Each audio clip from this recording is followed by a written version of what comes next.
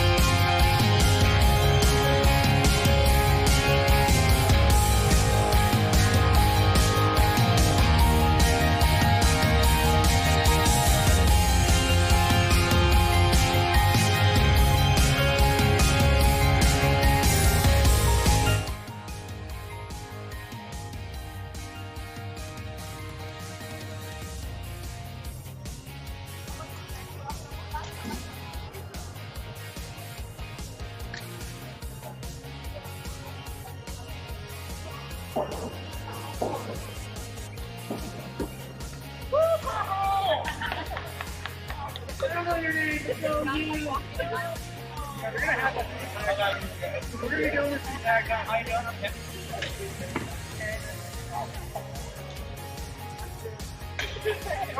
where you go?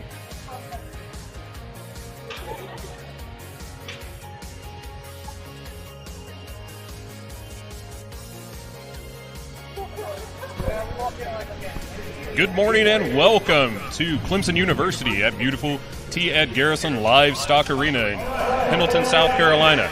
We're back for day 2 of Carolina Carnage. Today's fights will be the 5 versus 5 men's and women's division. In the broadcast booth, I am Sim, the Witch Dr. Holloway, along with Nate, Moose Lord Maxfield. Nate, who's up first in the men's 5 versus 5 today? Good morning. Today we have the Dallas Warlords on the right in the red, white, and blue, and the Wyverns out of Atlanta, Vanguard in purple and black on the left. The Vanguard fighting out of Atlanta, Georgia, that you have there on your screen.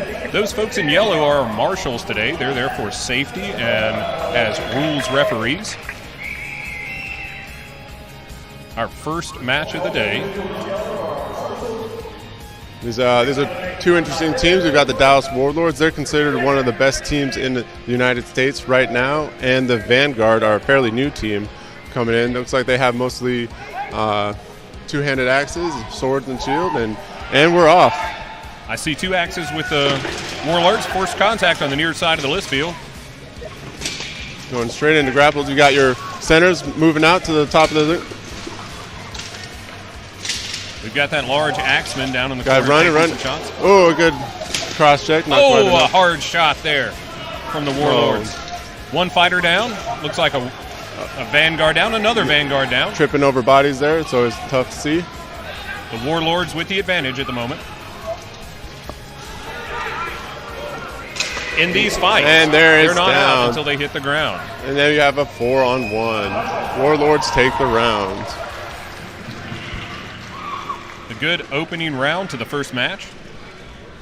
You saw the Warlords there utilizing their advantage in running, getting those early trips and cross checks. Saw some people tripping over some bodies there as well. So yesterday on Friday, we saw the 1 versus 1 duels, outrance fights as well. Can you give some of our newer viewers a little bit of an overview of the rules for the 5 versus 5? Yeah, so 5 versus 5, as you can see, it's 5 versus 5. There's certain areas you can and cannot strike. You cannot strike the feet, the back of the knees, the groin, the back of the neck. You also cannot do any kind of joint manipulating techniques on the arms. If you have 3 points of contact on the ground, either a knee, hands, you are considered out. You cannot stand back up. And as well, if you lose your weapon, you can only be defensive unless you have a weapon actually on your belt itself that you can grab. So it looks like some of the fighters on each team might have swapped out. Do they have alternates available? Yeah, so you have a team of 8. You have 3 alternates on your roster that you can switch out in between each round. And it looks like the Vanguard have brought out 3 shields and 2 poleaxes. Yeah, they're running a very standard formation. You like to see the sword and shield guys on the rails, backed up by their two-handers, and then typically your middle guy will either have a two-handed axe, and he's your more mobile fighter. And with the Dallas Warlords winning the first round of this match, what happens if they win again? If they win again, they take the match and they move on to the next fights. Oh, hard axe shots again. See, there's 2 halberds going down. Warlords with the advantage again. Those strong right-handed shots. Got a grapple in the up top as halberd moves to help his friends. And a quick round. Warlords take it 5-1. So, Nate, can you explain how they chose to stop the fight when there was still one of the Vanguard fighters still standing? Yeah, so whenever the match or the round goes to 1 fighter versus up to 3, they call it at the end for safety. Okay. So with the Warlords taking round 2, they don't go to a third round for that first match. Correct. The next 2 teams up are Dominus coming in from the red gate and the Twin City Wyverns coming in from the blue gate.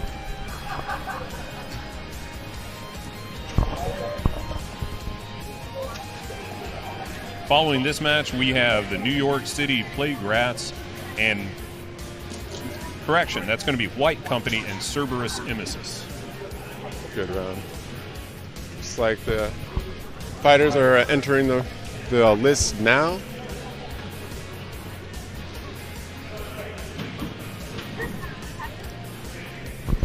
Sorry, see if we can get the Wyverns.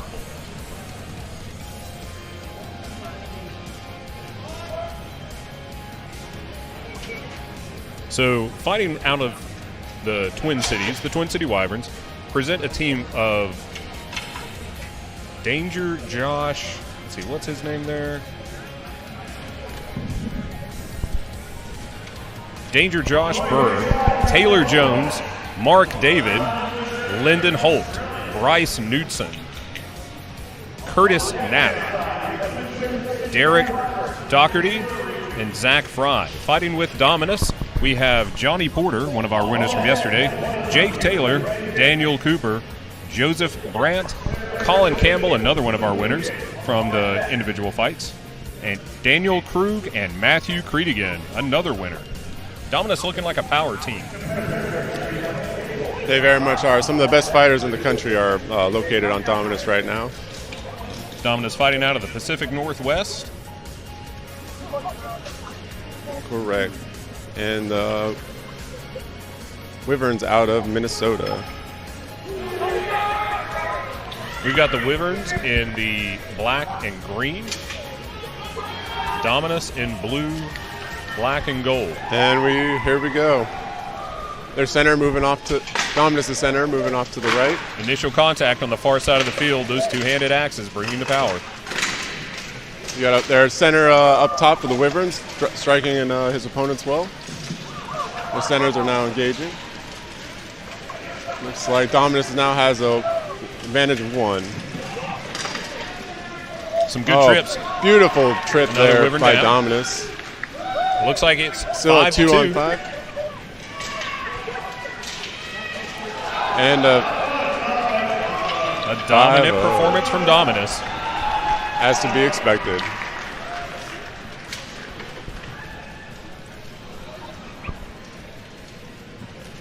They are a really tough team. They are, I would say, one of the favorites for today as well. Looks like we've got 2 alternates swapping out for Dominus. That's Matthew Creedigan in the middle there for Dominus. All 3 alternates swapping out from the Wyverns.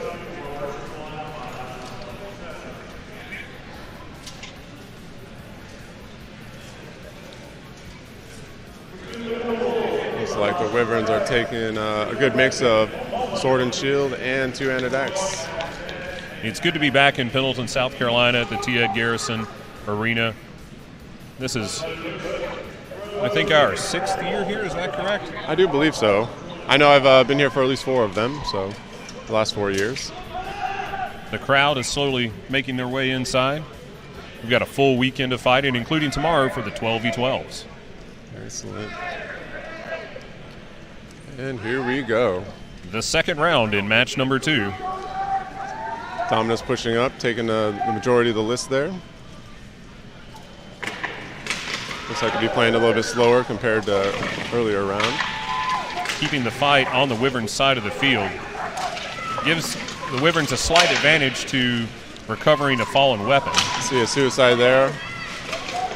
Oh, beautiful throw by Dominus. Oh, looks like Wyverns almost had a throw on that one. And it's over just like that. Quick round.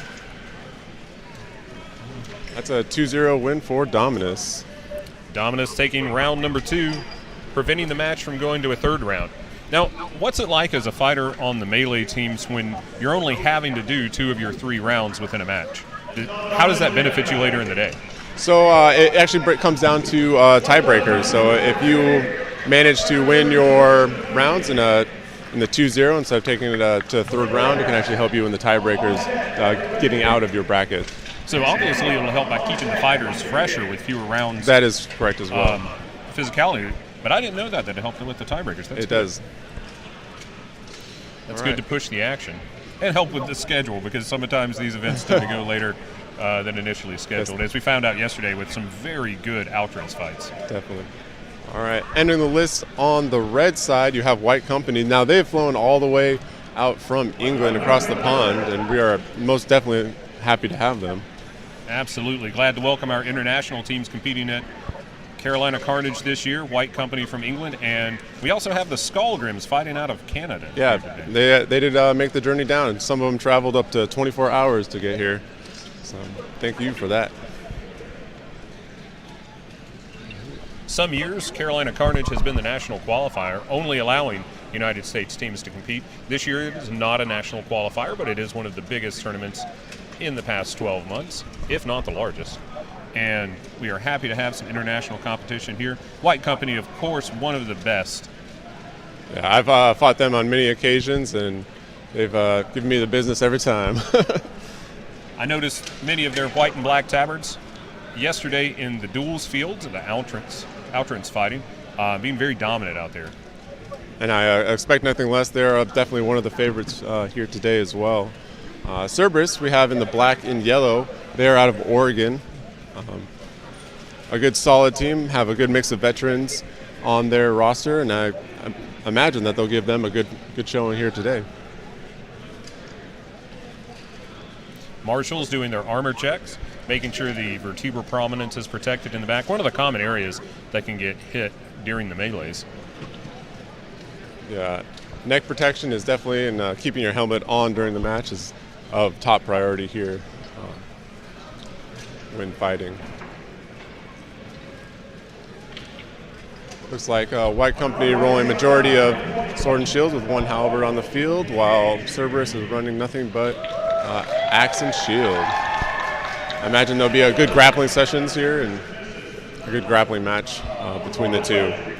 We've got 16 men's 5 versus 5 teams represented here today, and 6 for the women's 5 versus 5 coming up in a bit.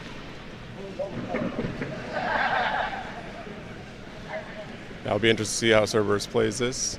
They go more conservative, or if they try to get into the face of White Company early in the fight. Marshall starting the first round.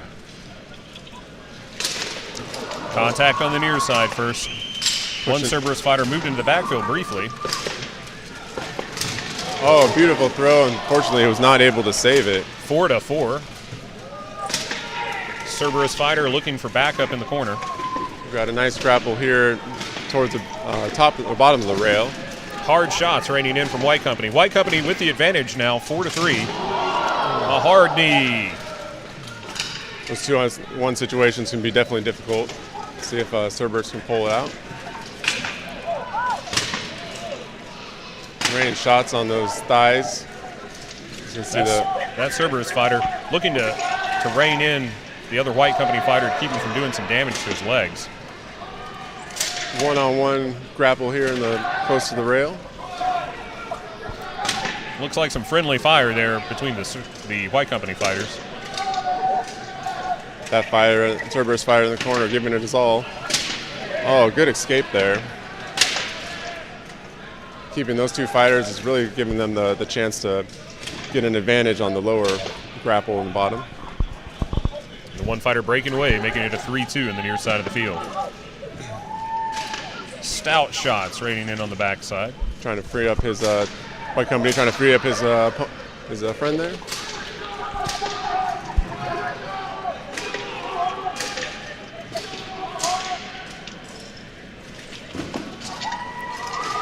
Cerberus breaking away from the grapple.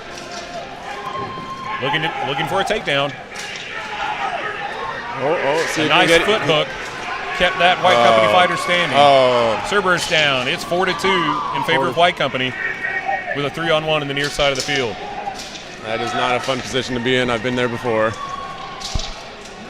And just leverage from the taller fighter. Cerberus resisting 2 leg sweeps and he's down. a hard shot takes him down. Well fought by both teams for match in the first round of match number 3. As you can see, those advantages really start to stack up once you get them. Good fight by Cerberus. Looks like the Marshal's having a word with the Cerberus fighter. We're going to have a treat for our fighters here on Sunday. After the fighting concludes, White Company is going to be doing a little bit of a seminar for us, which I'm sure will benefit all of the fighters here, the veterans and the newcomers included.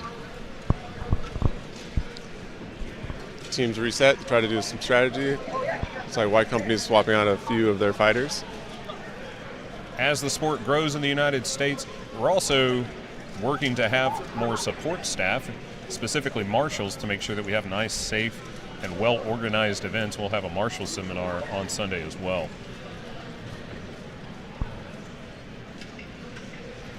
Watching this sport in the United States grow from just a few dozen of us fighting about 10 years ago to what we see today, it's just beautiful. The level of competition, the number of combatants, the participation in the events just keeps growing year in and year out. Yeah. Every year the competition gets harder. It's really awesome to see. I remember the first time I saw international competition, one of the Ukrainian national teams came over to fight in Springfield, Illinois at the Tournament of Chivalry there. At the time, we were in a horse arena about a third this size with nearly no spectators. Yeah. And to watch Kenyas just come in and destroy our new teams was just incredible. One of the things I always say, though, is like you got to fight the best to be the best. So, well, in the from my perspective, in the longsword competition, that first tournament of Chivalry that I was able to attend, I won the longsword tournament, which consisted of myself and Sam Arai. I believe Sam decided to come out and fight me because no one else was fighting duels that day, so I'd have an opponent. And yesterday's longsword duels were just incredible. And our own Moose Lord here took silver in a very, very close 1 point point difference, yep. And it was a beautiful fight to watch. Thank you, I appreciate that. All right, it's like we're starting again. White Company pushing up. Got a runner from Cerberus across his way. Center's breaking away. It's like a lot of movement on White Company. That's not very typical of them.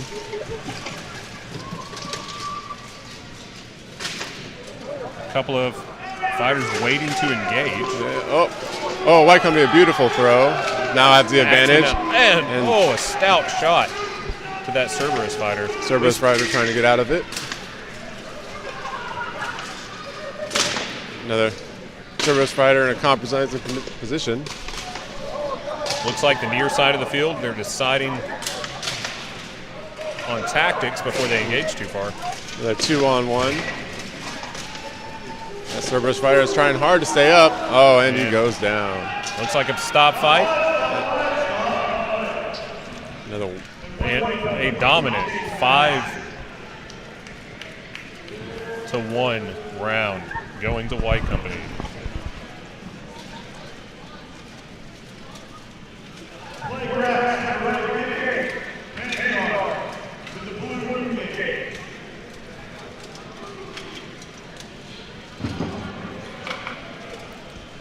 Our next teams are the New York City Playgrats and Atlanta Vanguard. The Playgrats, a long-time competing team. Always glad to see them here. They've been here since, I believe, the beginning of Carolina Carnage. They very much have. To see them take the field. It's like they're sporting some new tabards, I see. Yes. Classic red and black with the rat holding an axe. My heraldic description is a bit rusty, but I would say, I'm not sure the Latin word for red, but we're going to have a red rat rampant. Say that 10 times fast. I can't say it once slowly. Taking the field. Well, it looks like we had an injured Cerberus being helped off the field. Hopefully they'll be able to get that checked out. Medical staff. They're going to take a look at that fighter. Hopefully it's not too serious of an injury. We've got a great medical staff here. Got to thank Glenn for heading up the medical staff again this year. Always wonderful, wonderful work there.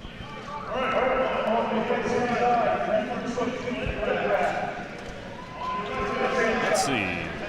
Do we have a list for the Playgrats available? Yeah, let me find that for you.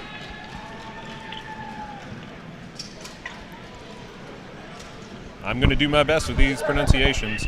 We've got Caldwin L. Fares, Marco Damiano, Ryan Howard, Joseph Damiano.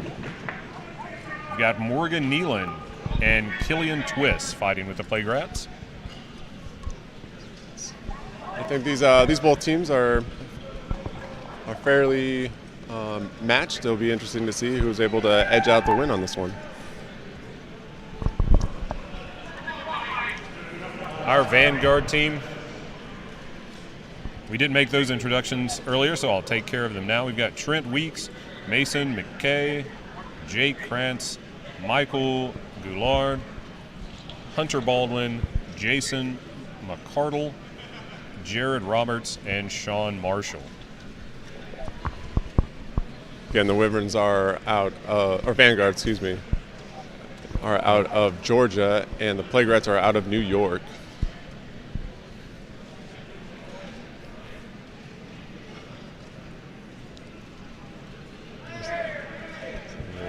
Marshall setting up round one of this match. Move up, taking the center. Playgrats make a run for the center, and chaos ensues. Oh, Vanguard taking a good rat cross down check. first. 5-4 in favor of Vanguard. Vanguard moving around a lot more than they did last fight. See if they can find an advantage. Here comes the cross check. Oh, shield right into the face. Looks like Playgrats getting confused on who's who. Another rat down. Suicide on the right of the list. It is now 2-3 in favor of Vanguard. 2-1. Vanguard moving over to assist on the 2-on-1. On that rat doing a great job avoiding tripping over the fallen combatant. But a hard shot from behind takes him down. It is 3-1. Vanguard takes the round. That was a good fight. That was a wonderful Vanguard fighter taking over, moving around the field, helping out his opponents, getting those cross checks. See if he burned enough energy or if he has enough to do it again. So they'll have a 60-second rest between rounds. What is the overall time limit for the 5 versus 5? For the 5 versus 5, for each match you have 10 minutes to complete the 2 rounds. If it does go to a third as well, eventually it does call to time if you make it to that 10 minutes. But generally, as you see the fights, they don't tend to last that long. A common question that we hear is, how much do those suits of armor weigh? My fighting suit, which is built only for the duels and limited pro fight, Altron's fights, is about 55 pounds. Nate, what's your stuff around? So I have 2 different kits. Usually I have a melee's kit. That one roughly weighs about 78 pounds. And my dueling kit as well weighs about 50 pounds total. It's mostly made out of titanium, and which is lighter, makes it quicker with the sword. One of the fighters on my team, the Palmetto Knights, his heaviest kit at one point was 110 pounds. That's a lot of weight to be carrying around. Right, a mountain Vanguard. of a man and a fortress of a suit of armor. Nice punch. Same Vanguard. Great axe shots on the near side. Looks like Playgrats have the advantage. Somebody's lost a gauntlet, and that fighter is down. Looks like it's 4-4. Good charge. Oh, Vanguard almost got that throw, and he's completed it. I think that hard shot from Vanguard actually kept the Playgrats standing for a few moments. Suicide there. Suicide. It is 3-2 in favor of Vanguard. Vanguard fighter moving over to assist his friend there. The field looking very stable today, not too sandy.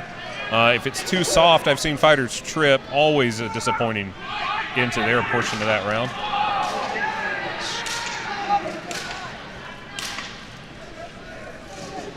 Fighter targeting his hands, which is totally legal shot there.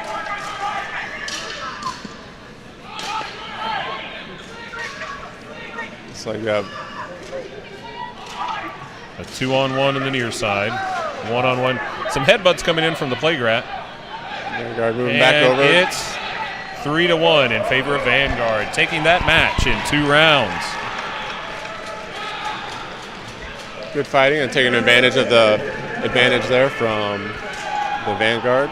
Good fighting. Next up, we have Carnage USA versus Dominus. Ooh, this will be a good fight.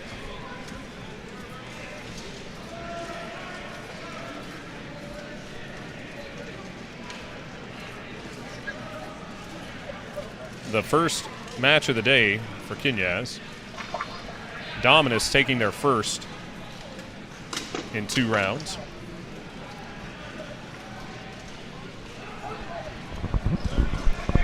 For Carnage, we have Andrew McCabe, one of the champions from yesterday's duels. Dan Hornbuckle, Paul Weeks, Dakota Miller, which I believe also placed yesterday. Jordan Quick, Hayden Boggs, Sean Fabian, which I believe he placed in Sword and Shield. We'll have those results here for you in just a moment. And Nick Duchesne, possibly.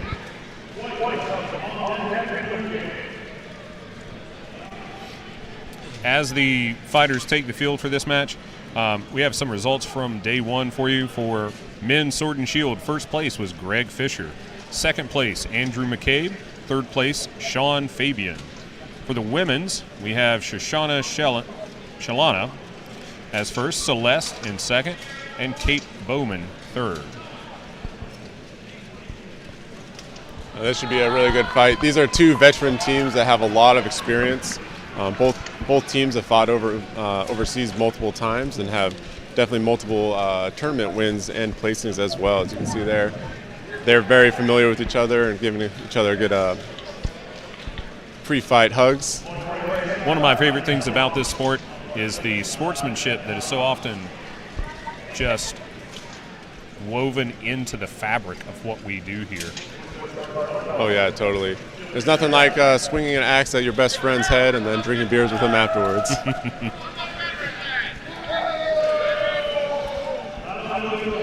After this, we'll have White Company versus the Warlords. Oh, that'll be a good fight as well. I'm excited for that one. Both these teams are favorite for this tournament, so we'll see how this round goes. I imagine it's going to be a slugfest. Carnage USA in the black and red, with the red, white, and blue sleeve. Dominus in blue, black, and gold. Yeah, this is Carnage USA. They're a sister chapter of the Ukrainian team Carnage. I had the pleasure after watching the Carnage Ukrainian team coming over for the tournament of chivalry one year. I was able to buy some of their used armor. Excellent. at a good price without having to pay shipping. I still wear the greaves. That's right. It's not an uncommon practice. All right, Kenny moves it up quick on Dominus. Shieldman making first contact on the near side. The 2 axemen looking to duel off. As you see their centers squaring off against each other. All the fighters keeping their eyes open. A shield hits the ground. And a fighter to follow. As you can tell, Dominus moving out on that bottom rail fighter. Keep the advantage quickly, and he is at it. Beautiful escape. Ooh. Looks like something broke. I saw a piece go flying. That Dominus fighter beautifully hooking the weapon and then taking down Carnage. Another beautiful flow by Dominus, where they have the advantage. And it's 5-2 for Dominus. And they called a stop fight. I'm not sure why. Oh. And the fight begins again. It's never a fun position to be in. You know, being outnumbered is one thing, but there's only so many people that can hit you at one time. That is an advantage, I guess.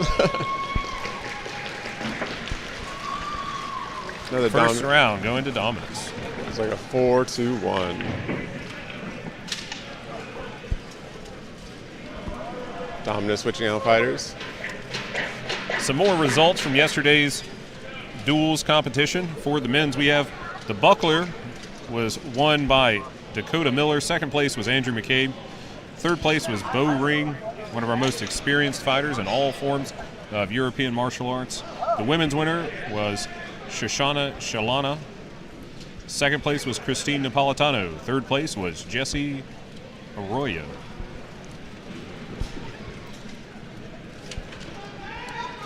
Let's see how Kenya decides to adjust their tactics, if any. This looks like they've switched out into a couple of two-handers. And for the second round of this match, as you can tell, Dominus having that 2-1-2 formation as they break off into their 1v1s. Each team trying to get advantage in a grapple. Neither succeeding.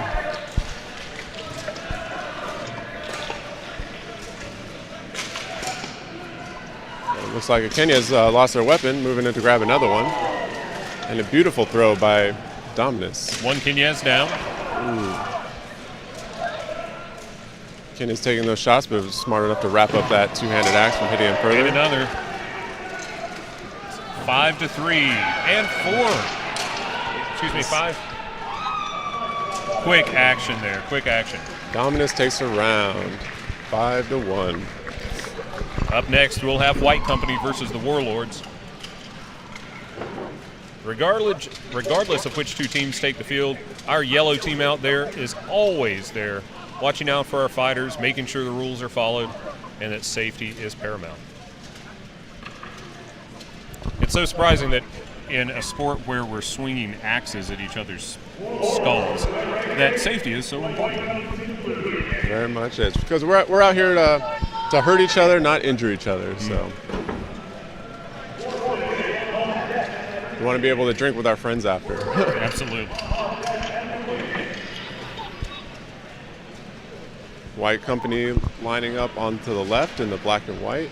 Dallas Warlords lining up on the right in the red, white, and blue. If you're just now joining us, we'd like to welcome you back to Clemson University at the T. Ed Garrison Livestock Arena in beautiful Pendleton, South Carolina.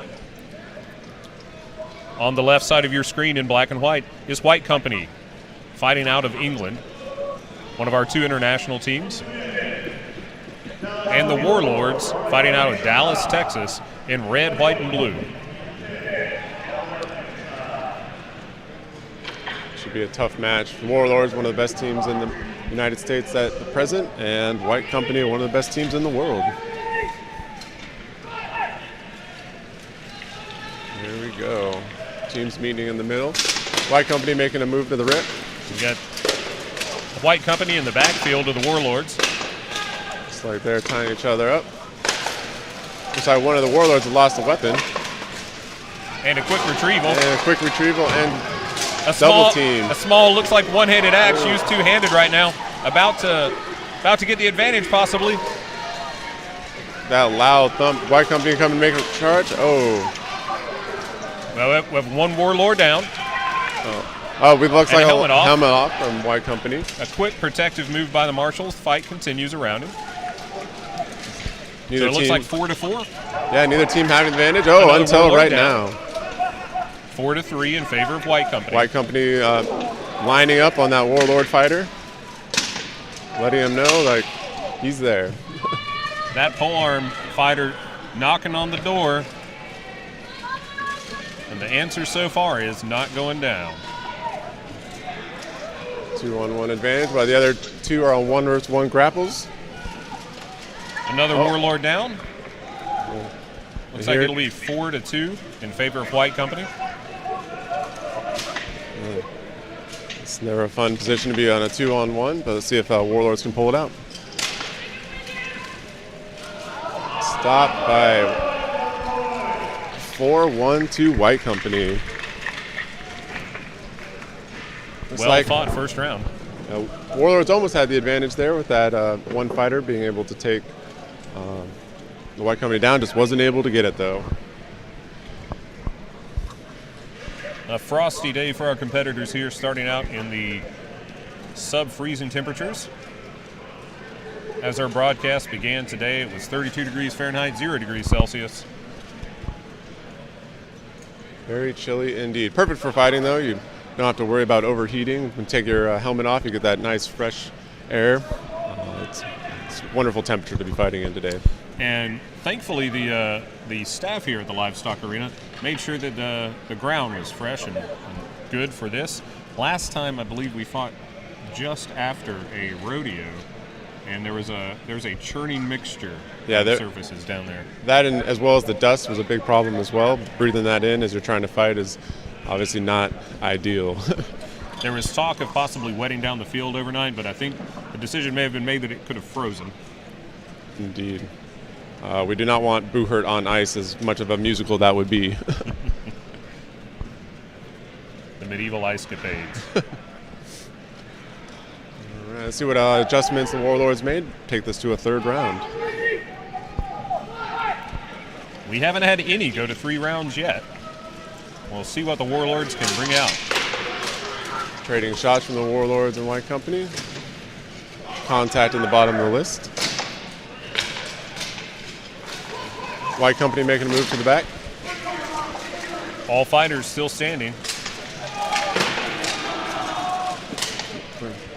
White Company Warlords dancing in the right top of the list. 2 Warlords in the left corner. Good leg kicks coming in. So I've seen some changes to the list field over the years. Now they've got the shelf going around it, making it harder to hold on to the rail. Ooh, Warlords going for a 2-on-1. See if they can get that advantage. White Company coming over to down assist. on the near side. 5-4 White Company. Experience of good push, but not able to White take Company him down. Stands up.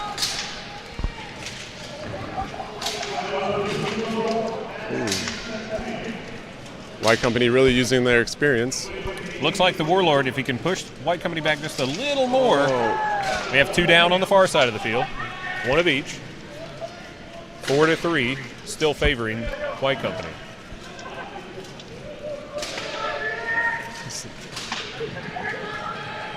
Shots coming in. It's like Austin taking those big hits in the bottom of the list there. Each team squaring off. The team's looking for the small advantage. The second round, fighters are going to have a little bit of sap in their energy. All these fighters are very, very endurant, very, very capable. Marshall's breaking up. There's a rule: if you've been grappled up for more than 5 seconds without any activity, they will break you up. Good, good. Good shield strike to the Warlords fighter there. Going for that kick trip. It looks like it's still 4-3.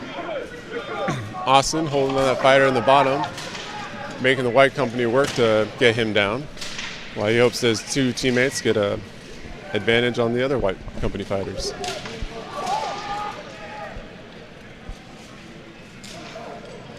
As you can see, the Warlord fighters on the left sticking together back to back, making sure that nobody sneaks up behind them and takes advantage of a grapple or a throw.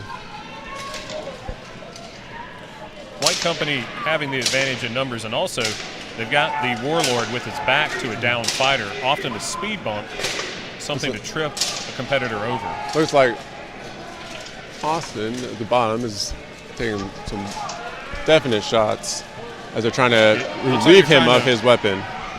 Rip that weapon away. If he loses his weapon, he is only defensive now. He cannot. And he goes press. down. And it's 4-2. Warlord's not giving up. They're making him earn this victory.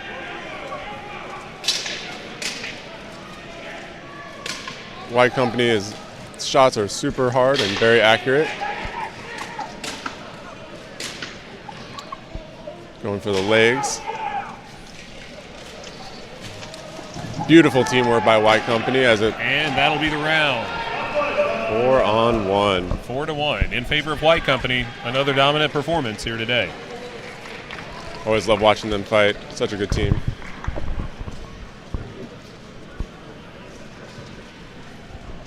Up next, we have the Twin City Wyverns against the War Pigs. War Pigs' first bout of the day.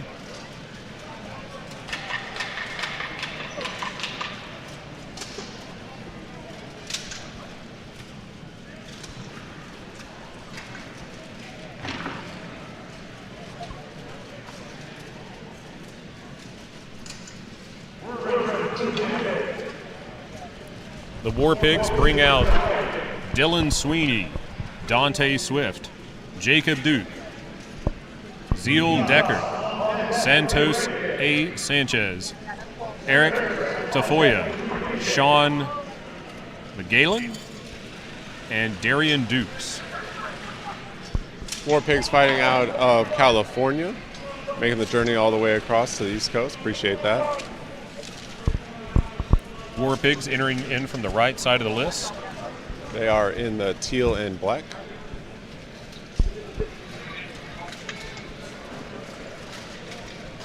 Another good up-and-coming team out of California.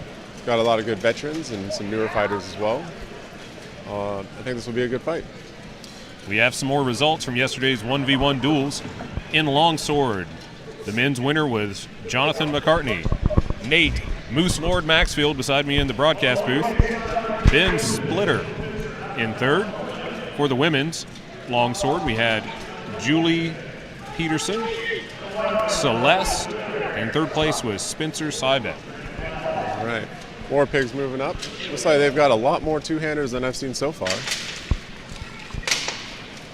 You see the centers squaring up each other, feeling each other out.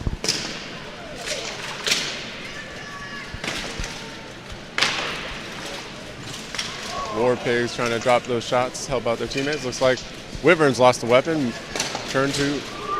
And it looks like that one fighter in black and white checkered, or quartered, excuse me, is fighting with the War Pigs.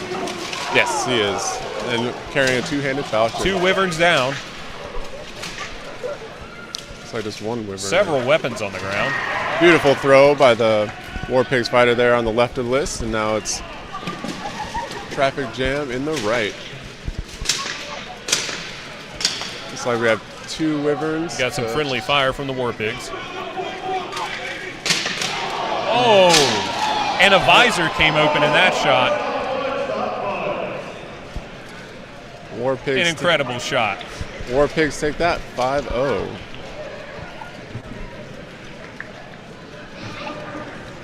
Some hard, wonderful hits going on there from the War Pigs. The War Pig fighter with the two-handed sword, he came in there like, I couldn't tell if that was more Jason Voorhees or Barry Bonds. He was making sure they felt it regardless. That shot popped open the visor. You gotta watch out on some of those types of helmets. You can definitely get the hit hard enough before it pops up, and then it becomes a safety violation, and then you'll be sat. We have so many teams with the with a W beginning their team name. Hopefully by the end of the day I won't be tongue-tied like a few years ago and making up team names that start with a W. We're going to allow Wizards and then no more W named teams after that. Set up commission.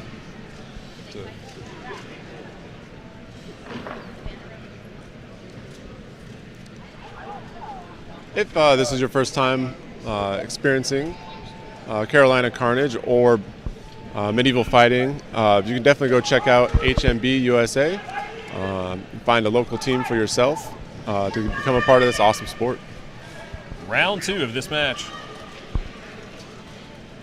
The War Pigs bringing the two-handed weapons again. Although one fighter from the War Pigs bringing out a small, tiny hand buckler. Looks like it.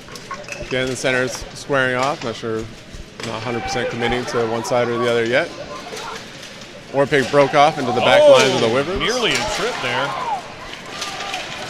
Suicide at the top of the list there. 4-4. Looks like a Wyvern's lost a weapon, but he's managed to retrieve it from his side. A hard shot taken. And another double down. It's 3-3. Great camera work there. 2-2. 2-2. A very competitive match. Oh. They're still in it. Oh, and still standing. 2 axes from the War Pigs. Let's see if they can pull it out for a third round. A swing and a miss. Hits coming in. Ooh, across the helmet from the War Pig. Wyverns still standing strong against those axe shots. A punch coming in. Looks like War Pig got head control. Let's see if we can make something happen of it. Nice slid out. Good teamwork in the corner. A two-hander trying to get his halberd free so he can open some more shots. And Wyvern goes 2-1. down. War Pigs with the advantage. The Wyvern fighter is tired and is down. That was the closest match of the fight so far. We'd like to take a moment to thank our sponsors. Carolina Carnage, brought to you by the Palmetto Knights. Sponsored by Historicum, Age of Craft, Buhurt Tech, Gohurt, Canadian Buhurt Shop, Red Snake Armory, and Soft Warrior, with a special thanks to Sean Strassner and John Bibley. Thank you all for your contributions to make this event the best yet. I know they're all providing discount codes and certificates for the winners of today. Outstanding. Appreciate you very much. I've had my eye on some stuff from Historic and bought plenty from Age of Craft. Oh, yeah. So not only do we appreciate their sponsorship of the events, their awards to the fighters, but I remember when I started fighting in this sport, and it's basically make it ourselves or barter it from overseas. There just wasn't access to the kind of craftsmanship available. It's definitely become more widely available, and that means more people in the sport. Absolutely. And the Palmetto Knight Peacocks in blue and white, the hometown team, taking the field in the red gate on the right side of your screen. Their first fight of the day. Facing Cerberus Emesis.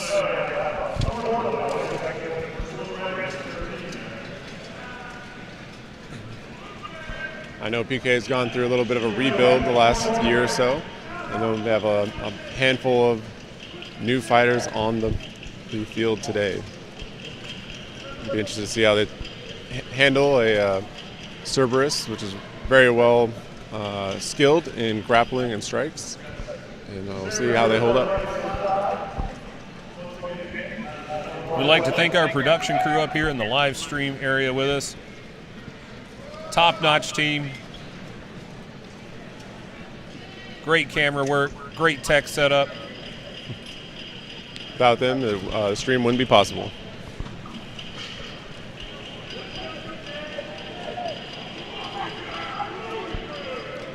Let's go. And the first round of this match beginning. The Peacocks Moving cautiously. waiting back. First contact made by Cerberus. Size advantage by Cerberus there. But the smaller fighter makes it a trade. Looks like one Peacock lost a weapon already, making the recovery. Slow to do so, and it cost him his teammate. 2 more Peacocks down. 5-2 Peacocks with the disadvantage. And that's the match. Marshals move in to stop it, 4-1 in favor of Cerberus.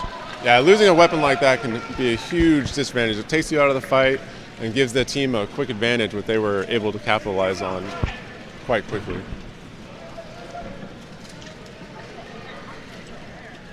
We'll see how if Peacocks can regroup and take this to a third round.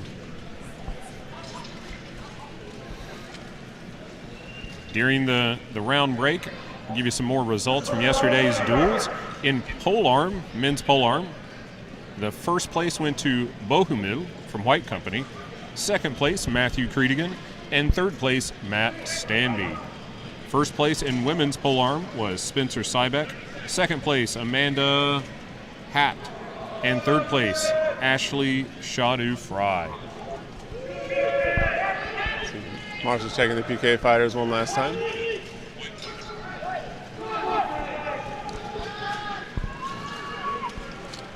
PK moving up cautiously again.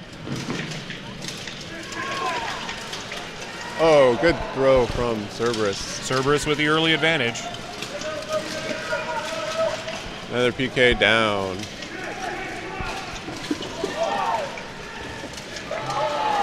And another. And that's the fight. Dominos. Once the marshals realize, there we go. It's like a 5-1 to Cerberus. Good fight. Cerberus with a dominant 4-1 and 5-1 victory in 2 rounds.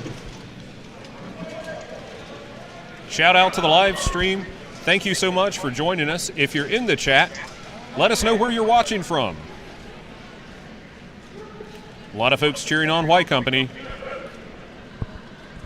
Again, they are a favorite for this tournament. Now again, to go over some of the rules, right? There's no striking to the feet, back of the knees, groin. Someone's phone's going off nearby, sorry about that. No strikes to the groin, back of the neck, and vertical shots to the spine. You also can't do any joint manipulations. But as you saw on some of those fighting in that last bat, actually going over their head and pulling them back is a legal move. You just can't get up into their neck area. You also cannot try to forcibly remove or strip any of the armor, but trying to disarm your opponent is allowed. Cody, thanks for watching from Iowa. Deanna, thanks for watching from Detroit. Maybe cheering on Detroit Fight Club. True. Sierra, thank you for watching from California. Mr. Squiggles, thanks for joining us from Virginia. Up next, we have the Playgrats in the black and red versus the Warlords in red, white, and blue. All right, here we go. Warlords bringing that axe, always the first contact. Oh, and a good hard strike. shot down. Their center made the mistake of focusing on one side and took the shot to the back. Ooh, those pole arms going down on that poor Playgrat. Let's see, and that's the fight. And that's the fight. I think that looked about the quickest match or quickest round so far. Was that a 5-1? That was a 5-1 victory to Warlords. Aaron, thanks for watching from Iowa. Robert from Houston, Texas. Isonoko, thank you for watching from the UK. Reese from the UK. White Company very well represented in their fan base in the chat. And we're happy to have you. Still a bit of an early morning for some of our West Coast viewers.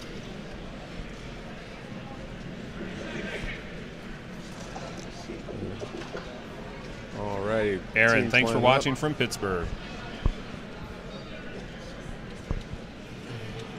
Let's see how the Playgrats adjust. See if they can take this to a third round. Doing one quick swap, it looks like, before the match begins.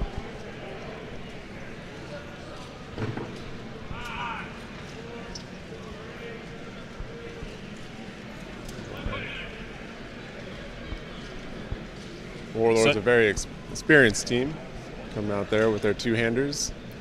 I'd also like to thank our incredible support staff here, helping to set up the event. Not only the months of preparation it takes, but the many hours of labor to get the list field set up, the table set up, the food provided for these fighters so that they can bring you quality battle here.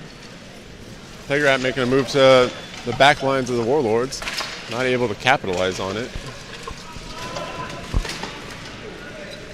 Got that big Warlord fired, raining down strikes. Good throw by the Warlord. 5-4 for the Warlords. Looks like he's deciding where he wants to go next. And he looks like he's found his victim. We've got a helmet turning pretty good down there. I don't know if that was Throw wrenching by his neck Warlord? or it's loose. And that's it's the fight. over. It looks like that Warlord was also called down. I would say so. 4-0 to the Warlords. 4-0. That match in 2 rounds. Rachel, thanks for watching from the UK. Zoltan from Texas.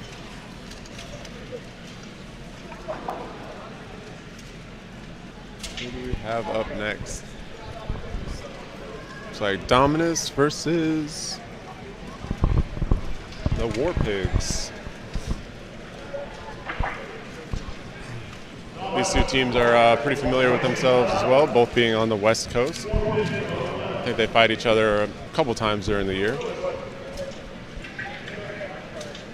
I do believe Dominus will come out on top during this match.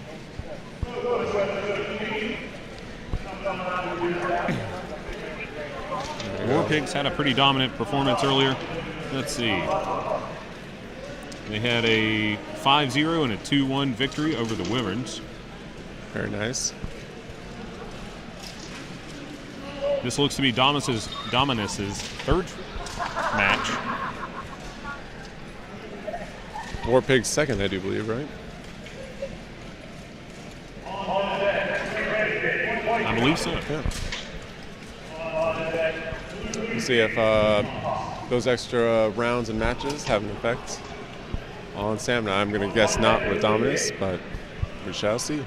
Rachel, thank you for that correction.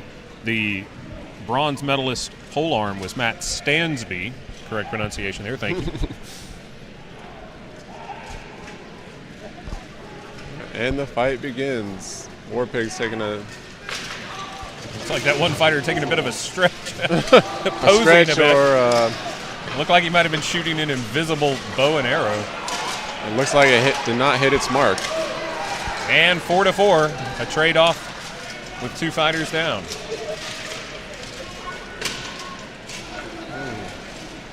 Broken down to 1-versus-1 grapple to see which team is able to get the advantage on this match. It's always interesting to watch the tactics of the grapple, whether they focus on head control or foot sweeps, or a combination like it looks like happened in the far side of the field. Looks like Dominus is able to get that throw and keep moving on. Another Looks War like Pig Dominus down. now taking the advantage. Those strikes coming in hard. As you can see them trying to disarm that fighter. It looks like 4-1 in favor of Dominus. Over on this other 2-on-1, taking those hand shots. 4-on-1. There we go. Now it is of note that fighters are allowed to touch the ground with one hand when they're completing the throw. They're still considered up after that throw. However, if a knee touches, they are considered down. And the marshals definitely watch for that, and they keep a clean eye on those fighters conducting those throws so that the match stays relevant and fair. Looks like War Pigs, we have some swap outs. Up next, we will have White Company versus the PK Peacocks.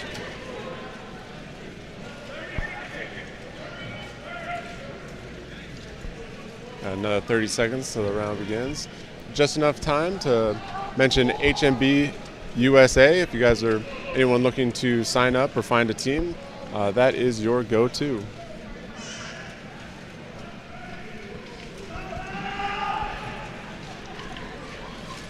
The first round went to Dominus.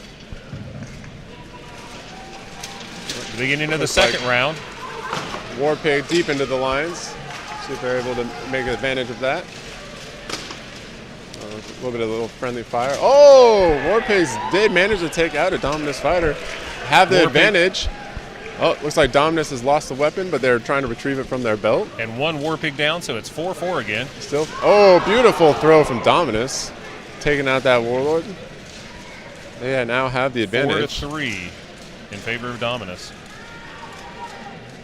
See if they're able to make something happen.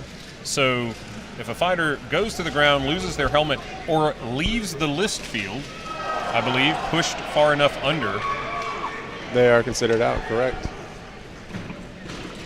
Oh, another. Oh, a good leg grab. Looked like a single leg takedown there. Beautiful. Beautiful shot from Dominus on that open field throw. And that round going to Dominus. Dominus taking the match in just 2 rounds.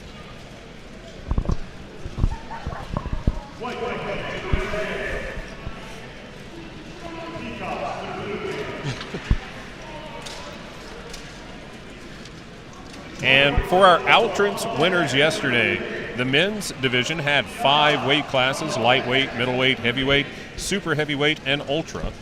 The ladies fighting in light and heavy.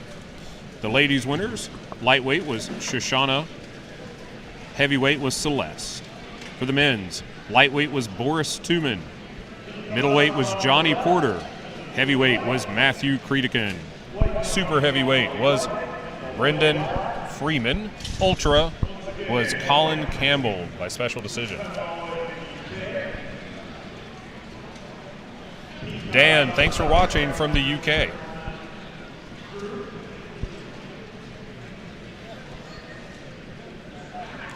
This is only day 2 of Carolina Carnage. Day 3, we'll have the 12v12.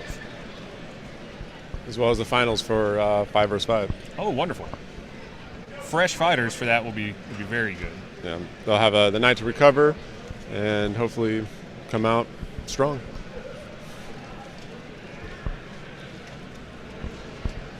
Let's see. Marshall's checking over the fighters one last time for safety. Always an important thing to do if fighters have stepped off the field, remove their helmets, maybe removed a gorget, the neck protector. Sometimes in the rush to get back into armor, a piece may be left out, so always a good secondary check to make sure it's still there.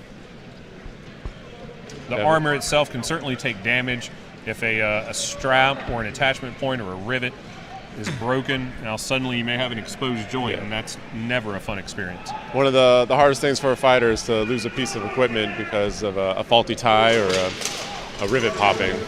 White Company taking the center of the field against the Peacocks. And a pile down. Pile up over there on the 4-2 in White Company. 3 Peacocks going down to 1 White. It looks like the White Company fighter in the near side of the field is still standing. 5-1 in favor of White Company. 4-1. Is it? Yeah, 4-1. Yeah, 1 White Company guys were down. Correct. That was a pile up there in the beginning of the round. Costed 3 PK to go down in 1 fell swoop.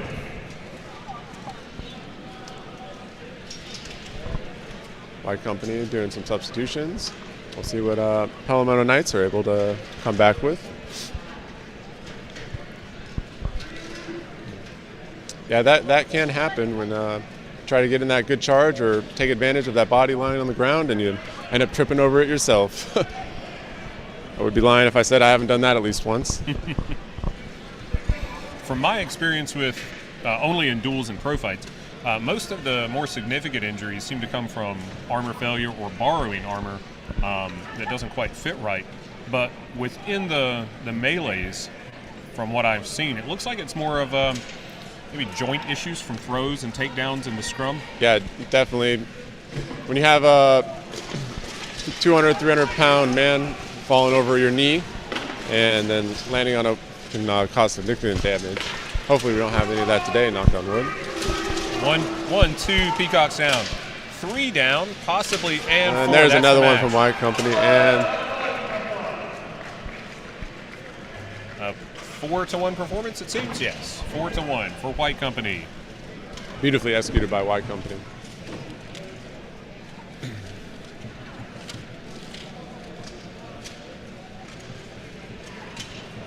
Let's see. Up next, we have Kinyaz versus Detroit Fight Club.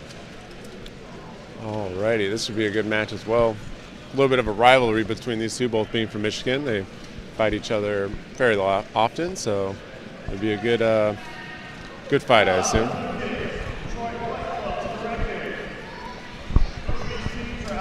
This is Detroit Fight Club's first fight of the day. They're going to be in the green and yellow.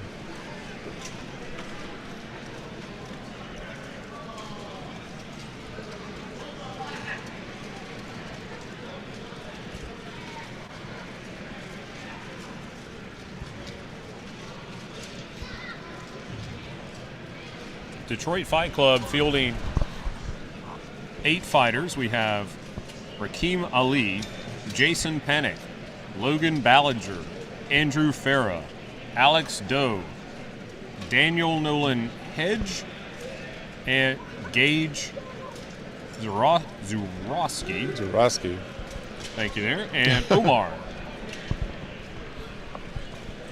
A very gentle headbutt, if greeting, between the two teams.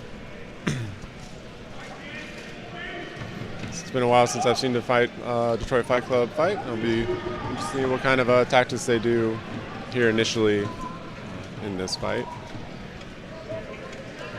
Kenya is a very strike-heavy team. They do like to get in grapples, but they do have quite the mobility as well. I do expect Kenya's to edge out this fight.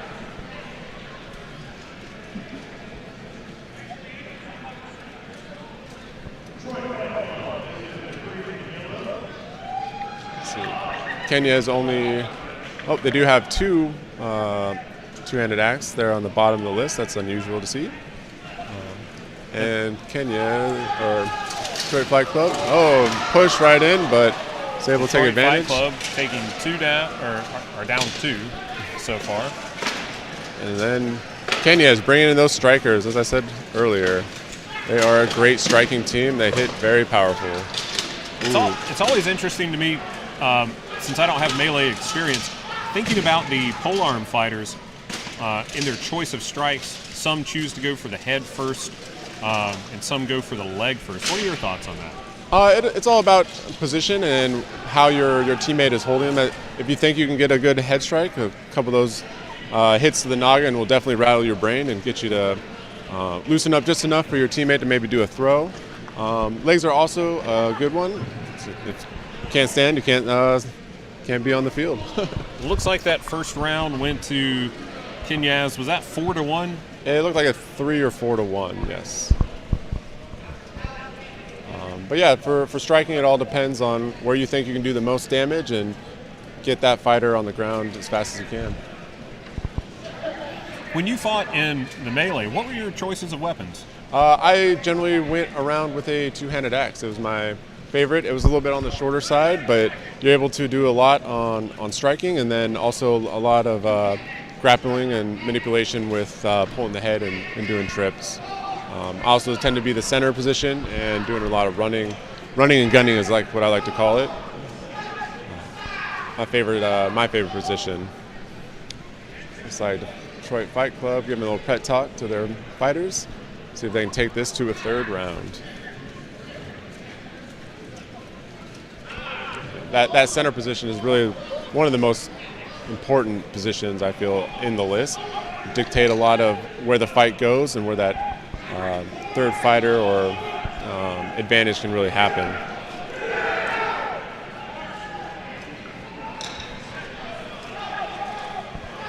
Centers typically tend to be the fastest members on the team. Kenya's going deep into the center, taking a run, see if he can get a good shot. And the cross check worked beautifully. One Detroit Fight Club fighter able to get down. that. And he a trade-off, 4-3 in favor of Kenyaz. You gotta watch those trips in the bodies. Ooh, Detroit Fight Club got a good one, but was unable to stand up. I don't know if they were scoring that 3-1 because the fight was stopped before the fighter fell. Looks like it might be. That second round going to Kenyaz USA. So, as you say, those fighters running around, it could be a very high risk, high reward type fights. Up next, we have the Warlords and the PK Peacocks. Warlords fighting out of Dallas, Texas. The Palmetto Knights Peacocks, our home team, fighting out of South Carolina. Be a good fight and good experience for the new fighters from PK. Counting this next fight, we have 6 more rounds in the first column of this.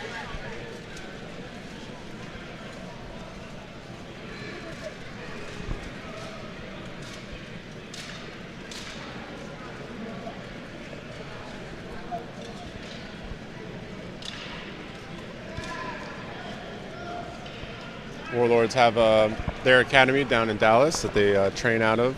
They're very good grapplers and good strikers.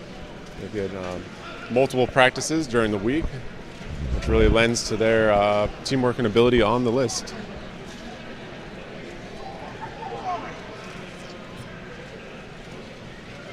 We had some really great duels fighting going on yesterday.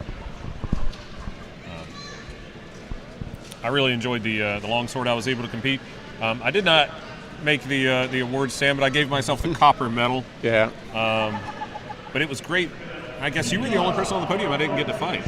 Yeah, it was. I guess the brackets didn't, or the pools didn't quite line up. But I don't think I've gotten to fight you in either times I've been here at Carnage yet.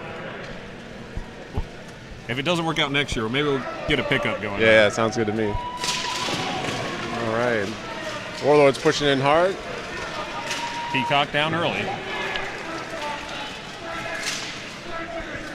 And another. 5-3 in favor of the Warlords. And Peacock fighter holding off a 2-on-1.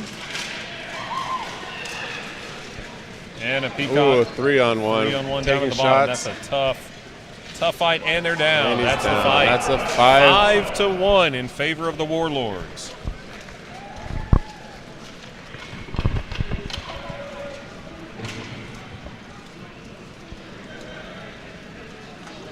Peacock fighter slow to get up. Taking strikes like that definitely can put a hurt. Although the armor does what it is designed to do, protect you, you can still feel the sting of those axe shots.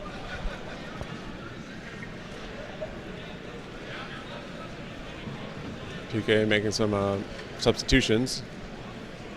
Our next bout will be between Dominus and Detroit Fight Club.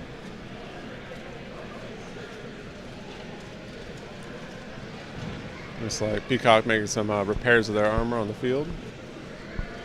Warlords lined up and ready to go. Hopefully I'm not jinxing it, but it doesn't look like we've had much in the way of injuries. We did have one fighter earlier, I believe it was a Cerberus fighter, that may have gotten assisted off the field. Try to keep injuries low if possible today. It keeps the most amount of people fighting and the least amount of true bloodshed. Alrighty. Peacock coming out of 2-1-2 formation. Warlords following suit. Peacock tried to make that just into the backfield, but didn't do it quick enough and got hit from behind. And a second one and third down. It's 5-2 in favor of the Warlords. Flying knee kick from the Warlords, and it is a stop fight. And the fight is called. Is that 5-1 in favor of Warlords? It was indeed. Quickly. Yeah, you got to watch out for those charges in the backfield. You got to be prepared to either turn around quickly or you're going to get checked in the back, and that's exactly what happened. I mentioned it briefly earlier, but one of the changes to the list field in recent years has been the shelf going around the outside. So many of the early fights that I saw at Carnage and, of course, other events were the arm hooking, and that kept the fight going on a long time. It didn't often seem like it changed the result as much. No. Just extended the fight. Yeah, usually. No, the shelf is actually a new dynamic to the fight. It adds really, it allows you to grapple less on the actual rail itself, hooking, preventing fighters from going down. It keeps the fight, I think, moving along. Fighters are able to still try to put their arms up on it and around it. Some of our height impaired fighters have a little bit trouble compared to our taller ones, but you are allowed to use the rail. It just makes it a little bit more difficult. I believe it was a White Company fighter earlier today I saw deftly use their heel as they were going through a throw or a takedown, hooked their heel on one of the vertical supports to keep themselves up. That was one of the best moves I've seen using the rail, but not using the top rail, using one of the verticals. Interesting. Dominus in blue, black, and gold on the right side of the field. Detroit Fight Club in green and gold on the left.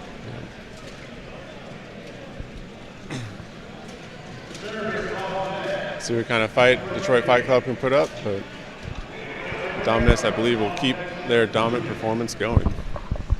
The camera quality always improving year after year here. I remember a few years ago the contrast wasn't right, and we were describing Detroit Fight Club as green trimmed in a kind of pale green. Interesting. Well, I definitely, every year this tournament's gone on, it's gotten better and better in terms of production, teams, crew running it. It's just an all-round great event, and I encourage anyone that is in South Carolina or in Buhurt that want to participate in a fight to come on out. Dominus, ooh, a good check from behind. Hard shot, and it's 5-3 in favor Beautiful of Dominus. flying kick from bringing that Detroit Fight Club down. 5-2, Dominus taking the advantage. Moving quickly to subdue those fighters. I believe that is Johnny Porter that did that flying kick. And the marshals have called one of the Detroit fighters down, and it is 5-1 in favor of Dominus. It might have been due to armor failure. See if they get that fighter get that checked out. That's always one of the toughest parts. Getting sat down for armor is one of the worst feelings you can have as a fighter. Sometimes when you get thrown, and that's a good throw. But being sat down for a loose piece of armor is just devastating. See what kind of adjustment Detroit Fight Club will make. You know, one of the other differences I've seen tactic-wise, I guess, or possibly technology-wise, is I see fewer of the Eastern kits than I'm used to seeing in previous years. I don't know why that is necessarily.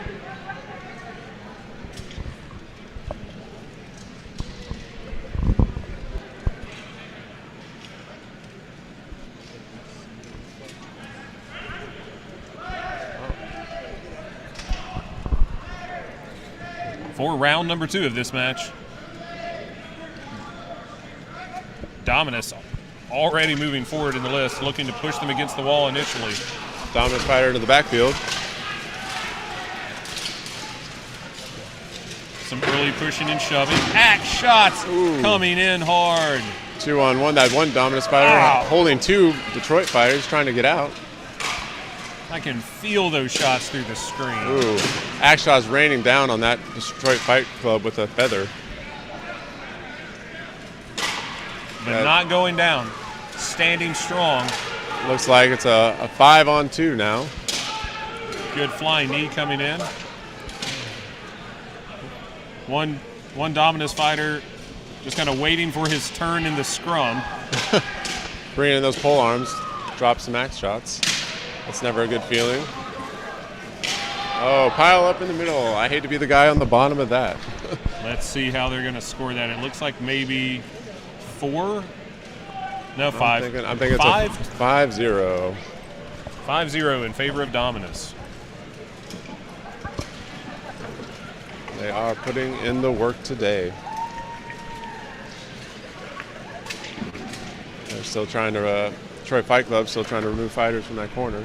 So those kind of pile-ups is where you can have those kind of injuries where you're the low man on the totem pole and now you have 600 pounds of meat and metal crushing you. So you got to watch out for injuries like those.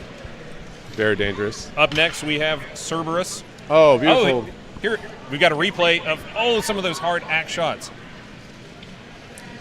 Beautiful shots coming in. Raining in on the head, some body shots. I do believe that is Creedigan. Flying kick, giant Porter. Good flying knee, and there's the pile at the end. There you go. Up those next. Shots. Oh, there we go. Oh, the pile. We do have replay abilities here in the booth. One of the first I've seen on any Buhurt live stream. So great technology. Kudos to our production team here, be able to provide those for us. Let's see, do we have any other replays we can throw up there while we wait? It's like playing with your new toy. I know, right? Okay. Oh, here's Kenyez. 3-on-1. A good leg sweep to finish that round. Yeah. Oh, I see that axe shot. I can just see it coming. No. Warlords versus PK there. Oh,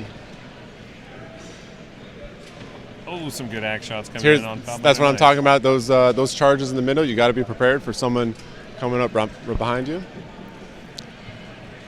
These good punches and throws from number 17 up there in the top of the list. A little bit of a replay of PK right. and Cerberus. Good takedowns. Keeping that grip to make sure it was a good trade. Beautiful. All right. Next up, looks like we have Vanguard versus Cerberus. Vanguard in the black and purple. Cerberus in black and gold. Vanguard fighting out of Atlanta. It's like I'm counting 3 axes, 2-handed axes on Vanguard and 2 sword and shield. Cerberus fighting out of Oregon. Looks like they're mostly running with some sort of melee weapon and shield. Either axe and shields mostly. Ooh, this should be a good fight. If you're just joining us, welcome back to Clemson University at the T. Ed Garrison Livestock Arena in beautiful Pendleton, South Carolina for Day 2 of Carolina Carnage. Day 1 were the duels and outrance fights. Day 2 is 5 versus 5, men's and women's. And Day 3 will be the 12 versus 12, 30 versus 30 if there's enough for them. And the finals for the 5v5. I didn't know they were planning on doing 30s. That would be Well, it's a rumor awesome. I heard. Don't quote me on it. I will. And the all versus all, which confused me when I first heard about it, being a duels fighter. Getting hit in the face just by one person is hard enough. How are you going to get everyone to beat me up at the same time? I love seeing those because it shows the pure endurance. Starting out with just everybody willing to fight, divided in half, and then keep doing that as folks fall out. They mix up the teams again, and it just goes and goes. Alrighty, looks like we're about ready to start. Vanguard on the left, Cerberus Emesis on the right. I do believe Cerberus has the advantage in this fight, but we'll see if Vanguard proves us wrong. Cerberus center into the Vanguards, going up for the charge from behind. And a hook from behind. Let's see if they take advantage. Quick reaction. Vanguard and fighter was able to. 4-4. Oh, perfect Vanguard throw. Down. Perfect throw from that Vanguard fighter. Down. Oh, it looks like it's good. Oh, suicide from the Vanguard Cerberus fighter. It looks like it's 3-on-2. 3-on-2. Cerberus with the advantage. Let's see if Vanguard can get one more fighter down, and it doesn't look like. Oh, there he goes. A trade-off. Nope. No, like the fight still goes. Looks like the marshals are. Let's see what the marshals call.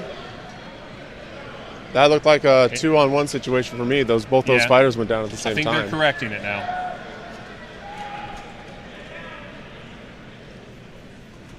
It looks like it will be a 2-on-1. See if this Wyvern can make something happen. Oh, man, they push him out of list field. He is down. That first round going to Cerberus Emesis, 2-0. Well fought by both teams. As you can see, running around the field, again, it has its advantages and disadvantages. Advantage, you can hopefully get a good check or pull on a fighter not paying attention, but as you're running around, that momentum, all it takes is one little kick and can send you flying. Do we got any replays from that last match?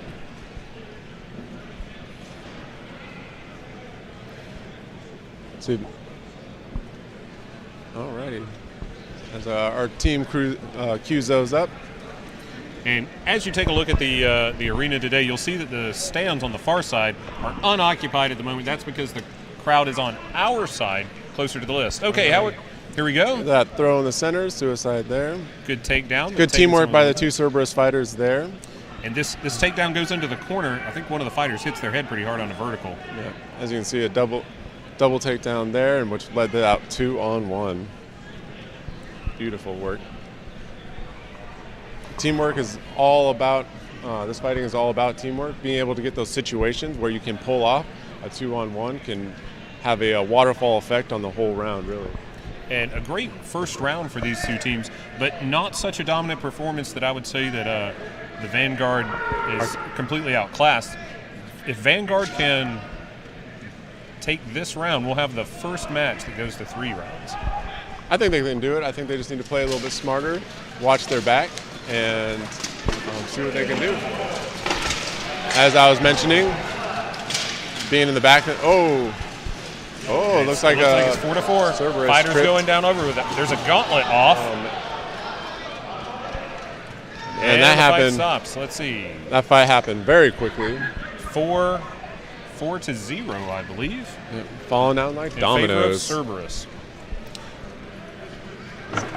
So you got to watch those charges from the back. If you have a fighter that gets into your backfield and can circle around fast enough to hit you from behind, it's hard to counter. As your center, that's one of your main jobs, to prevent that kind of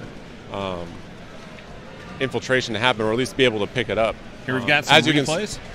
Watch it here. That fighter sweeps all the way around, and now he has a clear shot right to the back and was able to get that easy takedown. Let's see. Let's Here's watch this a domino effect in the corner. Yep. Yeah. 2 Wyverns down. Great job by Cerberus staying on their feet. All right, next up we have Kenyez from Michigan versus The Wyverns. the Wyverns from Minnesota. Both these teams are probably very comfortable in the temperature here in the arena today, being from the northern states. No, we try to be hospitable in the south, make it feel like home for them. It's always seems to be interesting in February. We get this cold front coming right in just for Carolina Carnage. And I think a few years ago we even arranged for some snow for you. Yeah, it did snow. I did remember that. Wonderful time.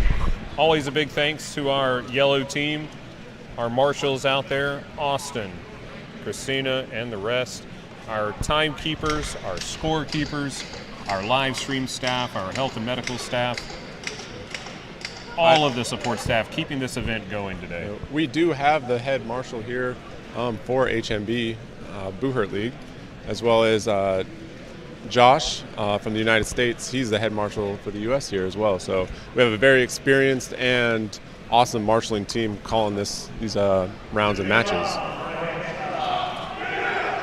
I remember I was one of the marshals several years ago before I did the live stream announcing, and it was such a challenge being down there. But it was great because they had literally a front row seat to the fighting. Yeah, I know in previous events that I've attended, sometimes the marshals tend to be watching the fight just as much and sometimes forget to actually call the match. So it's great to have an experienced set of marshals here today calling one of the largest events in the U.S. To date, with over 260 competitors. There was over 300 that registered. Obviously, flight delays and cancellations happened, but yeah, we are sitting at almost 260 competitors for this event. Kenyez on the right side of the screen in black and red. The Wyverns in black and green. Taking it kind of slow. Looks like a Wyvern lost a weapon. Kenya is trying to take advantage of that. 2 fighters down, 4-4. And looks like they're trying to push him over the pile of bodies. Oh, that fighter may have been called down. Another trade. Looks like the Wyverns is trying to. Oh, there you go. Wyverns and Kenyez fighting over bodies. Still.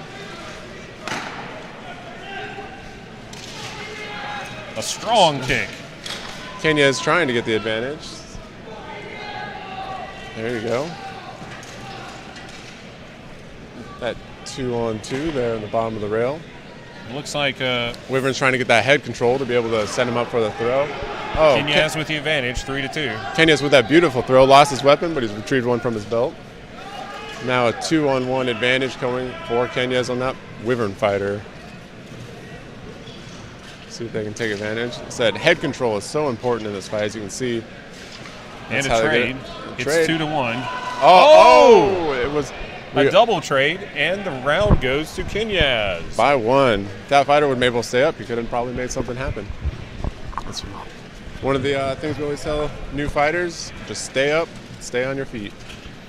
Hit something if you can, but stay on your feet. I think that is the only 1-0 round we've had so far. Yeah, that's been the closest we've had so far. Let's see if Wyverns being that close, maybe that put some fire in them and they can pull out into the third round. As we're switching out alternates, earlier we had the Warlords defeating Vanguard, Dominus defeating the Wyverns, White Company defeating Cerberus, Vanguard defeating Playgrats. Dominus, I believe, took the fight over Kenyez. Yep. White Company defeated the Warlords. War Pigs defeated the Wyverns. Cerberus defeated PK Peacocks. Warlords defeated Playgrats. Dominus defeated War Pigs. White Company took the fight over PK Peacocks. Kinyaz defeated Detroit Fight Club. Warlords beat the PK Peacocks. Dominus won the fight over Detroit Fight Club. Cerberus over Vanguard. And now, Kinyaz has a one-round advantage over the Wyverns. Looks like a Wyvern fighter took a nasty spill and is taken out. Let's see some replays of those. At this point, we've got that pile up in the top corner. A beautiful throw from that Here it Kenya's comes fighter. in the bottom left corner. Nice head Well rail done. pulling back. Well Beautiful done. throw. Lost his weapon, but worth it when you get that fighter down. And the end of this bout, fighters going down. Another suicide there. 2-2, and a 2-2. It looked like maybe that other Wyvern tripped over the helmet. Of the other down fighter there. Yeah, you got to watch out for those bodies on the ground once they start piling up. All about the bodies hitting the floor. Round 2 of Kinyaz versus Wyverns. Andrew McCabe, there he goes, making that sweep. He's going to go right. And a hard shot. Oh! Happens all the time. Andrew, such a great fighter from the He duels is. yesterday.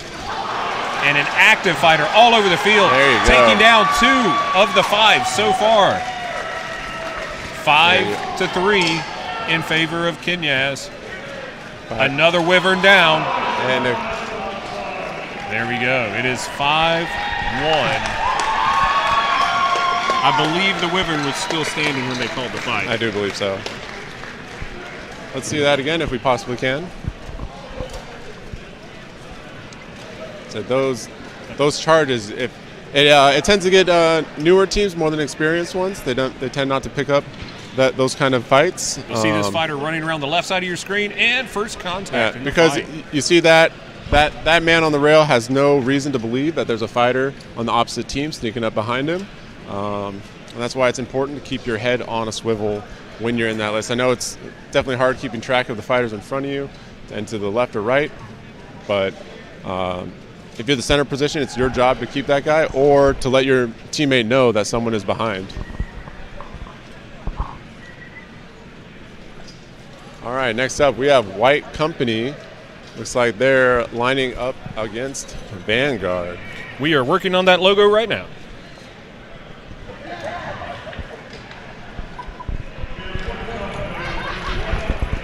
Alrighty.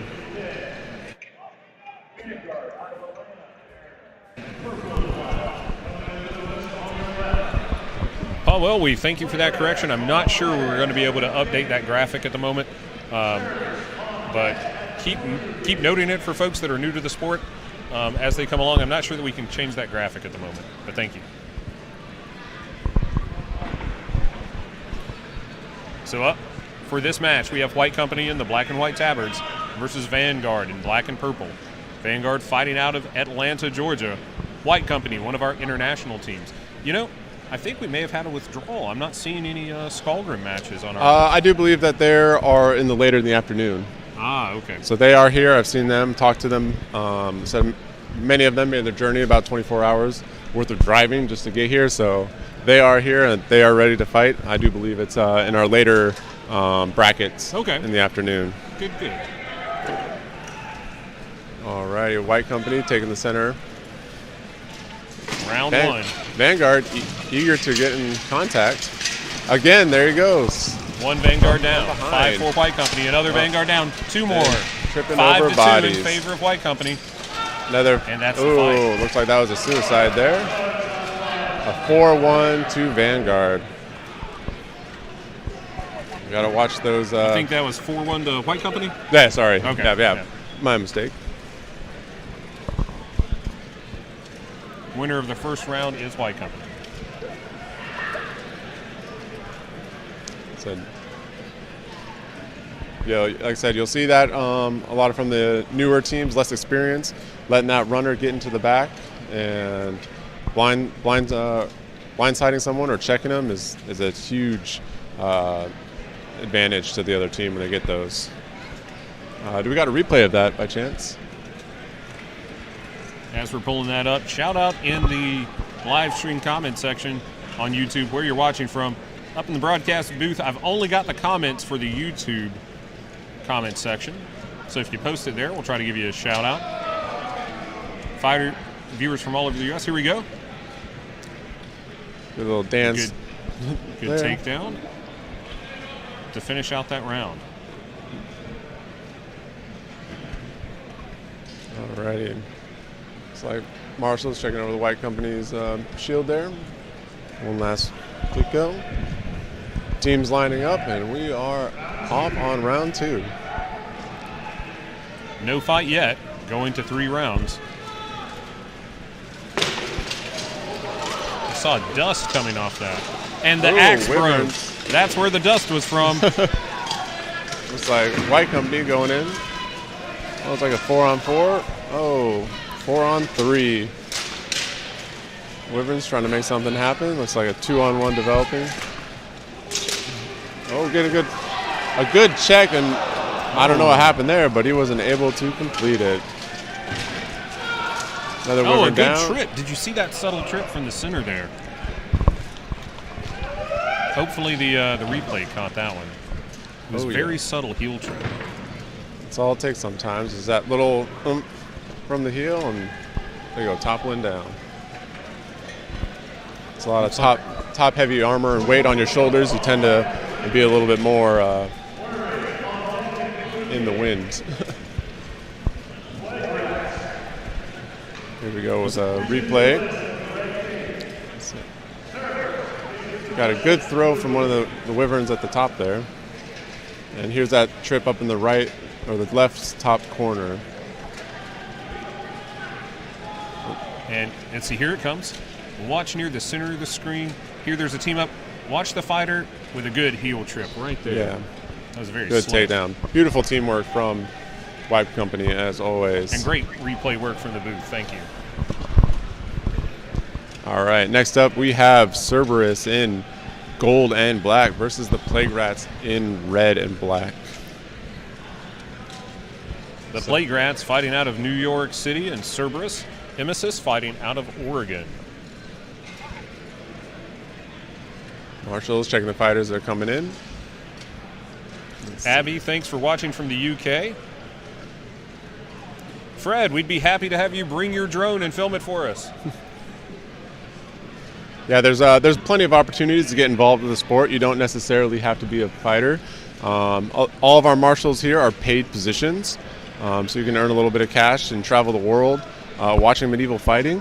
You can also volunteer as support with a team or with a venue, such as ourselves here. So lots of opportunities to get involved with the sport. You just don't have to be a fighter.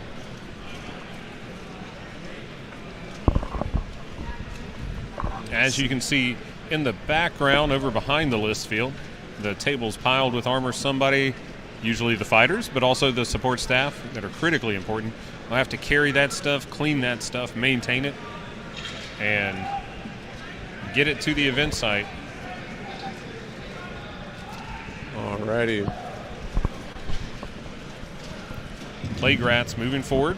Each team cautious in the beginning. That two-handed sword there looks like it's going to do some damage. Cerberus trying to make a move for the middle. One rat down. Another rat down. And a third. There you go. It's 5-2 in favor of Cerberus. 2-on-1, and the last rat goes down. Fight. Beautiful work by Cerberus. Good teamwork. Good trips and throws in the open field.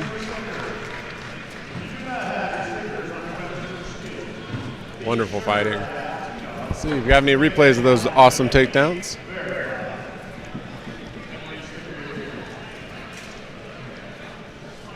Here we go. Some teamwork on the near side of the field. Yeah, look at that teamwork. One way, head hooking the other, and that pulse pull. Definitely gets them. Yeah, I know Cerberus trains those kind of 2-on-1 scenarios, because a lot of times newer fighters will be working against each other, actually. One's trying to pull the head one way, and the other one's trying to pull the body the other way. And that fighter just stays right where they're at, and the team loses energy doing so. So having that teamwork is critical to the success. This is the last match of the first bracket of the men's 5v5 on day 2 of Carolina Carnage. First team starting out slow. Cerberus trying to get that cross check. Good field awareness, picking up that fighter coming right in behind him. Some movement in the center, one rat down.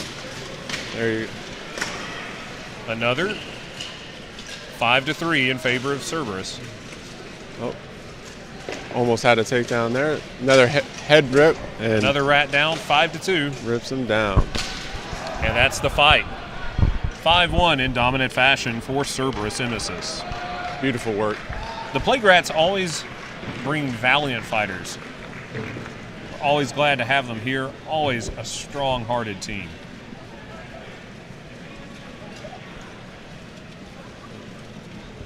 As we've mentioned before, the quality of fighting has definitely gone up.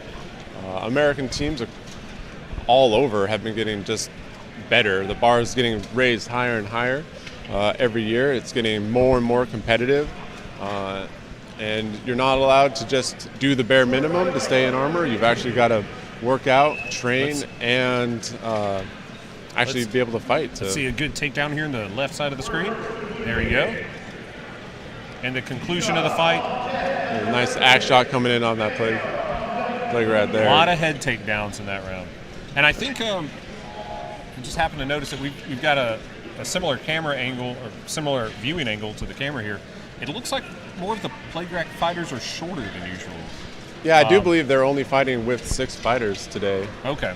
You are allowed the 8 fighters on a team. I'm not sure why they're fighting short, but it definitely, having those 2 extra guys to be able to switch out in between rounds is definitely an advantage to have. So they are fighting a little bit of disadvantage today. Chad, thanks for watching from Canada. Patrick from Maine, thanks for being here with us. And a shout out to the Portland Reavers for helping with support and marking.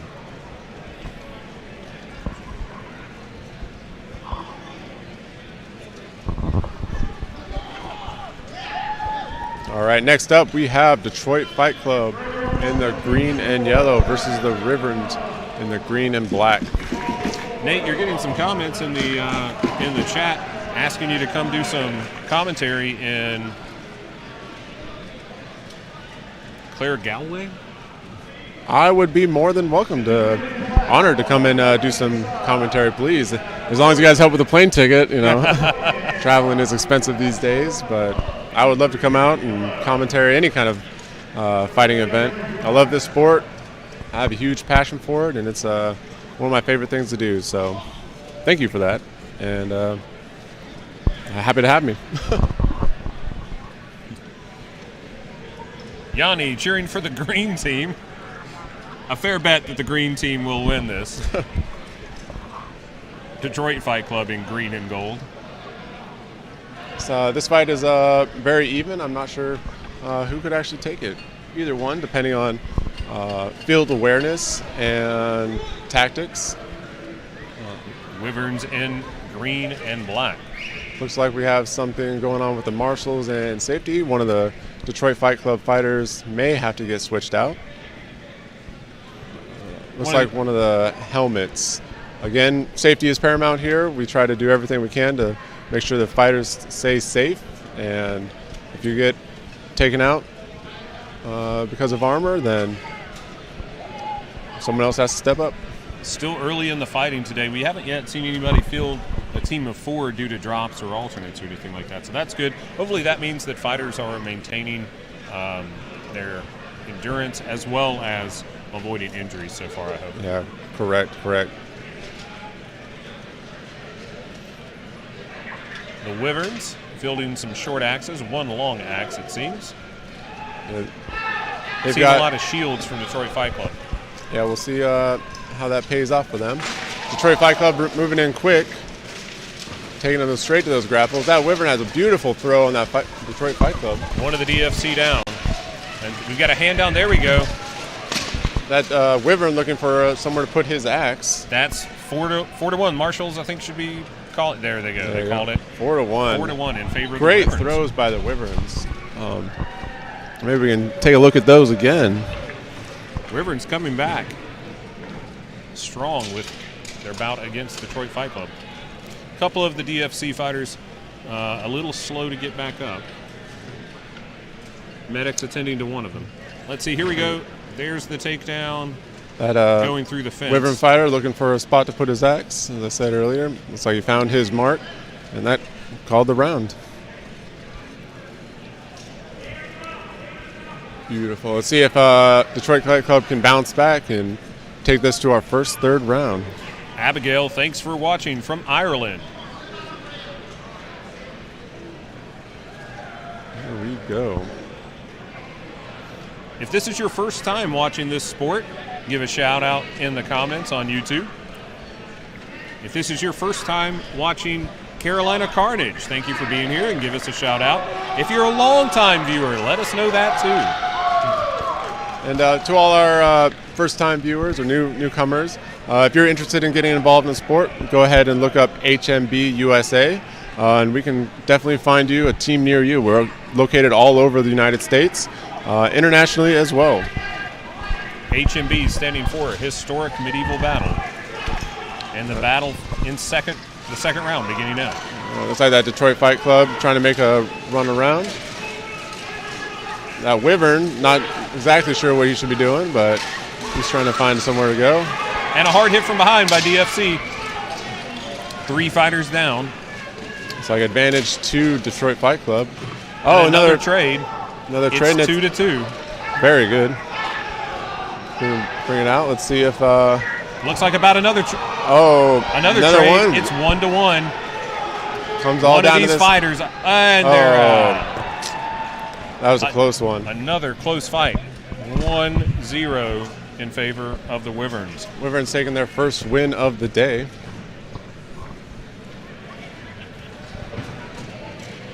Kat and Elizabeth, thanks for watching from Iraq. Oh, wow. Very cool. So you got to watch out for those bodies. Once they hit the ground, they become an obstacle themselves, and you find yourself tripping over them very easily. Moonstaff, thanks for joining us a couple of years ago, and thanks for watching today.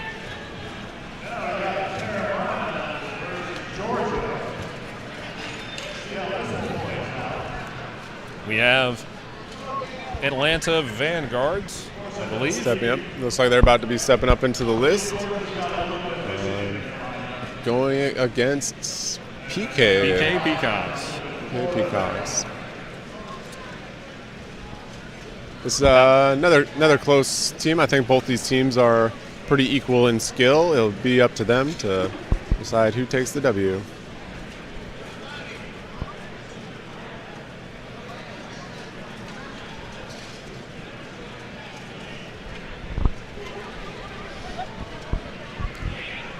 Let's see, we have any replays of that last match we can show the folks at home?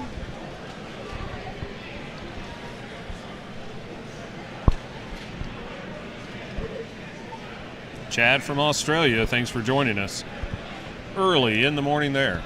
So there's that PK or Here we Wyverns go. fighter pulling him down, unable to stay up on his own. And the DFC fighter stepping out low in the ring. Yeah, it's like that Wyvern fighter was just able to get him under the list and get his knee to touch. Chad watching from Australia, he's already on to day 3. Oh, man. But we're still stuck on day 2. From the future. All right, we got PK in the blue and white versus Vanguard in the purple and black. So these teams are both equally matched in skill. We'll see which team is able to take the day. George, thanks for watching from the UK. Oh, Vanguard coming out with a fast charge. Throwing the PK into disarray, but let's see if they're able to capitalize. And a trade in the bottom of the field. Looks like they were. A couple cross checks happened from Quick. Vanguard. Quick work from Vanguard. I did see a Vanguard use his helmet as a ram. That was an interesting tactic. See if it pays off. Let's see. It looks like 4-2 in favor of Vanguard. Oh, Vanguard looks like they're coming in. And a 4-1 in favor of Vanguard. Vanguard throwing in that early charge. I do believe it kind of threw PK off guard. They weren't able to quite react quickly enough to that, throwing them in chaos, and Vanguard was able to take advantage of that. Let's see if we can see that again. Reese, thanks for watching from Gloucester. Here we go. Takedowns on the near side, takedowns on the far side. And oh, there's that ram you were talking about.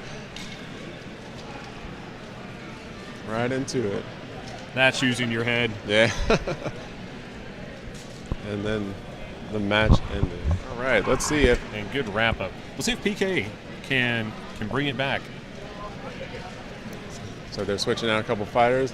Mostly going with sword and shield. Or George, thanks for watching from Gloucester. Marshals checking out the fighters, making sure they're safe. Bazflan from Ireland, thanks for being here. Darth Mouse Matt, thanks for joining us from the UK. Cheering for White Company. Lots of White Company fans joining us in the live stream. Glad to have you. Oh, yeah.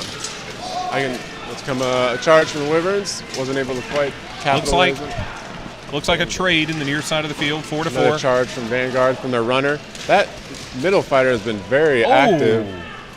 2-2. Now it's 2-1 in favor of Vanguard. Let's see if PK tries to make their way to the... I imagine he's going to try to get himself to the back of the list. Oh, almost had a double suicide. I think they might score that one. They'll score that as a 1-0. Vanguard, the winner of that round and that match. Yeah. Their center for Vanguard is very mobile, very good at takedowns and getting that head rip just as you would like to see. Like I would like to see it again. Let's see. The first takedown was a trade. There you go. There he goes up to the top, doing a charge in there. And getting that advantage. A double trade happening in the far side. The PK fighter. Good takedown there by Vanguard at the bottom. Absolutely. White Company taking the field on the right in the red gate. Let's see, they've been off the list field for a minute now. We'll see who they are going up against. I do believe it is Playgrats in the black and red.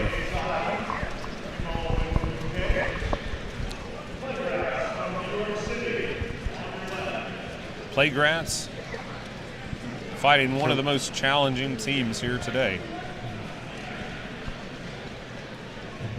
See if they can pull a surprise upset against the seasoned White Company. A shout out to the tech booth. We got folks in the comments loving those replays. Let's see if we can get one right now. He said 1 second. All right.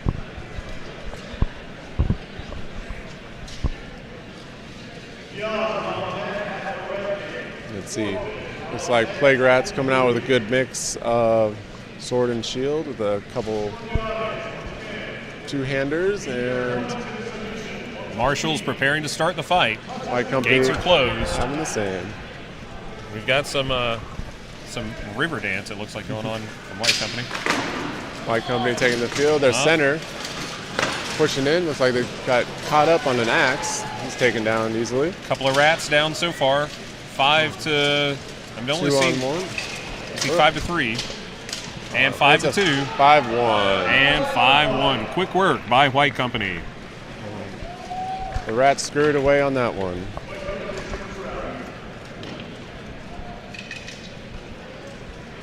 Alrighty. Let's see. White Company making a few exchanges. See if any replays from that last round. Oh my goodness! White Company just sent in a giant. There we go. See that one one Rats fighter got his gauntlet like stuck on that axe, was able to get him down. Getting gauntlets stuck on weapons always dangerous. Losing a gauntlet in the middle of this is very scary. Definitely. I've had an injury before where I've lost part of my thumb due to an armor failure. Very gruesome sight. Nate told me about that earlier. He said he had a great surgeon, gave him 9.9 out of 10. Yeah. A nasty scar and a little loss of feeling, but it's all whole still, so it does the job. Getting ready for round 2, White Company on the right. Playgrats in the black and red on your left. Marshall starting the action. So that Playgrat charging again through. With no fear. Charging through but not able to capitalize. One rat down. He's doing a good job of keeping a hard shot. Beautiful charge from White Company. 5-3, White Company advantage. Looks like they're pushing that. Now it's 5-2. Nope. The near side had already lost their fighter. 5-1 in favor of White Company. Again, a dominant performance. Beautiful check from White Company into that Playgrats fighter.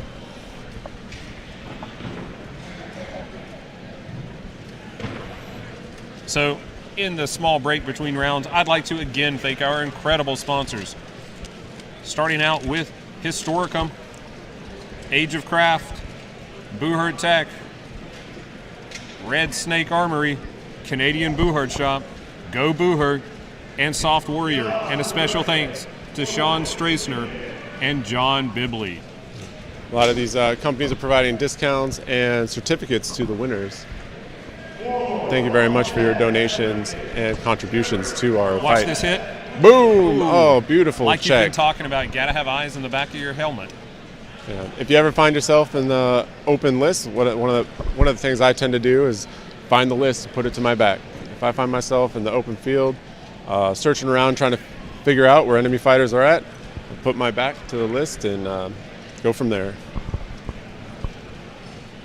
All right, next up we got War Pigs versus Kenyas. Kenya's in the red and black, War Pigs in the teal and black. Both these teams are familiar with each other as well. They've fought multiple times on the West Coast and East Coast.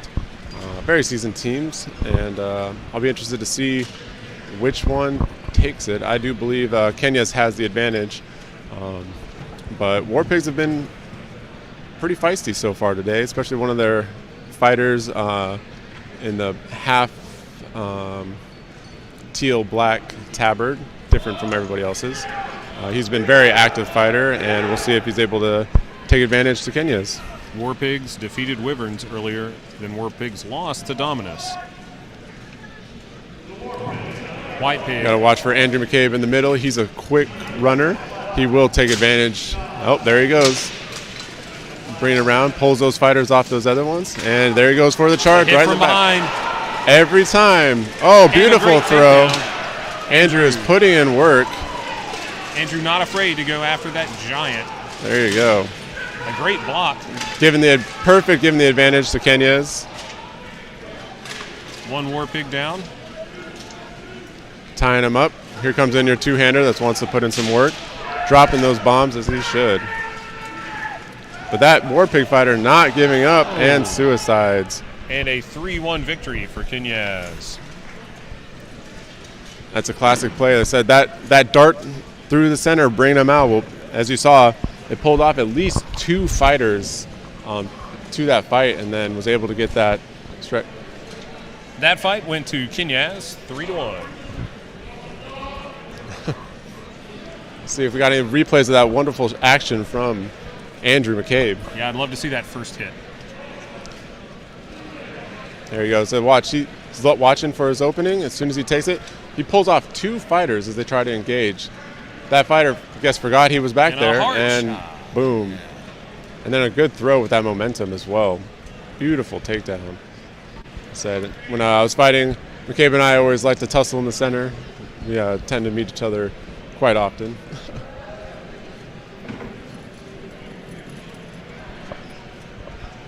Alrighty. As the fighters set up again, marshals are checking the fighters. Setting up. Let's see. Looks like the War Pigs are bringing out some more two-handers. Almost every fighter they have has a two-handed weapon of sorts. And Kenya is bringing out a good mix of weapons. And a shout out to our production crew again. We've got the correct spelling of Kenyas up there, rock and roll, ready to go.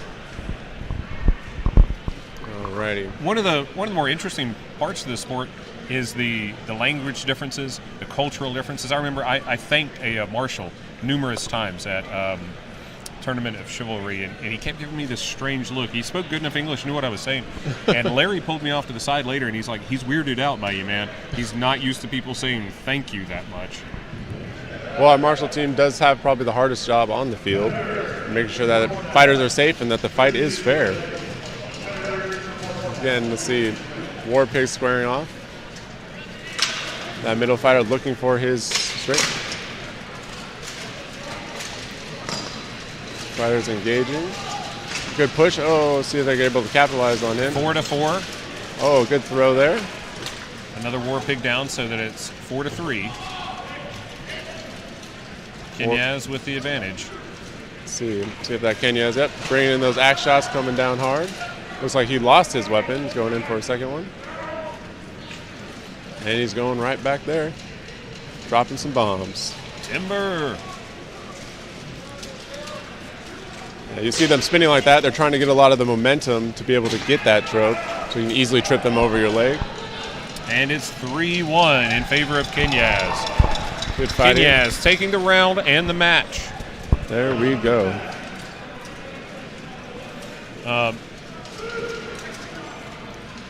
So we're getting a possible correction from the chat. Nate, someone is saying that that's Robin's Egg Blue and not teal. Oh. I can't verify for sure. They say that 10% of men are colorblind. I'm just color stupid. I guess so, yeah. I don't know that I could tell the difference between teal and Robin's Egg Blue. I guess it's a little bit lighter, I guess. I mean, very well.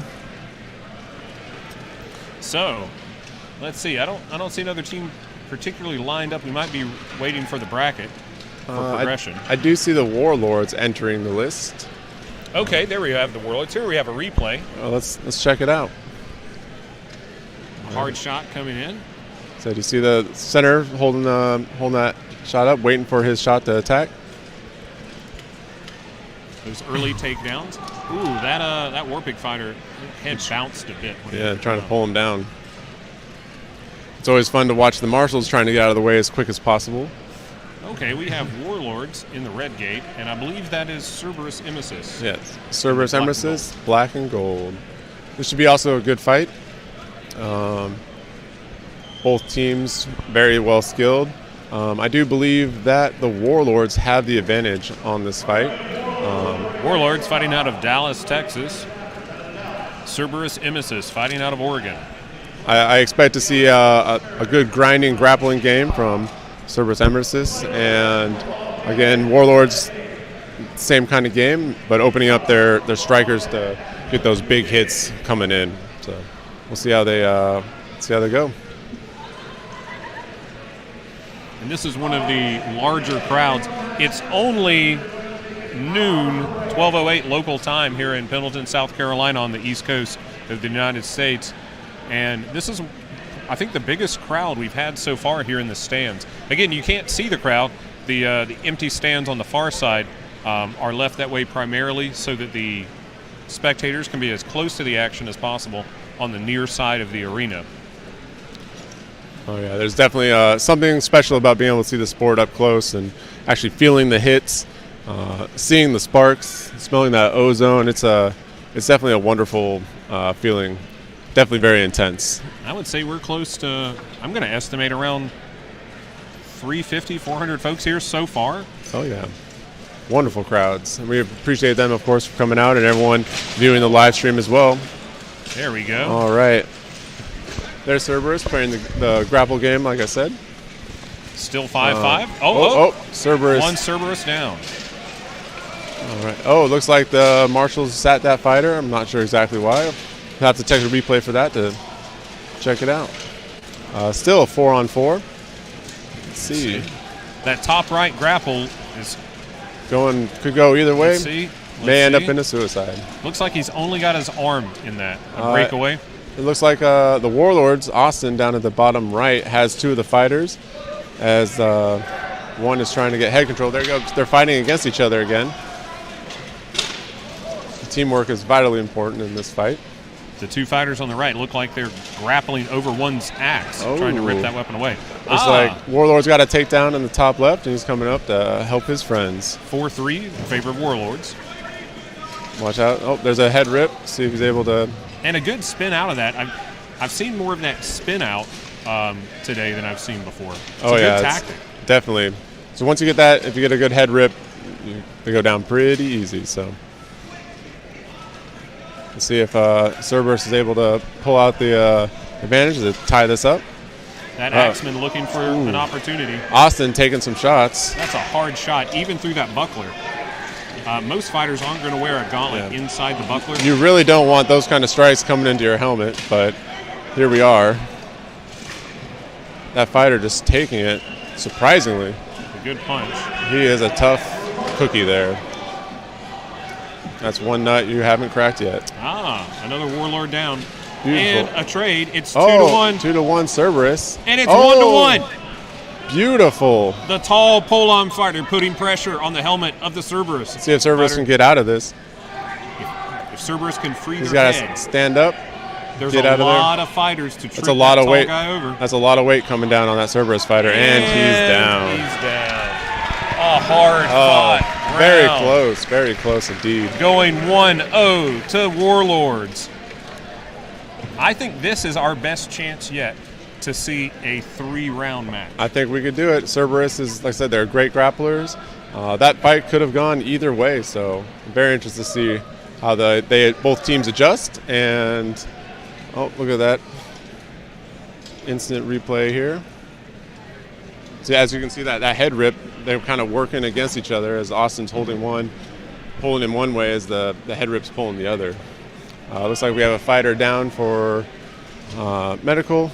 Hopefully he's able to stand up on his own volition, which he is, and makes his way back to the list. It looks like the Cerberus fighter there in the dark helmet, he's taking some of those really heavy axe shots. Oh, but yeah. It may have just taken a moment to get stood back up because he seems to be moving a little tired, but moving under his own power. Yeah, axe shots like that are nothing to be able to shrug off, and he took plenty of hits. That just shows the resolve of the fighter to stay in the fight. All right, next up. Let's see, gates are closed. Looks like we're about to begin round 2. Nate, we got a question from the chat. Do you know why that Warlords fighter was sat down?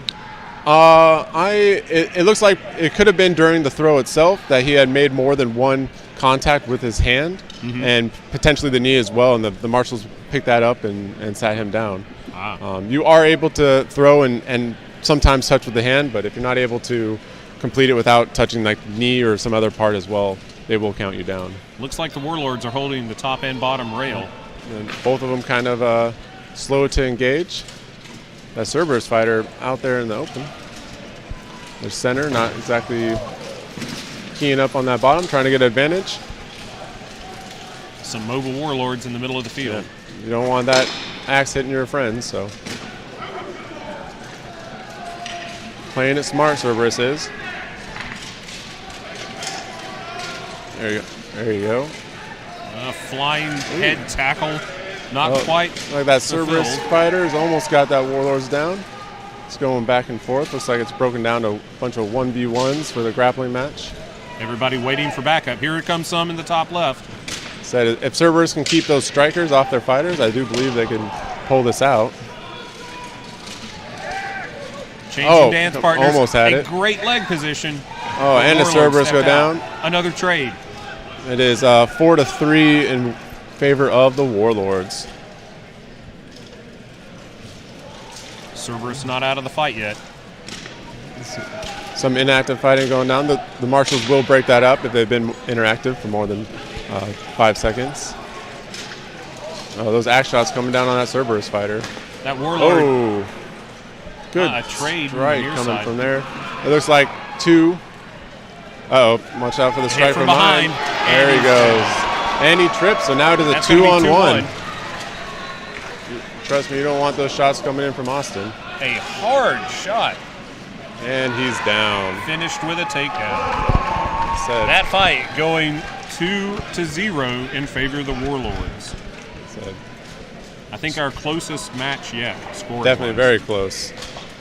Warlords able to edge it out with their being able to get their powerful strikers out on the field free, and opening up on Cerberus really made the difference in that fight. Do we have any awesome replays of those shots coming in?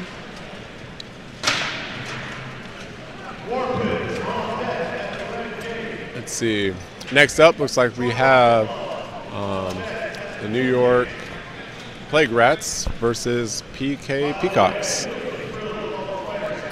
You know, this is actually one of my favorite fights of the entire event because these two teams have such a friendly history of competition. The Playgrats were one of the furthest teams to come and compete in the early Carnages. Very much so. And we're so glad to have them back every year. So this is like it's the opposite of a grudge match. Yeah. I think it's like brothers fighting in a happy fashion. Definitely. Look at those beautiful work there. Oh, a wonderful shot coming a good axe from shot. Austin. And we're going to see this takedown coming here. Boom. Ooh. And he gets that polearm shaft high up on the helmet, so it's not in the back of the neck shot. Yeah, exactly. And a shot like that, too, is, remember, most of the weight from the helmets, about average 15, 20 pounds on the helmets. You can get that bent over in a forward action, momentum going forward. It's a lot easier to take those fighters down. So good leverage, good targeting, and great momentum. Yeah. So the Warlords are very good at the movement game, the striking, and they're an all-around good team, and that's why they're one of the best in the United States currently. All right, Playgrats versus PK. Both these teams are about the same level of skill. And I'm going to edge out towards the Playgrats on this one. I don't think either of these teams have a win yet today. At least one of these teams is going to change that today. Absolutely. But either way, like I know both these teams have a lot of new fighters on them, and the best way to get better is just to be out on the list fighting. So absolutely, getting as many fights in as possible is how you get better. So steel sharpens steel, as we say. Let's go PK. A steady approach by both teams. The center taking off there. A good breakaway. Some axe combat on the near side. Looks like they've broken it. No, none having the advantage yet. Oh. Let's see. We have a trade. Trade there. Another trade down at the top of the list. Although that looks like and another trade and another trade. It's one-on-one. It's like the Axemen are at it. It's Pokemon cards. Everyone's trading here today. And the crowd getting involved. Let's go, PK, 1 versus 1. Let's see. Good throw by PK. That shorter fighter trying to get the advantage by jumping over his head, and just that Plaguerat just timed it perfectly, knock him right over. Let's see that fight again if we possibly can. Watching some good axe shots are going to come in on the near side. They had both teams had a good opening. They both had advantages of getting strikes. In the near side of the field, right there was a matchup of the finish of that. He pushed him away as well at the beginning. Yeah. And here we go. You had that just the height advantage that shorter fighter just tried too hard to get over the head and ended up paying for it. That jumping head hook was a common tactic of that fighter. Yeah. But it's hard when you have a two-handed axe. You're able to just bring your axe up, push him off. And a good push away. Take him down. So excellent work by the Playgrats. Round 1, 1-0 Playgrats. Let's see, is PK able to bring it back for a third round, or is Playgrats going to sweep? I think Playgrats are going to take it again. Let's see what happens.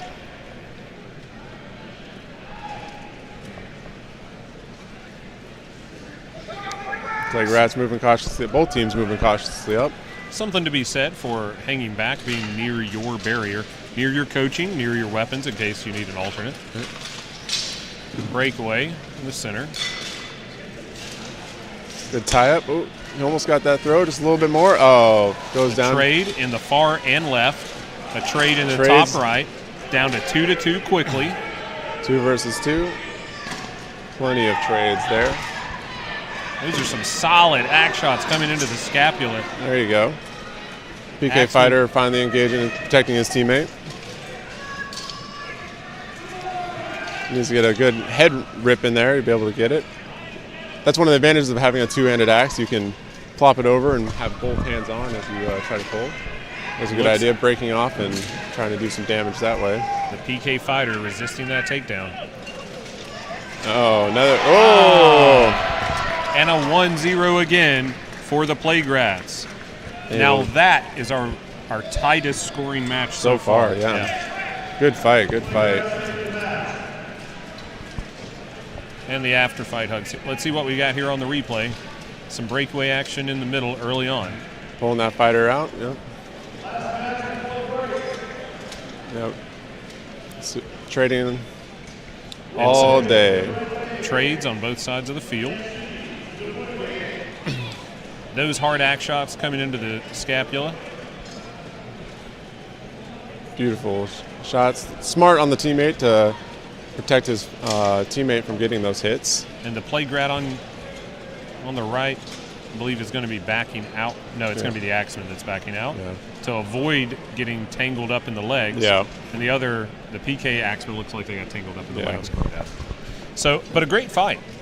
Very close. Definitely. Coming to the field, our last fight before a break, we have the War Pigs on the right in black and what is arguably Robin's Egg Blue. Robin's Egg Blue, as I've been corrected in the chat. Appreciate you guys. As much as we appreciate the chat, sometimes you can't trust what they say. That's what I've heard in terms of names and pronunciations. I've heard as we've fallen into that hole before. It's all right, chat. We love you guys. Speaking of which, chat, who do you think is going to win this next match? Is it going to be the War Pigs or Detroit Fight Club? I have my predictions, but I'll let you be the judge.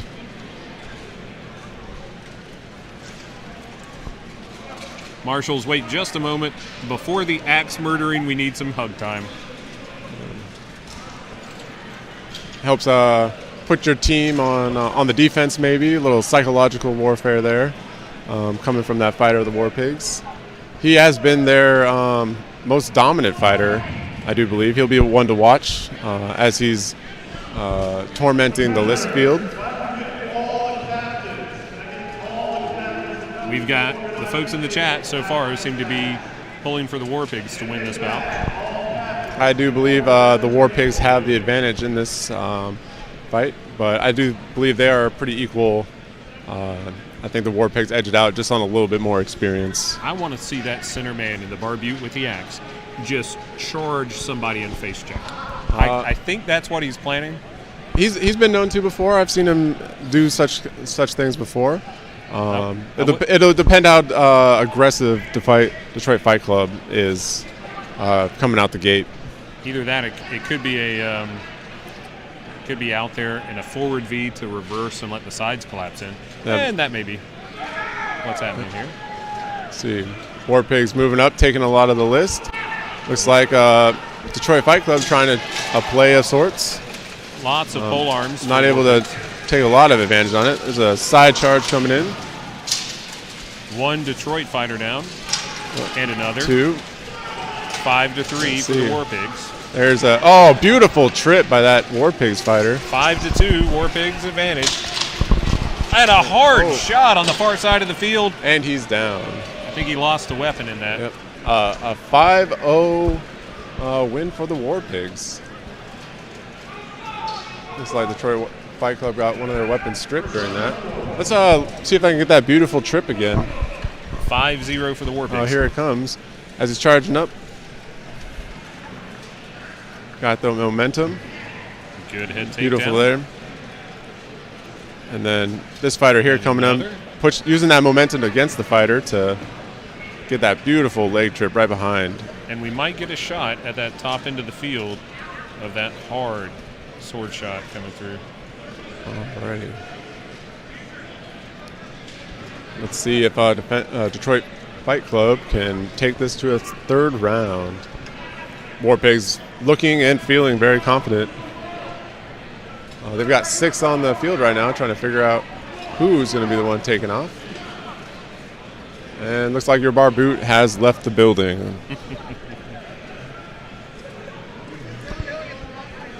One of the things to take note is the different type of helmets you'll see on the field. One of the most popular is that wolf rib. Allows for a lot of breathing and visibility, but also comes with a little bit of danger. There's sort of, those would say, of a sword or axe coming through it. That long pole arm in the center. Oh, hard contact in the bottom right of the field. One War Pig looking like they're out under the list. Detroit Fight Club taking those shots from that polearm. A good spin move from a War Pig there as they zone back in. A good kick by the polearm. Kick and punch, nice. Oh, that shot landed in the calf, I believe. Gotta be careful. Oh, that good pickup on the Detroit Fight Club.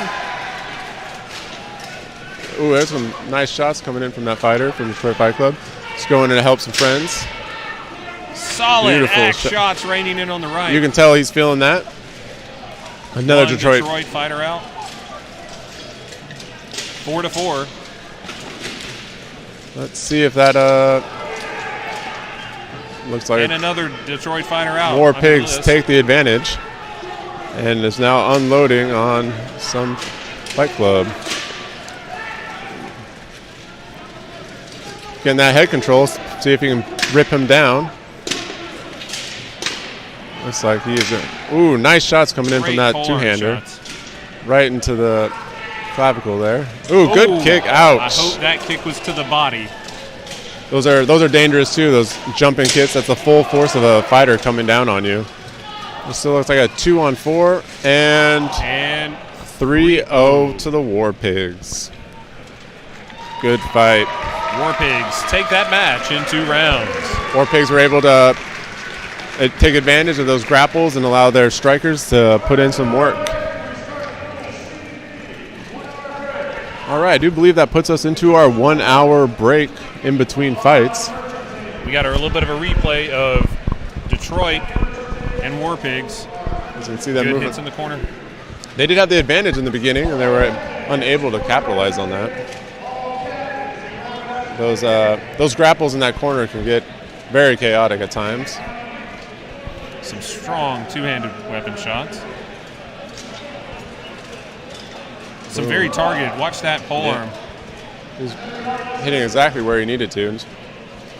Good shots coming in from that defensive Detroit Fight Club. And we may get to see that flying kick here in a moment. Just doing those shots. Okay, this is the tie-up on the right side of the screen that sets up that flying kick. Yeah. Good vision from the fighter, seeing that opening. Oh, here it comes. Boom. Good. That looked like it was hip or above. It looked like it was hip. Yeah. That's good. Yeah. Good vision from that War Pig, seeing that opening and taking advantage of it. And the suicide there, sealing the War Pig's victory. Outstanding.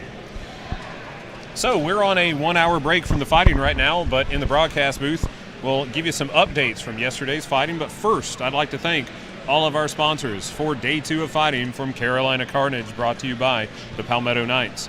Our sponsors today are Historicum, Age of Craft, Buhurt Tech, Gohurt, Canadian Buhurt Shop, Red Snake Armory, and Soft Warrior, with a special thanks to Sean Strasner and John Bibley. We are in Pendleton, South Carolina, at Clemson University's T. Ed Garrison Livestock Arena again this year. Always happy to be here. If you're just joining us, my broadcast partner is Nate the Moose Lord Maxwell. Maxfield, but it's all right. Maxfield. I got you. My apologies. I just wanted to make sure I said Moose Lord. Yeah, right. I got the second part correct. And I'm Sim, the Witch Doctor Holloway. I'd like to thank all of our broadcast staff, all of our runners, our medical staff, our Team Yellow, the Marshals. I'd like to thank the crowd for coming out today. And you, all those that are in the chat and watching the live stream. Appreciate you guys taking the time to watch these beautiful fights. And thanks for... Alrighty. We're going to take the 1-hour break now, and we will see you guys back here in an hour. We'll be back in a few.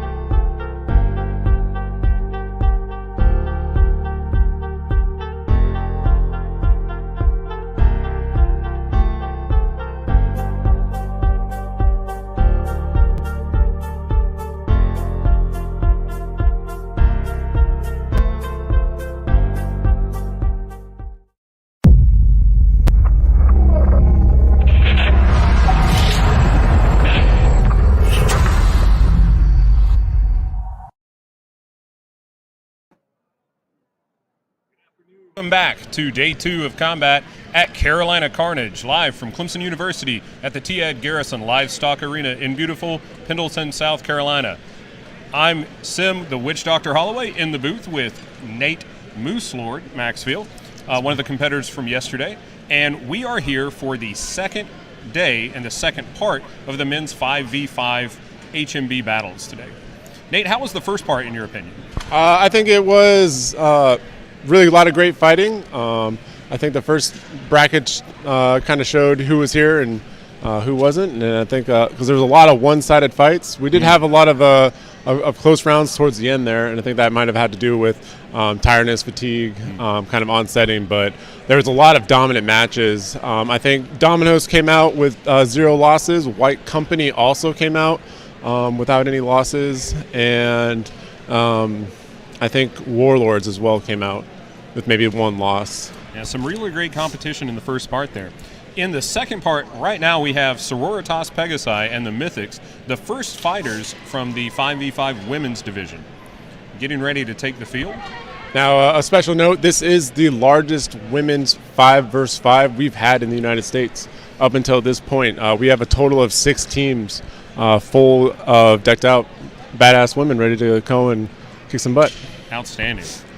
We've got a few marshals out there doing the safety checks. Let's see. I think first up we have Sororitas Pegasai in the red and black on the right, and we have the Dallas Mythics in the orange, black, and red. Mythics.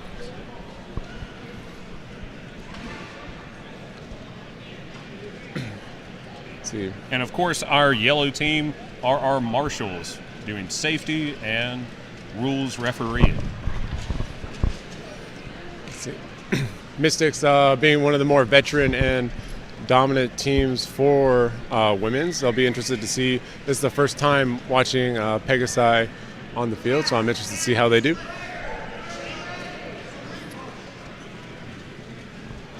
And for those viewers on the live stream, feel free to give us a shout out to where you're watching from. We'd be happy to hear from you. All right. In this match, the first bout commences. First contact. Pegasai pushing that bottom rail deep into Mystic territory. Oh, we got a stop fight. Looks like one of the visors of the Mystics popped open. Strong hit from Pegasai. And a good axe shot in there, pulling that polearm fighter out of the scrum. Oh, good shots coming in. Oh, headshots from that fighter. Awesome shots by Pegasai. Pegasai with the advantage 3-1. Or sorry, 5-3. Got that 2-1 advantage. Looks like Mystics trying to make something happen on the top of the list in that grapple up there.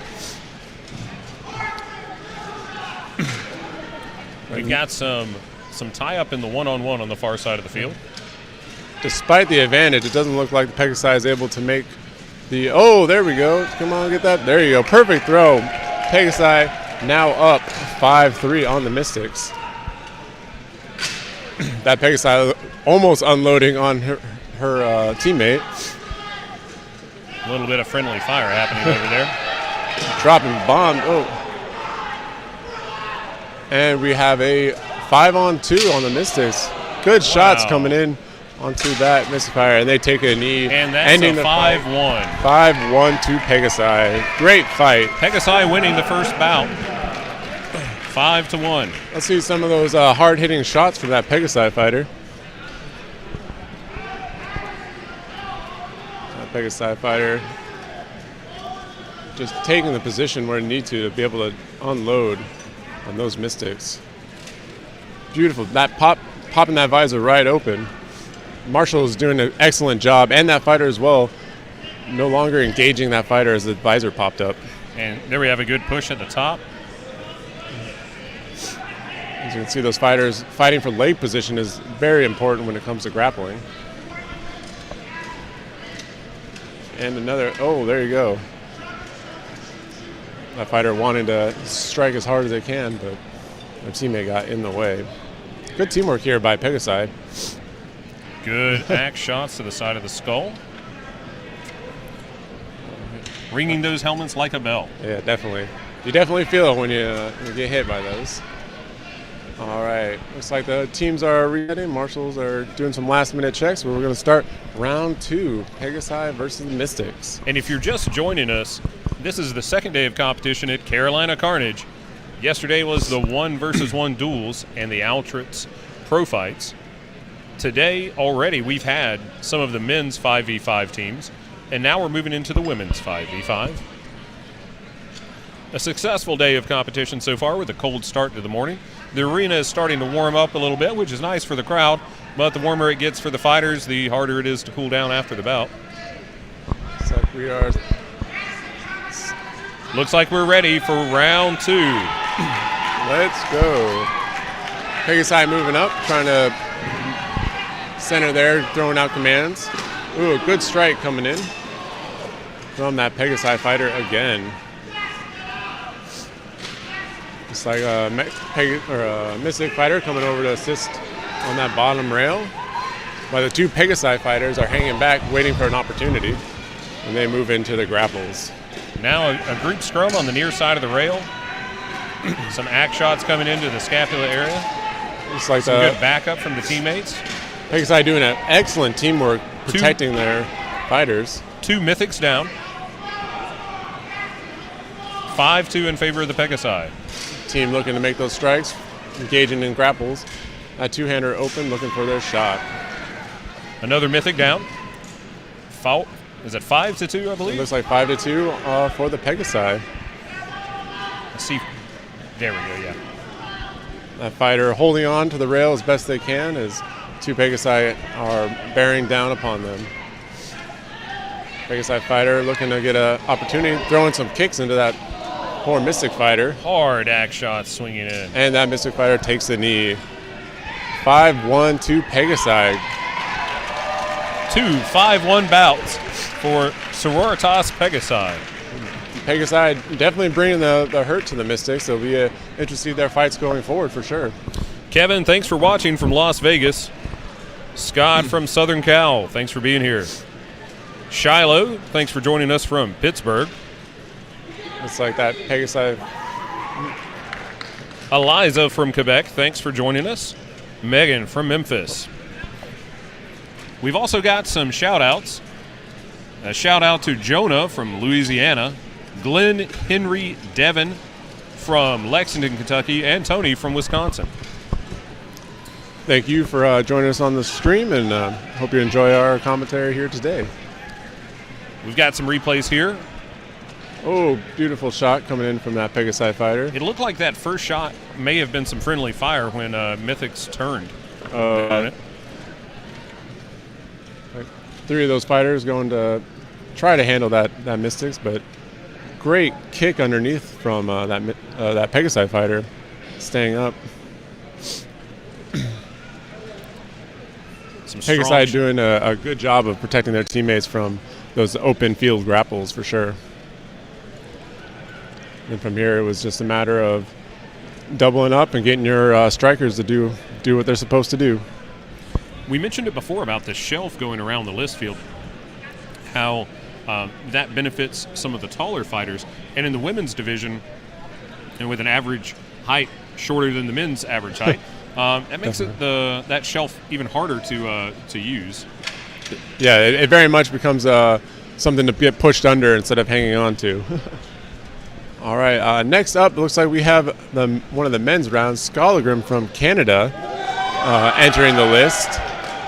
And their opponents appear to be Steel Company? Yes, according to the schedule I have, we have Skalgrims from Canada on the right in the orange. Yeah. And Steel Company will be entering in from the blue gate. Now, interesting fact, they are Steel Company is mostly from New England, but the entire team is made up of veterans, actually. Oh, outstanding. They have a couple mercenaries, but majority of them, I said, hang out in New England. but they are all veterans. So thank you for your service. They'll be interesting. I talked to them a little bit in the break. They said they've got a little training together, but the majority of their time this is their really first big tournament as a team. So I'm excited to see how they do. Glad to have them here at Carnage to make their debut as a team. Yeah. And Skalgrims, they're considered one of the best teams in Canada, actually. They made the 24-hour drive in some cases down to South Carolina, and they're definitely a very effective and heavy-hitting squad. So I'm interested to see how Steel Company can stand up to their big shots. I was at the Marshall table yesterday looking at some of the weapons that people were getting checked in, and I think I see a very scary axe that I saw yesterday. One of the Skalgrim's fighter looks like it brought in the second fighter on the near side. Okay. It is to note, for those of you that are new, all the weapons are checked by the marshals for weight and size, and shape and thickness of steel as well. So all the weapons you see on the field are rated for this fighting. They're all blunted, of course. And it's the fighter's choice on which weapons they want to use. All right, and so round one. The first round with Skalgrim taking the center of the field. Steel Coven pushing up on the bottom of the rail.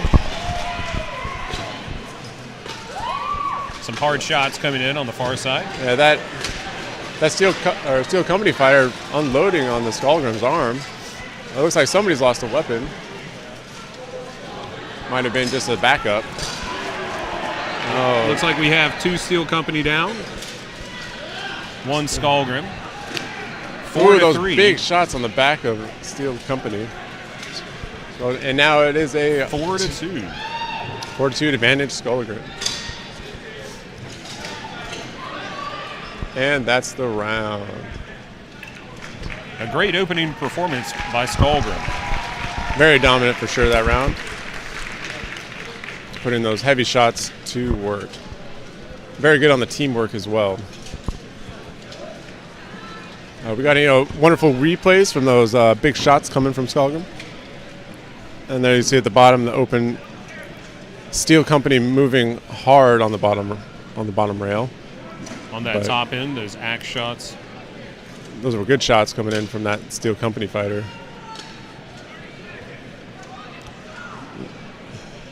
And that Steel Company fighter was doing a good job protecting his friend until he made a shift to the other side, and that left his friend open for those shots from Skalgrim. And then the end of the fight there. The Marshal stopping it at 4v1. All right, looks like we're about to begin.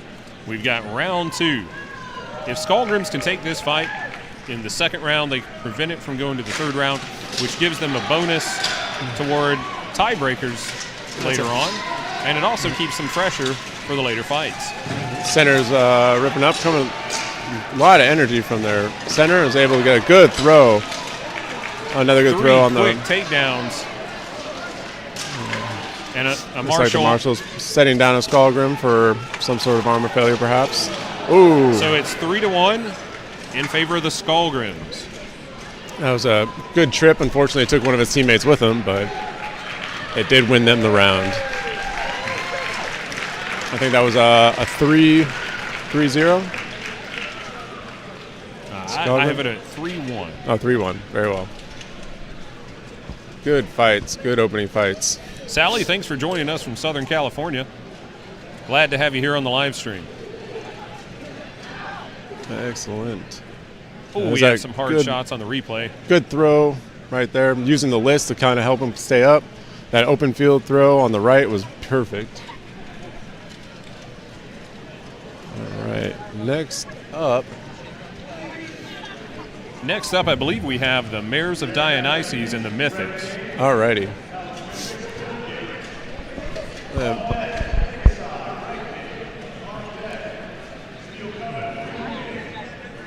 Again, we'd like to thank everyone for tuning in. If you're interested in this sport, from some of our newcomers on the live stream, you can Google medieval Historic Medieval Battle, USA. Sorry, I got a little tongue twisted there. And we can definitely find you a team near you. We are all over the United States, from the West Coast to the East and everything in between. So, and on the PalmettoKnights.com page, you'll find a fight finder, a club finder, to help you find whoever's the closest to you to get involved with this sport, whether as a combatant or as one of our volunteers. There are plenty of roles to play in growing this sport. All of our marshals here today, that's actually in a paid position for all of our marshals, so you can get certified and earn some money and do some awesome traveling as well. Or you can volunteer support or helping run the event, just like we are here in the booth today. The Mythics are made up a team of Lauren Dottie, Caitlin Ravana, Elise Ellington, Laura Carnes, Kelsey Dietrich, Bo Leggett, Shan Lynn, Katie Crosby.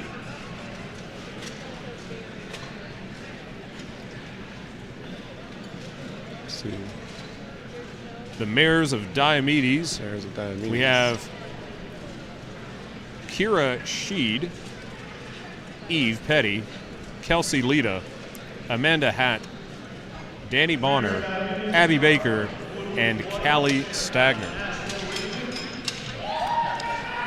This is another new team that I haven't quite heard of before, but I'm excited to see how they handle the Mystics.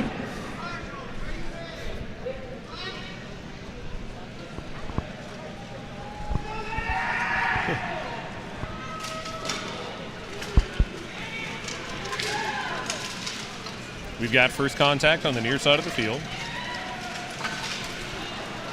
Oh, gotta watch out for those One strikes. mare down, along with one Mythic, another mare down. And again, it looks like Mythic it's has a good 4-2 with two 2-on-1 battles going on. We'll see if the mares can keep it going.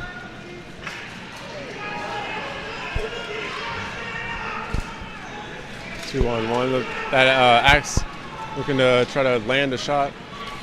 Or a teammate trying to open it up for him. It looks like maybe the marshals called that fighter at the top of the field down, resulting in a 3-on-1. Oh. And that first bout going 4-1 to the Mythics.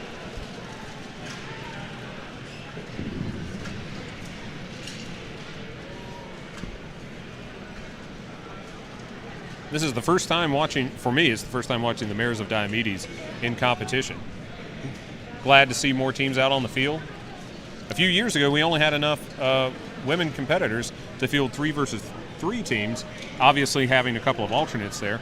Of course. But now to have full-on 5 versus 5 is a great showing of growth from the ladies division. It's definitely wonderful, and hopefully we'll be able to have some lady-only events here in the future. That'd be outstanding.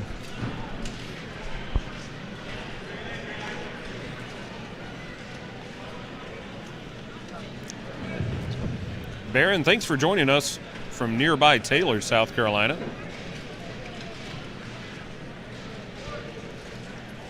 Cindy Doff, thanks for joining us from Atlanta, Canada, cheering on the Skalgrims. Alrighty, round 2. Let's see if the Mares are able to pull out a W. And our marshal, Josh Waters, getting the action started. Round 2. Let's see if the Mares of Diomedes take a different tactic this time around. The center's waiting, looking for their opening. Getting a couple of little shots here as the Mares tries to make a run from the backfield. Gets back there and gets a good shot off. A hard shot. Their center able to pick her up, and now they have entered their one-on-one grapple. Looks like one of the Mares of Diomedes lost their weapon. In these cases, they have to be defensive only until they can replace their weapon on their side.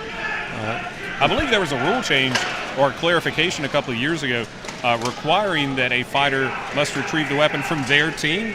I believe I've witnessed at Carolina Carnage someone taking a spare weapon from the opposing team's. Yeah. And it has to be on top of the rail. It cannot be handed directly to them from a support person. One of the mares down on the near side, one on the far side. Let's see if they're... Looks like a 5-on-3 at the they're moment. Trading out weapons there. Feeling the mace might be a better option. Looks like there is a... it is 4-on-2 at the current moment. Oh, no. I missed that grapple going on over there. Both parties 3 on working 5. for head control. And it looks like they're going to push that fighter out underneath the rail, possibly. One of the other disadvantages of shorter fighters is, I guess, they would fit under the rail easier as well. Indeed. Another Looks like mare of another Diomedes down. Yep. 2 Mythics spraying off to do a 2-on-1. Oh, looks like one of the Mythics was down. Oh, that hard shot on the shoulder looked like it hit behind the pauldron. Not a fun shot to take. Looks like and that's the fight. Did they lose a gauntlet? It looks like sat them down for a lost gauntlet. We have I believe that round wrapped up 3-1 in favor of the Mythics. Up next, we have Sororitas Pegasai and the Steel Coven.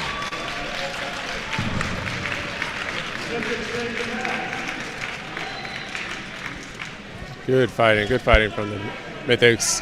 Able to rally after their first loss against the Pegasai. If the Mares of Diomedes are that new of a team, a lot of the ladies' teams, from my understanding, have some difficulty training together because a lot of the teams are conglomerate from different clubs around the country. Yeah, it is my understanding that there are a handful of fighters sprinkled throughout the teams that would normally fight together. So always bringing that new dynamic of a fighter that you've never fought with before really adds a little bit of difficulty in trying to coalesce your plans on the field. Because that's one of the big things. Being on the fighting, being able to look across the field and be able to tell if your fellow fighter is struggling, or if you can tell that, hey, they've got that grapple, I can go engage in somewhere else. So.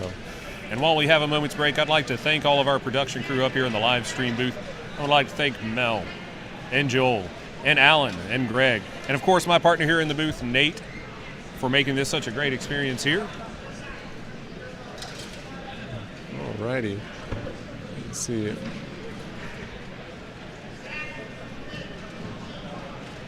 Pegasai getting checked out by the marshals. Signed up. We've got the Pegasai in black with a dark red. There's fleur-de-lis. It looks like it, yep. And then on the left, in black and red as well, they are Steel Coven. One of the things Steel Coven needs to do is take care of their center fighter on Pegasai. They are definitely brutal with that axe. So if they can tie them up and keep them grappled up, they could actually have a chance of winning this. AJ cheering on Steel Coven. Has that fighter opening up on the axe, as I said.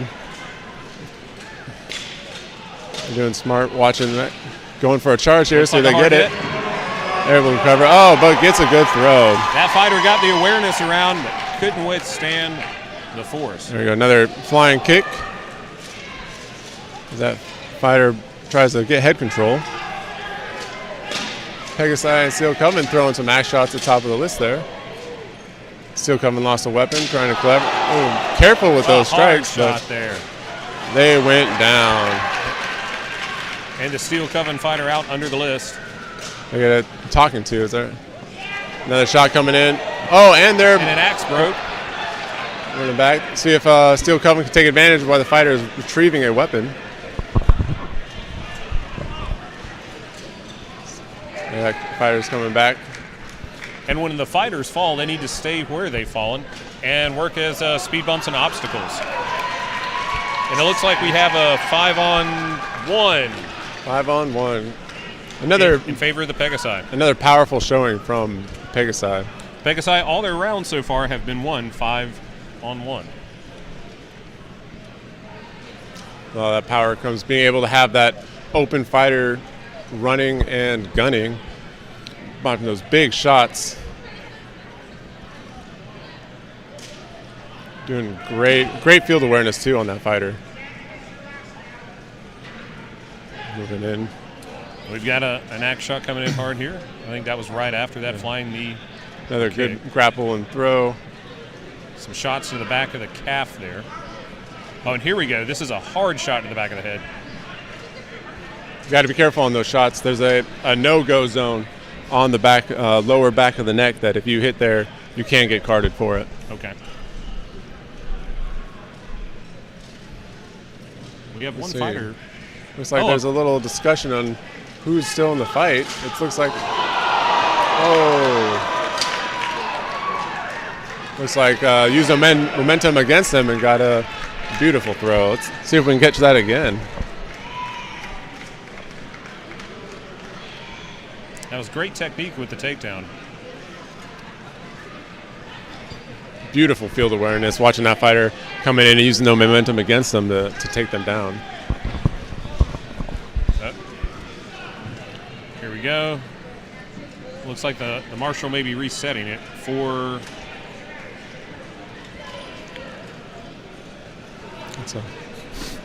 That's all right. And all right, let's see next up.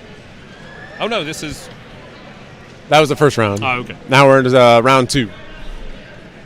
Pegasai. Thanks for keeping me on track, Moose Lord. Let's go. Let's see. Looks like some team communication with the marshals. A little disagreement. Maybe addressing some of the shots that we saw in that last round.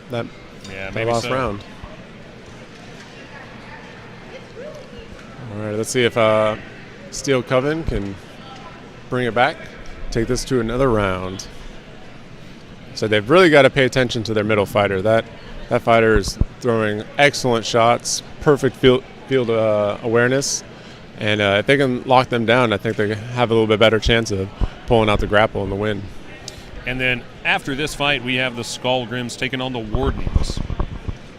Now, I thought we just had a conversation about limiting the number of W-named teams. Did they sneak Wardens in? I guess they did.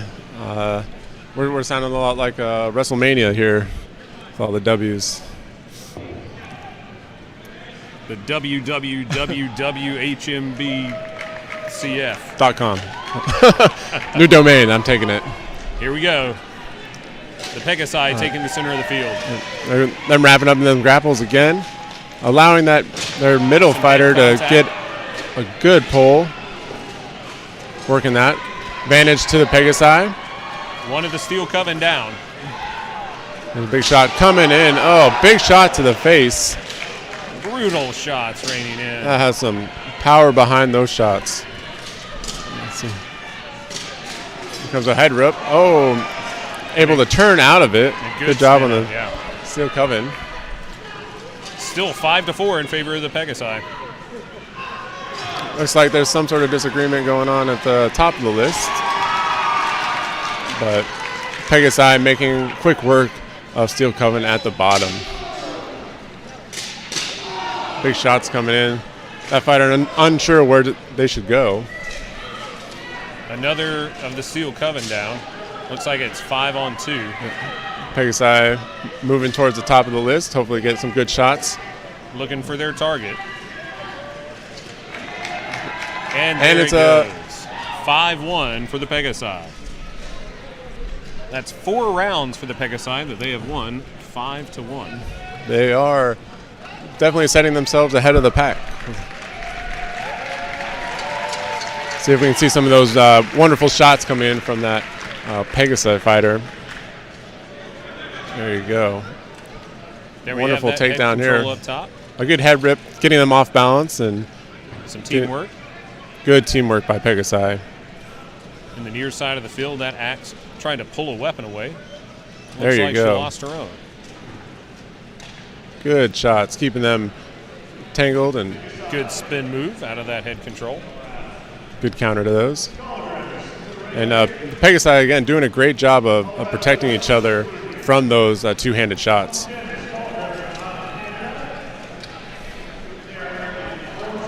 Nice hits.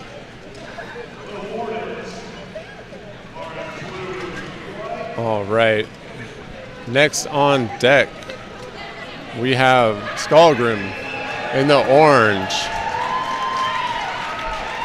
And we have the Wardens in the blue and white. This is their first debut as a club. Do you know where they're fighting out of? They are fighting out of Colorado. Okay. Is the majority of their fighters, where they come from.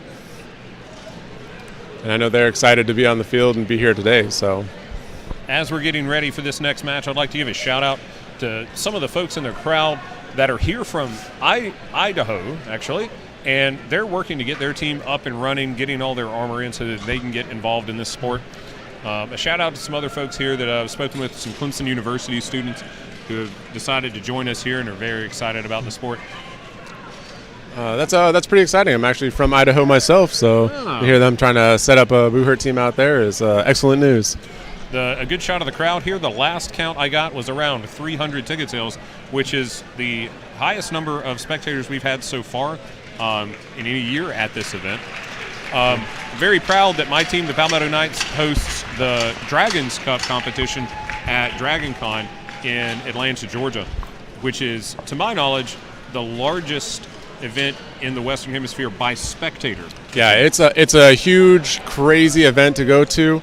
Hearing 10,000 people cheer for you while you're smashing with axes and whatnot, it's a wonderful feeling. So, and some of the competitors in Europe, they have the benefit of the history there and the castles and the support of that sort of thing. Here in the U.S., a lot of our fighters come from sci-fi and fiction conventions. Yeah, definitely. The Pole of Mott turns out, medieval is kind of nerdy, but it's also pretty cool when you're able to swing an axe as hard as you possibly can and into someone else's face and not get arrested for it. So it's got to love that kind of. All right, we have the opening bout for the Wardens. Let's see what they can do against Skalgrim. Oh, good shot coming in from that fighter there. Ooh, wonderful. Great movement by that pole arm. Here comes a rear choke. Oh, but he's able to deflect. Both teams still at 5. Nice, a hard shot from behind, but he knocks him into his teammate, and he stays standing. See if they can get that throw. Oh. A trade-off in the center of the ring. It looks like one Warden down. It's 4-3. Oh, another good smash from a hard hit Skalgrim. with head contact into the vertical. But that fighter looks like he's okay. And that's going to end it 4-1 to Skalgrim. 4-1 to Skalgrim. Wow, that was a very active fight. Yeah, very active and intense fight. Up until the last second, there really looked like they were going back and forth. So let's see what the Wardens can do. Pull out a win to take it to a third round. So far, the teams that have won have all won in 2. No round. Yeah, we have yet to see a round go to a third, but it's not outside the realm of possibility. Oh, here we go. Some good shots. Started out slow, but as soon as contact started happening and people started moving. That Wardens fighter, very active, getting in the back line. Almost had it good. As we've seen before, you need to get a little bit higher on those checks to really get that throw or that check to follow through. A good hit from behind. Boom. But if you see that fighter sits up and begins to nod, good shot. They're ready to go again. You got to watch your back. And here we are for round 2. Same kind of aggressive stance you see from Wardens. Meeting up in the middle, squaring off a little bit. A good hard shield shot. Some right-handed fighters choose to put their weapon in their left hand and punch with their dominant hand, carrying the shield. I've seen that before. Let's see how that backfield fight turns out. That Warden fighter not paying attention. Oh, big hits coming in from their center there. Watch that targeting back there. Skalgrim was smart enough to turn his back. Oh, beautiful trick from the Wardens. With the advantage now. And it looks like the Wardens on the left side of the field watching their surroundings, almost tripping up Skalgrim over his partner. And a hard axe shot raining in on the right side. Beautiful shots coming in. See that fighter's paying attention and gets you in the back every time. Field awareness. Let's see. Evened up now, 3-on-3.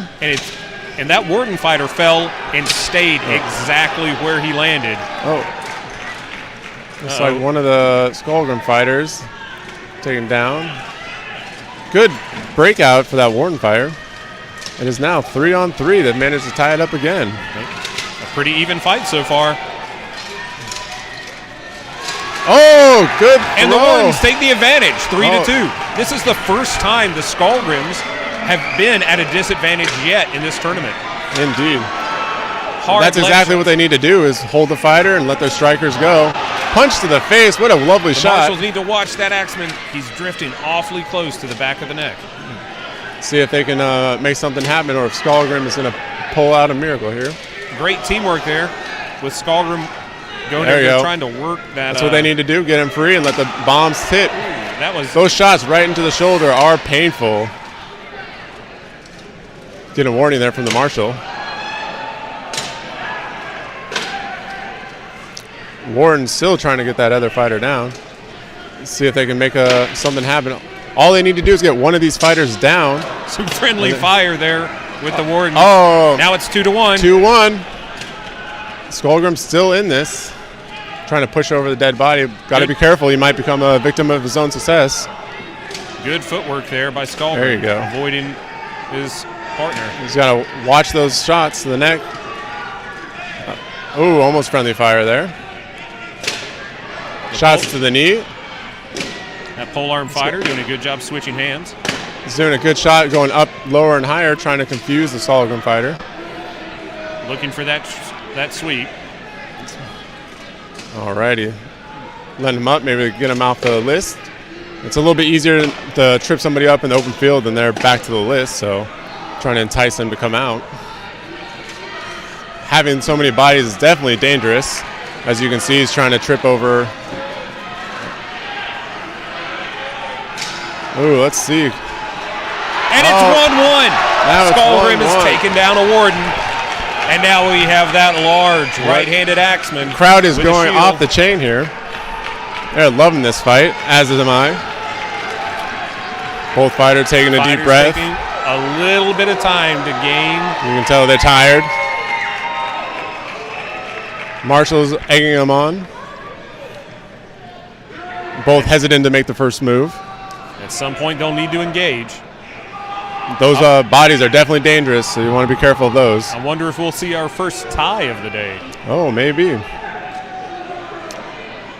Polearm does have the advantage at range. 1 minute left in the round.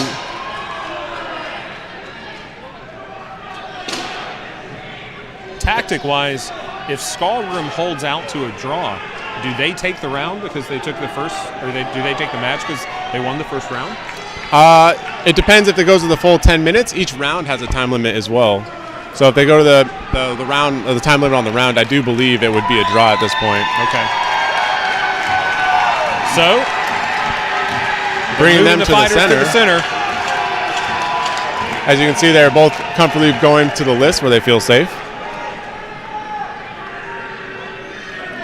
Both unwilling to engage the other.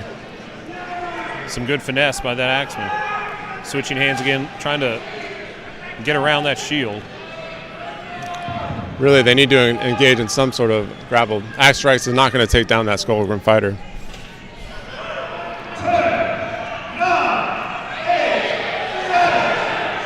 Down to the final countdown. As the round comes to a close. Stop fight. And we go to What a time. That's the round. first time we've gone to time on a round. What a round between Skalgrim in orange and the Wardens in blue and white. And this is the first time we've seen round 3 all day. They could potentially go to a fourth round if Wardens take this win, because then it'll be a 1-1 tie. Ah, Remember, there are times on the round as well as the match. Beautiful, beautiful trip right there in the open field. Perfect field awareness on that one. and that takedown I think is what set up the Warden 5-4 advantage that allowed them to remain so competitive throughout that fight. There, I saw that shot there, the Skalgrim getting set down by the Marshals. It was a huge turning point in this fight. And I love the teamwork here from the Skalgrim fighter reaching over and striking the person that was grappling his teammate. Yeah, exactly. All right, so our third round of the day. We'll see who's able to edge out the victory on this one. These teams are actually very similarly matched. And we'll see how they go.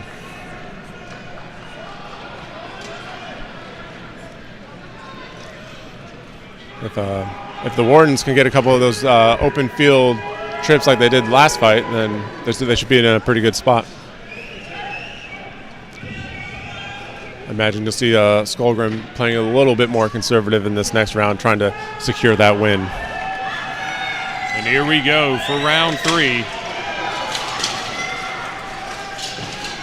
The center fighter opening for that shot there. Teammate opening him up good for him. It's like Skalgrim gets a great takedown. Skalgrim up 5-4. Oh, another good shove into the rail. He's able to deny. And 5-3. Another Warden down. Skalgrim's not risking another round going in after this one. Good teamwork, open him up. Good shots coming in there, and puts him down. And that's 3-1. 3-1. Skalgrim. Talk about a hard-fought rounds. Warren's really got close to pulling it out there, but the Skalgrim being able to pull it out in the end. Watching some of the replays here, we have some hard axe shots coming in, driving the fighters to the corner. Got a beautiful open field throw. Good head control by that Skalgrim fighter, going for the legs, taking it out from under him, and then 3 Skalgrims just taking it to the 2 remaining fighters.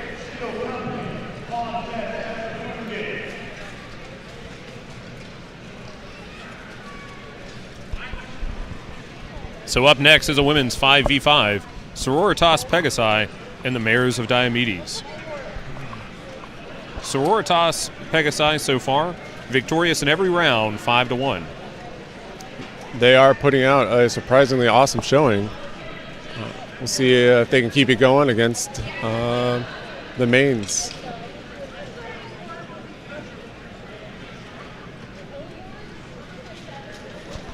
A couple of marshals checks as they come in. As we get set up for this round again, I'd like to thank our sponsors for this event. This is Carolina Carnage, brought to you by the Palmetto Knights, with sponsors from Historicum, Age of Craft, Buhurt Tech, Gohurt, Canadian Buhurt Shop, Red Snake Armory, Soft Warrior, with a special thanks to Sean Strassner and John Bibley. And thank you for joining us in the live stream today across multiple platforms. And of course, if you're in the live stream, go ahead and give us a shout out where you're watching from. We'd love to hear from you.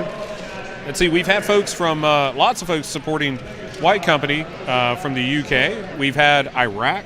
Yeah. Australia. Argentina. Spain, Portugal, Ireland. People watching from all over the world, and we thank you for tuning in. It's a good time to go over some of the rules. For those new viewers that are first time watching, you can't strike to the feet or the back of the knee, groin. There's the neck, back of the head and the neck. You can't do any kind of joint manipulations to the arm or locking out. And you cannot forcefully remove any armor from an opponent. We do have armor failures from strikes, but if you're trying to actually remove armor, that's illegal and you'll be sat. You can, however, strip weapons from the opponent, but you cannot grab the blade of a weapon. So those are just some of the basic rules that we have here in HMB. All right. And the armor requirements are obviously very thorough for the safety of our fighters. Very much so. But the fighters do have a range of different kinds of steels they can use in different thicknesses, as long as the main portions are covered. You'll see a lot of fighters out here with titanium brigs in arms and legs. I think most everybody's helmets are some sort of stainless steel or not stainless steel, spring steel or reinforced. We have Sororitas Pegasai in the black. A quick takedown by Pegasai. And the Mares of Sparks Diomedes. flying. Good hits. Blue and white. Tripped over a body. And a quick 5-2 advantage for Pegasai. That Pegasai fighter is just so dangerous out there. And it looks like we have a 5-1 victory to Pegasai. 5-1 for Sororitas Pegasai. Good strikes. And good field awareness, pushing that fighter over the downed body. Definitely a valid tactic there. As the fighters reset, let's see if we have any of those wonderful shots coming from that round. Here with the replays. There's that fighter going in, and big shot, massive hit. A good punch and a trip over. Beautiful push right over that downed fighter. And then the takedown.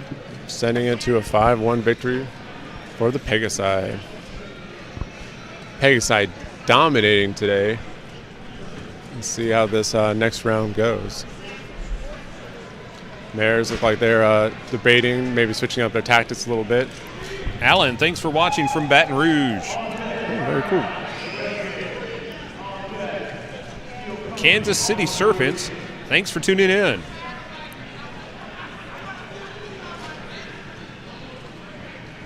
Federico cheering on Skalgrim. There we go. They are one of the favorites here at this tournament. Ryan, thanks for watching from Sacramento, cheering on the War Pigs. We have Hands and Hammers watching from New Orleans. Thanks for being here with us. All right, and now we're into it. All right. Pegasai charging at the top of the rail and at the bottom, taking down a fighter. Pegasai advantage 5-4. I'd like to see the marshals check on that fighter. She's starting to move now. See Pegasai moving into the grapple, trying to get that, taking care of that advantage. Shield strikes going into the head of that mains fighter. See a little bit of indecision coming down. Makes a run for the bottom of the list. Ooh, good strike. But it's quickly taken care of. Right back up. The mare number 30 had a good knee to block that running takedown. There you go. But they're both standing over the fallen mare. Yeah. That other mare down there in the bottom corner, a little bit indecisive on where they want to go. But a good throw from the Pegasai. Looks like it's 5-2 again. Putting the work. Hate to see those 3-on-1 situations, but as long as Pegasai can make the best of it. And there we go. And there's another the fight. 5-on-1 victory for Sororitas Pegasai. Excellent teamwork. Excellent striking. Up next, we have Iron Lions versus Steel Company in the men's 5v5. Alrighty. And it's good to see all the fighters climbing back up and making their way out under their own power. We hopefully can keep that going for the rest of the day today. Definitely. We've only had a few times where the medical staff has had to come into the list themselves, and those fighters were able to, for the most part, be able to get off the list on their own power. So that's good to see. All right. Ditto, thanks for tuning in from Colorado, cheering on the Wardens. All right, we got the Iron Lions coming in through the red gate. They are in the red, white, black, and gold tabards. Very fancy indeed. Daniel, thanks for joining us from New Brunswick. And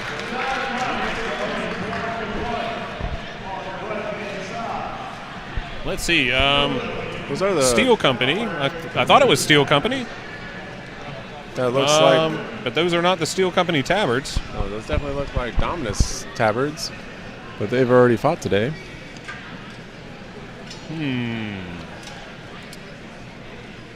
Iron Lions and someone. My list says Steel Company.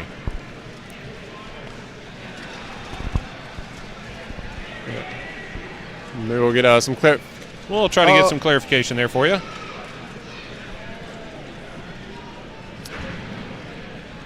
It looks like Dominus in blue, but my list says Steel Company. Yeah.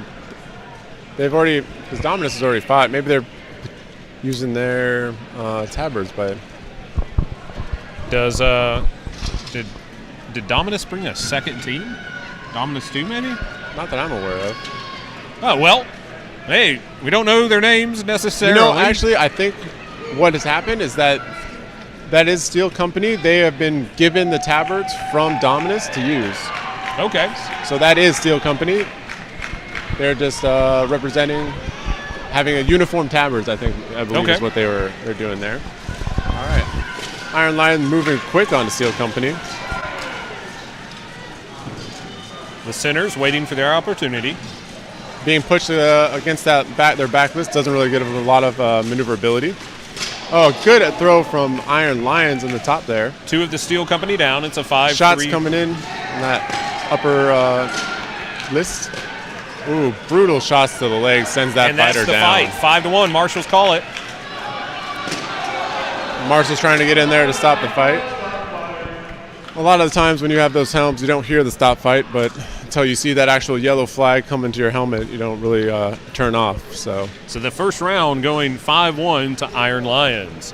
Beautiful showing. Iron Lions are out of Virginia in the local D.C. area, so if you find yourself there, look them up.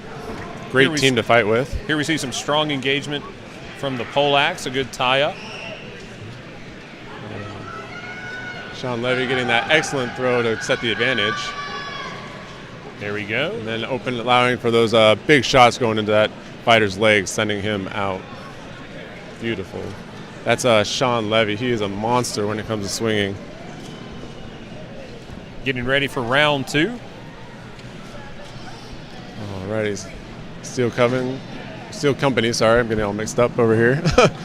Steel Company, not Steel Coven. 2 distinct teams.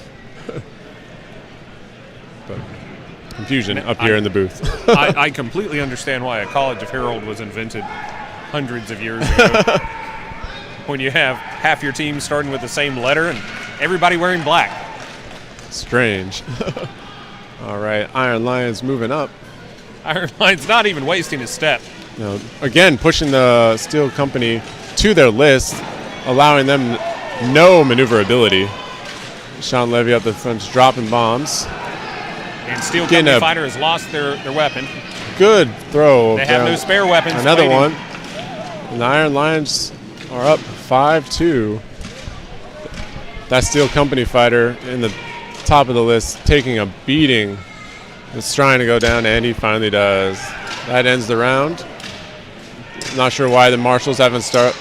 Marshals need to stop this fight. Oh, there's 2. I'm sorry. There we go. I did not see that other fighter in that that was mass. a tight packed scrum. And another 5-1 victory for Iron Lions. Beautiful, beautiful. Up next, we have Valkyrin and the Steel Coven in the ladies 5v5. Yeah. Valkyrin's first match of the day. Yeah.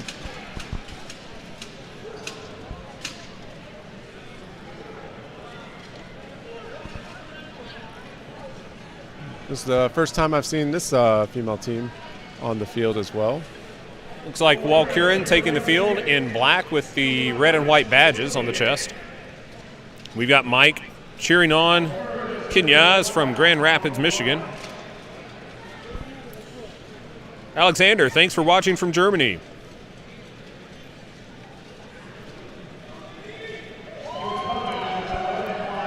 Kurt, thanks for joining us from the break room. We won't tell your secret if you carry this back to your workstation.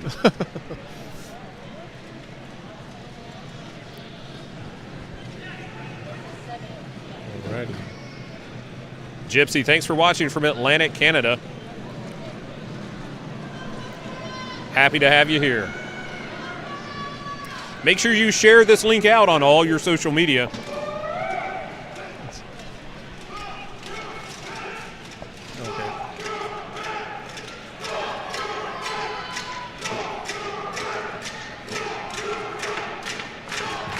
There we go. Oh, getting some chanting. Valkyrin. Yeah, there we go. Okay. Valkyrin, I do believe, is also out of Virginia. Okay. They look like they're mostly rocking two-handers as well. Great support from Iron Lions. Oh. Steel Coven on your left in red and black. Oh. The Marshals noticed something on one of the Steel Coven fighters, having a quick discussion. They might need to switch out quickly.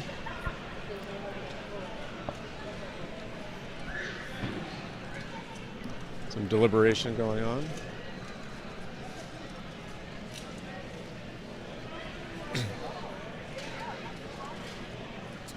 There we go. So swap's been made, so then get that fighter taken care of off the field. Get back into the fight. And the gates are closed. It's interesting to see Valkyrin has multiple backup axes, and Steel Coven have no backup weapons. They are thoroughly prepared to break plenty of those axes, which we would love to see here in the booth, but we'll see how that goes. A trade-off down early. Valkyrin coming in, dropping that heavy shot. So he's still tied 4-4. It's like one of the fighters got their weapons stuck in the top there. Oh, good some shots coming in. Hard shots. That's Steel Coven doing out. A good job of protecting their fighter from those Another shots. trade on the near side of the field. Now it's 3-3. It's like both those fighters heading over the top of this. Ooh, good shot to the head Oh, there. a great shot. I hope that gets a replay. Oh. And now Good it's 3-2 in favor of Steel Coven. Beautiful shot. I believe that is Stephanie dropping those bombs there on her. Oh, good. Oh, and a good kick, sweep. And brings them down. Now it's 2-1 as both fighters fell.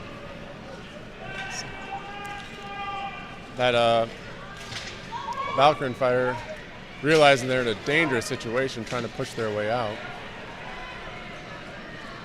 A very smart move there. We'll see if one of the Steel Coven makes a sacrificial move for a takedown. Oh!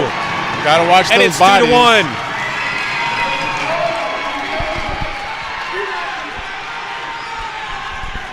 Got a little bit of a situation up here, but all good. Fight continues. And they take the W. What a great fight.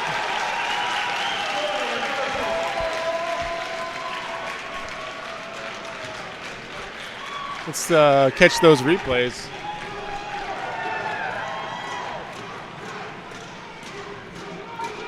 Oh, man, what a tough fight. Valkyrin putting in work, using those bodies to their advantage. Good throw from Steel Coven there. A great kick from under the leg, taking out their support and sending them down. A really good takedown there. Great field awareness from that Valkyrin fighter. And here we go. And got that, set up that throw perfectly. Alrighty. Back to... And did you catch the final score there? That was a 1-0 to the Valkyrin. Gates are closed, preparing for the next round.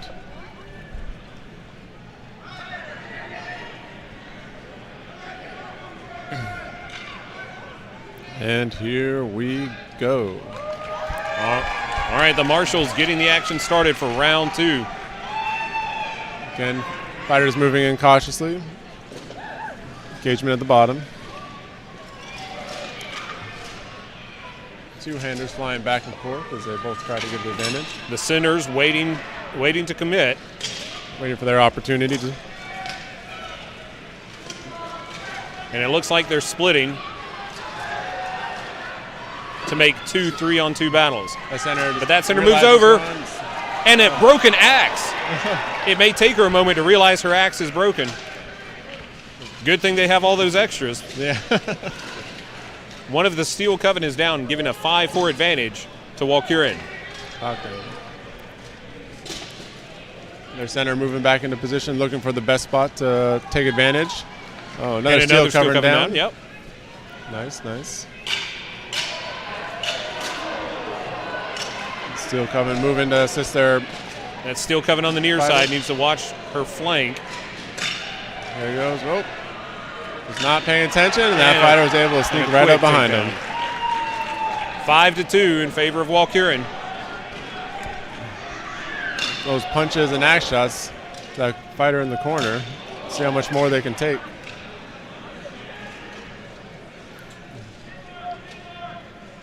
You can tell these fighters are starting to get a little tired. But see if they can. Oh, there we go. One more Steel Coven down. All right, that's 5-0. 5-0.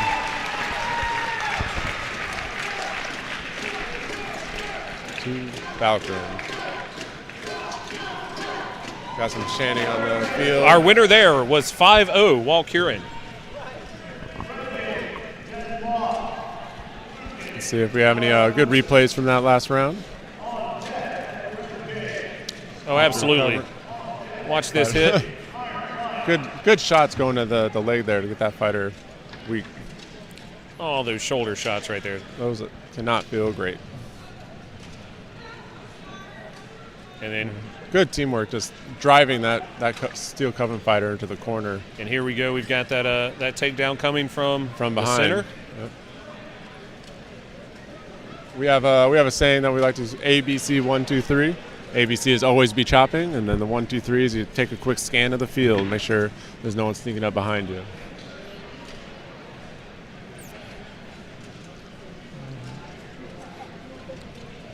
There we Good go. pull, yeah. Good teamwork. And I think that was about to be that broken axe. Oh yeah, snapped it right in half. Some of the crowd they were asking questions earlier and mentioned that the axes sometimes break, and I told them jokingly, for all the litigious folks out there, I was joking with them when I said if you catch it in your teeth, you get to keep it. Some of those might have taken that as a challenge. Well, immediately when I said that, all the small children around were like, look, I'm already missing teeth. And apparently they've been catching axes. So up next, we have Dinlock and the Mythics. Dinlock on the right in blue and white. The Mythics on the left in red and black. The Dinlock is a West Coast team, I do believe. I believe this is Dinlock's first fight. It is their first fight of the rounds, the matches.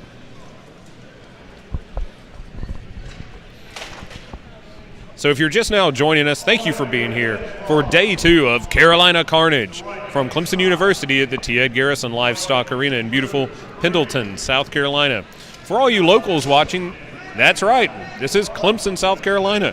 For those of you that are not from here, there's an invisible P in Clemson, often mispronounced phonetically as Clemson. Only locals know the truth. The well-guarded secret. Great contact in the middle there from Dinlock. Dinlock making a good play for the backfield. That fighter moving. She's moving quick. To take advantage of that. Let's see if she can spin out. And she's down. 2. Now it's 5 on 3. 5 on 3.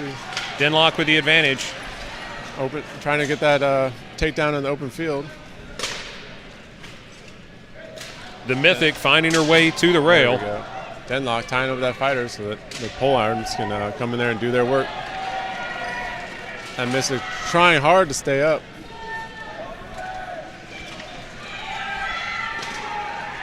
Strikes from the back there. Some hard shots on the top end. Beautiful. Good teamwork there, keeping them together back to back. Minimizing the strikes. All right. We have a suicide on the bottom there. We have 4-2.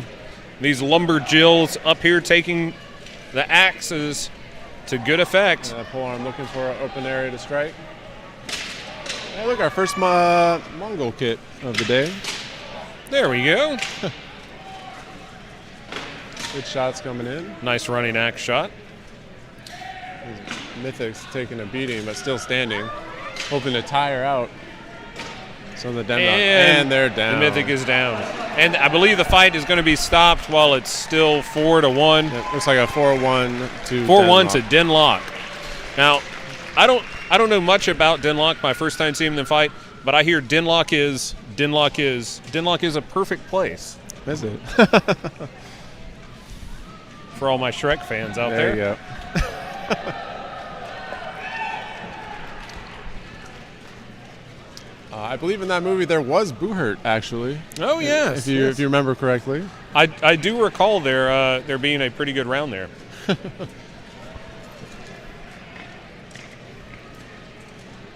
Beautiful shots coming in. Good shot to the elbow there. Dinlock using that teamwork, get that fighter down. Using the pommel for pressure.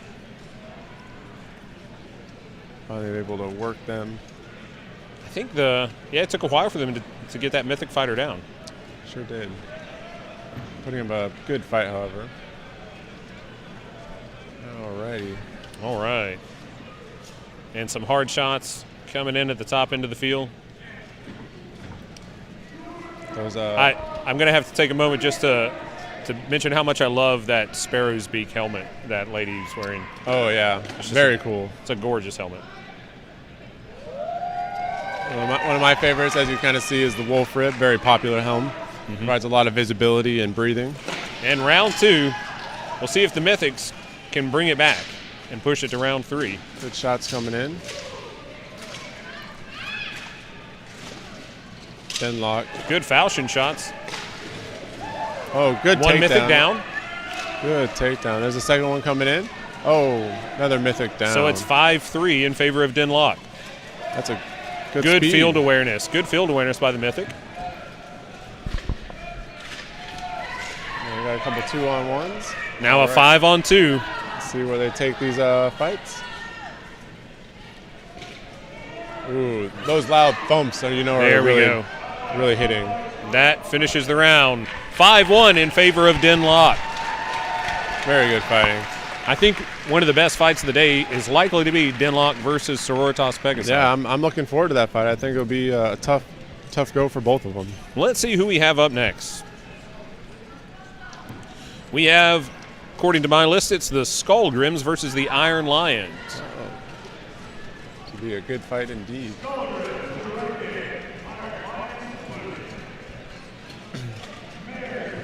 So I think the Skalgrims have the advantage on this one, but with the experience and teamwork. But Iron Lions surprised us already once. We'll see if they can keep the wins going. Great showing so far. Both teams have some huge fighters on the field that work to their advantage. And again, Iron Lions have some great strikers. They can keep those guys up and moving, then they can potentially take this W. Looks like it's the second fight for Iron Lions and maybe the third for Skalgrim. Iron Lions going 5-1, 5-1 in their first bout. Ooh. Teams lining up. Looks like they both have a good mix of two-handers and sword and shield. I certainly have to compliment these teams. They are very uniform in their dress, very easy for us viewers and commentators to tell who's who. Gotta appreciate that. There you go. Skalgrim and Iron Lions wrapping up in the top of the list there. Centers duking it out, looking for an advantage. Great movement there. Iron Lions. Oh, good footwork, keeping standing. Iron Lions doing a great job of keeping those grapples together. And we have a trade-off in the lower right, 4-4. Skalgrim going to help, see if they get that advantage on that 2-1. Good snipe shot there. And a trip. That's a trade. 3-3. Gotta watch out for those dead bodies. They like to get stacked up. Alrighty. I think there's about to be a shot from the back. Yep, there it goes. You gotta watch it. Oh, managed to stay on his feet. And a trade. It's 2-1. I felt that through the shot camera. To the back. 2-0 in favor of Skalgrim in painful fashion. How many times today have we seen those back charges? Field awareness is a huge key in this game, and you cannot leave your back to the open field for very long like that. But the Iron Lions really took it to Skalgrim. I believe they Here we go. We can watch chance. Some good axe shots. And I think in just a second we're going to see a wide shot of Skalgrim coming around. Yep, here it comes here.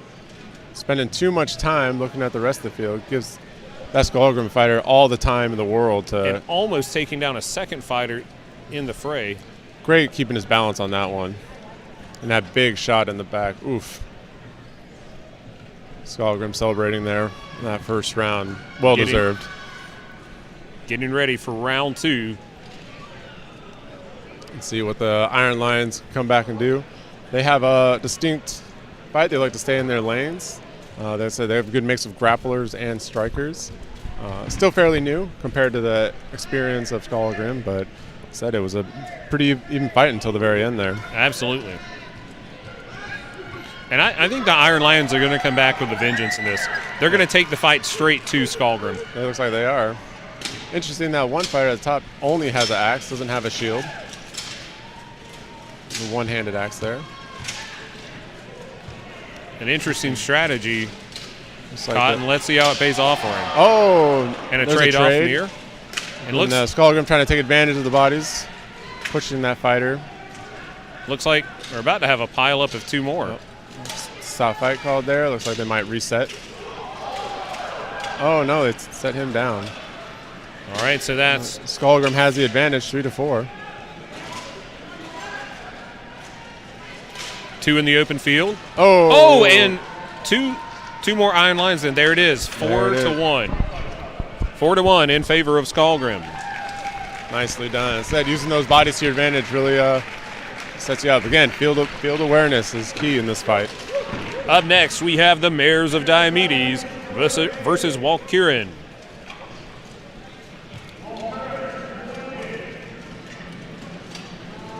There we go.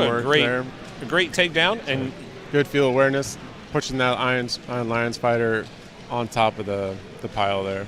And good work by the marshals, keeping an eye on the action.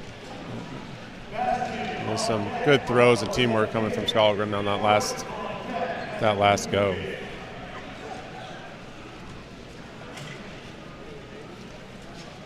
All right, I think this is a good time to thank our sponsors.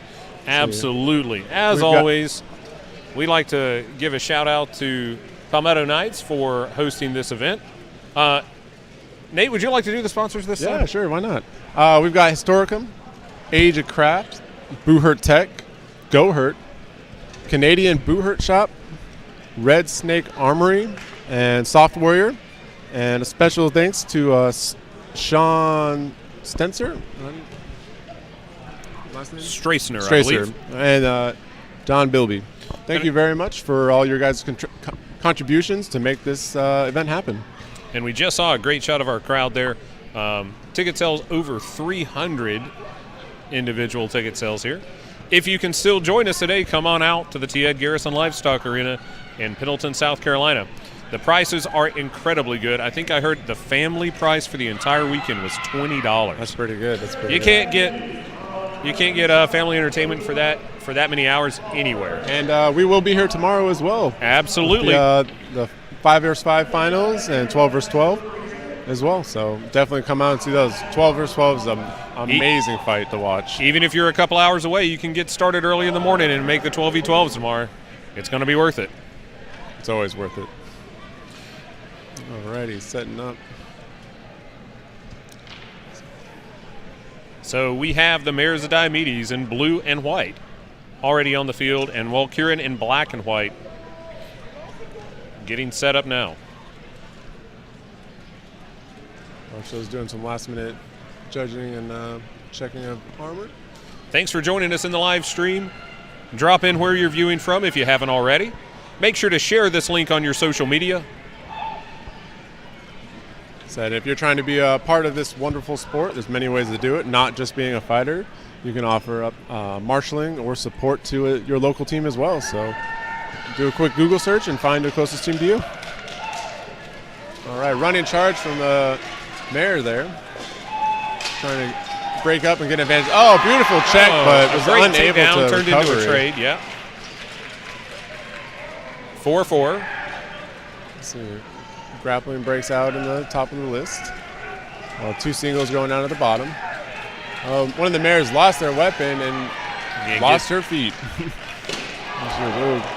shots going to the shoulder there. Strong shots coming in. How long can she take those shots and let go of that other fighter before she engage them? Looks like the mare has some backup coming. Good distraction to get her off, so maybe she can take advantage of that throw going on over there. And another mare down, 4-2. All right. Valkyrin putting in work. There's another and one there it is. Down. That's going to be 3-1 in favor of Valkyrin. Valkyrin.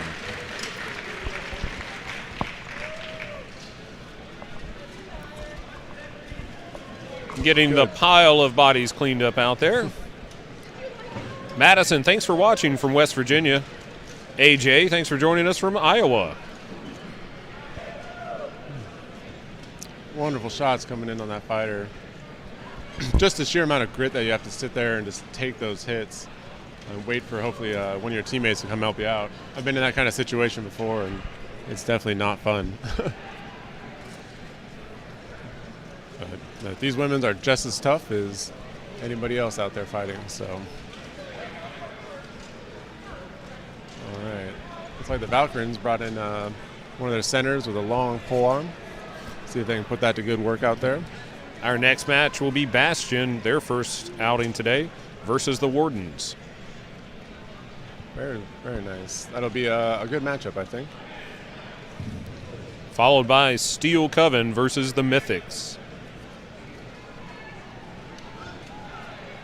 Alrighty. Okay. If you want to see the full schedule, it's at palmettoknights.com/Carolina-Carnage. If you go to the Palmetto Knights homepage, you can follow the link for Carolina Carnage to get the full list. Alrighty.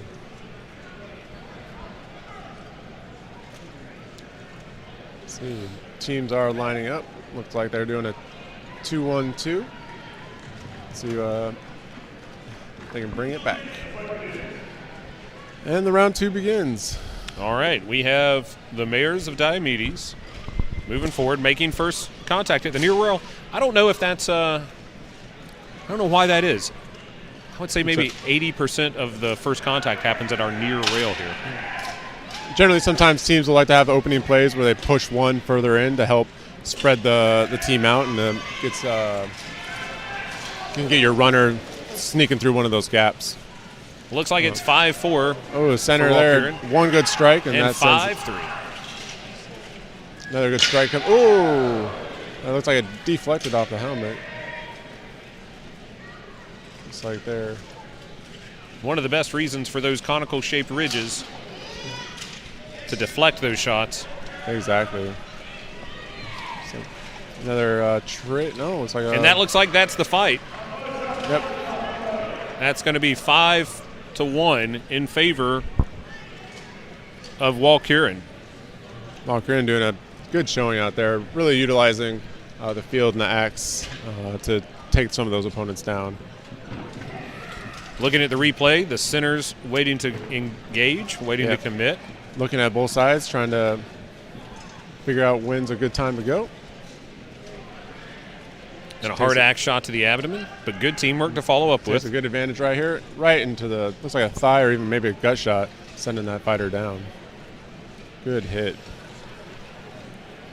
As you can see, checking the field. Again, good field awareness, going over there to help their teammate get that shot down. Taking advantage of those milliseconds of time. And we have the Wardens taking the field in blue and white, fighting out of Colorado.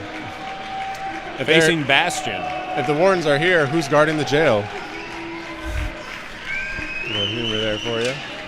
All right. So Bastion taking the field in blue and gold. Do you know where Bastion is fighting out of? Bastion is actually out of South Carolina as well. They're not too far from here. They're a newly formed team. This is a team, yeah. This is their first debut as well. Both new teams. Excited to see how they fight. But based on the last fight I saw of the Wardens, I think they have the edge in this fight. Bastion does have a handful of veterans, and we've got another Mongol kid on the field for you. Yeah, I think Skalgrim fielded an alternate. They did, yeah. They did as well. So you see a couple Eastern kids. Love to see those. Let's see. I actually believe one of the Bastion fighters is borrowing one of my gauntlets, so hopefully he doesn't get too tore up while he's out there. I hope not.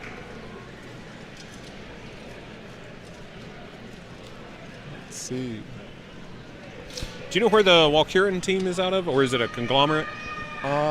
I am not sure where they actually are out of. Oh yeah, Virginia. Sorry, they are out of Virginia. That's right. We just got an update that Valkyrin is the Virginia team. I believe the mayors of Diomedes is out of Nashville, I think. Out of Asheville? Nashville. Okay. Here we go with the Wardens. Wardens pushing up, getting some good shots in the opening fire there. Bastion fighters doing their best to stay up. The center engaging, taking a little bit of stress off that fighter. Still 5 versus 5. Oh! It looks like a trade there. Quickly engaged. Yeah, there's the trade. One of the big fighters from Bastion helping on that 2-on-1, trying to free. Oh, looks like one of the visors from the Bastion's fighter has been down. He needs to take a seat. The hard did shot not out there see in the that, corner. but he went down. What do we got? It looks like a 4-on-2. Oh, here comes your back shot. Oh. There we go. Oh, 3. It's like 3-on-4 still at the moment.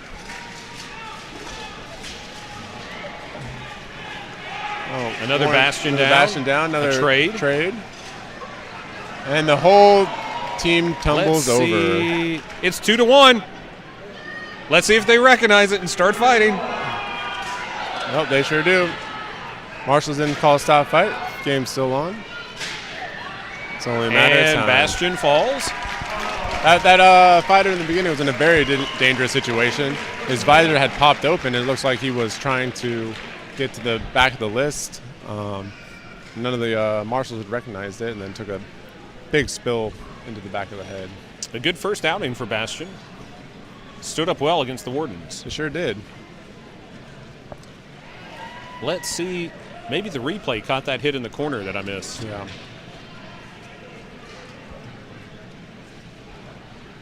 Bastion's almost actually taken the Wardens. Good trip attempt there. And I think this polearm fighter breaks away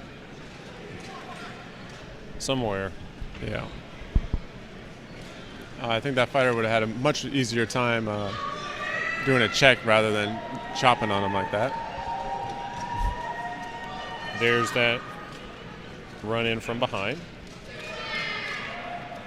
Massive pileup going on there. People always fighting the corners like that is always difficult, especially trying to get those takedowns. Sounds like two hardware stores crashing into one another. Nuts and bolts go flying everywhere. All right, teams lining up again, setting up. See if the Wardens can have a successful second round. In the break, we'll give you some of the results from yesterday's 1v1. Actually, we're going to wait on that since round 2 is getting started now. It's just starting now. Like Bastion's going in an early kick. Great initial contact. Trade? A trade. Oh. A Bastion down. It's 4-3 for the Wardens. A hard shot from behind. 4-2 for the Wardens. And a fight in the open field. 1 versus 1. There you go. That Warren's going to help his teammates over there. And that's the fight. That's 3-1 for the Wardens. Good teamwork there by the Wardens, getting those quick takedowns, swinging the advantage to their side. Still so far not seeing a whole lot of round 3 action. I think we had 1 earlier. We've had 1 round go to round 3 so far. Up next, we have the Mythics and the Steel Coven. Mythics will be entering in from the left side of your screen in the blue gate. Steel Coven from the right in the red. All right. I think now would be a good time for those 1v1 results. Well, in that case, let's go ahead and jump to Longsword. Some of my favorite competitors in that list. We have first place in men's Longsword was Jonathan McCartney. In a close second place, we have our own Nate Moose Lord Maxfield. Congratulations on that. Thank you. And that was such a close fight. I believe it was separated by only 1 point. 1 point was the difference. Third place was Ben Splitter. Myself, I competed in Longsword, and I awarded myself copper, as I said earlier, since I lost to both the gold and bronze medalist. And then in the ladies' longsword, Julie Peterson won first place, Celeste was second, and Spencer Sybeck placed third. Definitely the competition, even for 1v1s, is on the rise as well. And none of those fights were easy for me yesterday. Absolutely. Some of the polearm results from yesterday. In the men's polearm, we had Bohumil from the White Company taking first place. Matthew Creedigan took second place, and Matt Stansby took third. In women's polearm, Spencer Sybeck was first, Amanda Hatt was second, and Ashley Fry was third. I think you may notice one of our marshals, the Team Yellow, out there, sporting the Marshall-colored Crocs. Oh, classic. Definitely those are historical. I hope he has them in sport mode with the retaining straps down. Of course. Yeah. Definitely. Here we go. The first round. Criteria 21st century. All right. There we go. With those opening axe shots. Center split and engage in 3-on-2. Could have had that good back check there, but both fighters go down. Still 4-on-4. Looks like Steel Coven has the advantage on the top of the rail.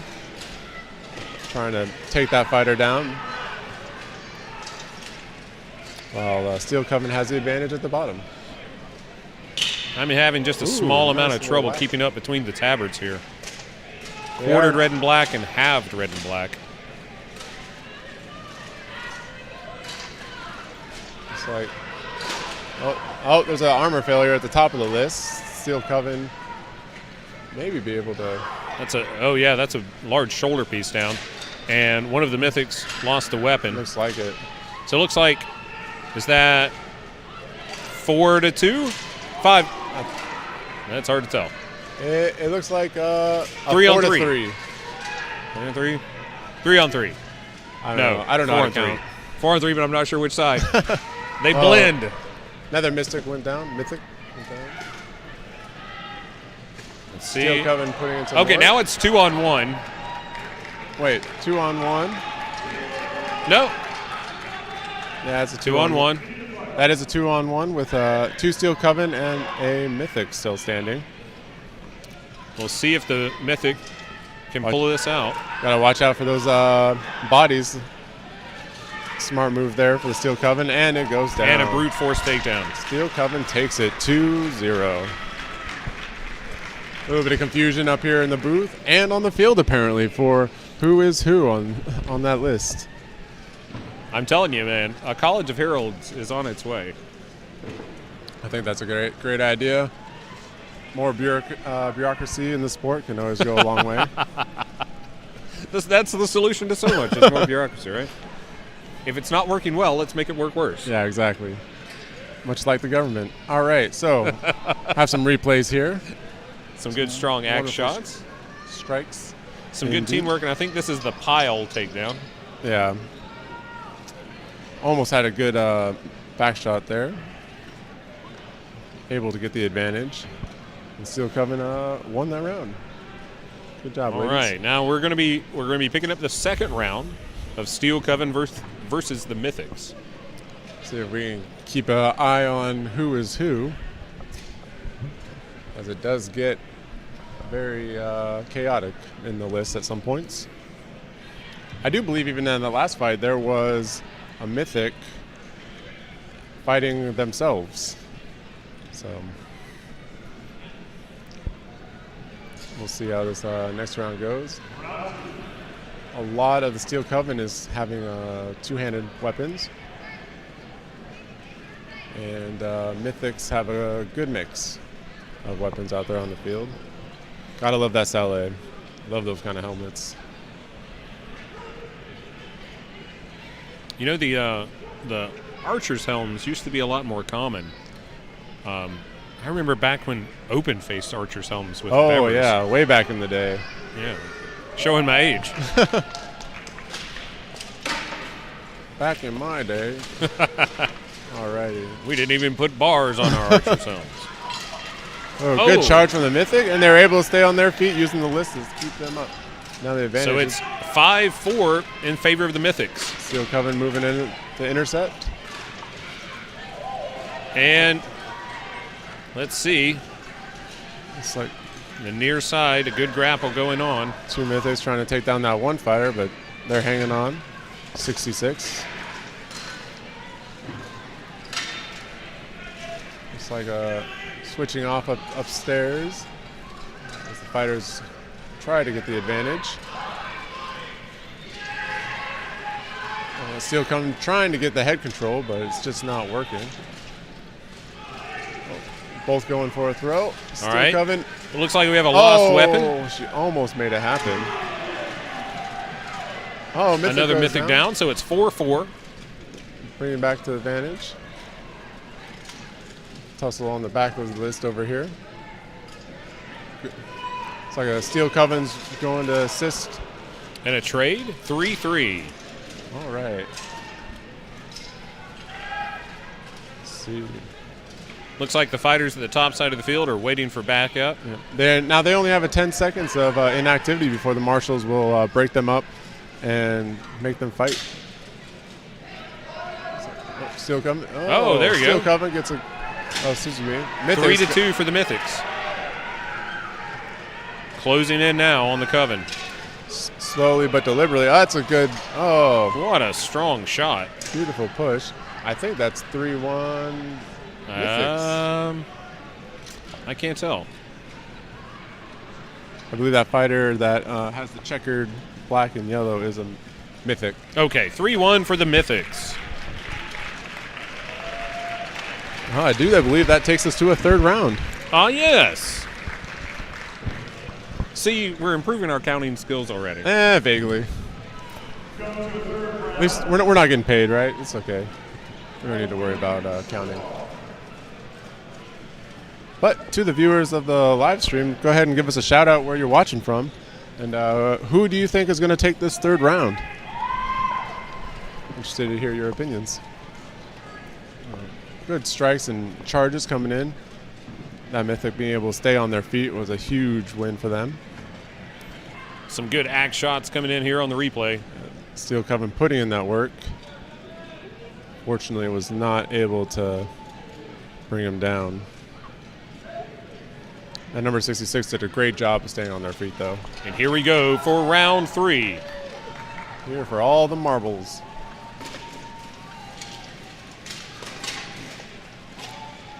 Mythics pushing deep into the Steel Coven's lines at the bottom of the list. Their runner making a move to try to get that Steel Coven down. It looked like a half shot. Oh, good shot to the chest. Although now that Mythic finds itself dealing with 2 Steel Coven. Oh, looks like one of them's lost their weapon and go back to retrieve it. Steel Coven.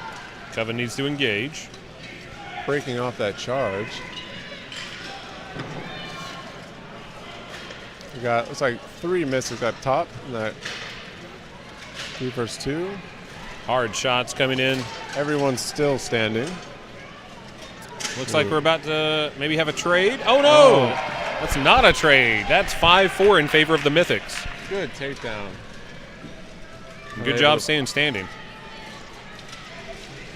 Another Coven down. Someone lost a gauntlet. It was like a Mystic fighter lost a gauntlet there and sat down. So that's going to put it at 4-3 in favor of the Mythics. If that Mythic in the Barbu doesn't watch out, they're trying to get over there to help friends. Able to get over there, not enough power to take anybody down. Steel Coven, a Mythic. They'll call a quick stop fight to figure out 3-1. Who's still over there. I think it's going to be a 2-on-1. I think it's a 3-1. Oh. I do believe you are correct. Those big pile-ups, it's always hard to tell who's going to come out on top. So 3-1 in favor of the Mythics. As long as you're not the bottom guy, it's always works out. And Skalgrim will be up next, facing Bastion. Skalgrim, one of our international teams, fighting out of Canada. They will be in the orange. unless someone in the chat wants to correct me and say it's salmon. Burnt orange, actually. Burnt orange, yeah, correct. Medium rare orange. Bastion fighting out of South Some nice Carolina. replay action going on. Oh, yeah, very good. Fighters making those good crosses and making use of those free strikes that they're getting in. Help bringing opponents down. It might not look like much, but those strikes do a lot of damage. All right. Bastion up. Coming out with mostly good mix of two-handers and shield weapons. Skalgrim looks like they're running a 2-1-2 with a two-hander in the middle as their center. It's always a nice that allows you to, as a center, be able to go on which side of the list you need the most help in. So, also a good checking weapon, as we've seen a lot here today. I do believe Skalgrim's going to edge out Bastion in this fight, but as always, we've seen crazier things happen. Are you making sword puns already? Oh, look, a pair of maces out there. Oh, don't see too many of those. Skalgrim tight on the top. You see that in a classic type formation. Bastion just going punches after punches. And those maces look like they're set up for punching. They are indeed. And that push. Oh, big strikes coming into that Bastion fighter. He's trying his hardest to get out of there, but it's interesting if some of these fighters fell and just stayed laying down rather than sitting up, it would change the dynamic of a lot of this. Something going on in that corner of the list there. Looks like we have maybe 5-2. I think, yeah, 5-2 Skalgrims. 5-2 Skalgrim. Oh. Those thuds are always the hardest hits. So that's generally hitting and straight brig. And it's 5-0. How did that happen? How did it go 5-0? Did somebody fall? Did two fall at the same time?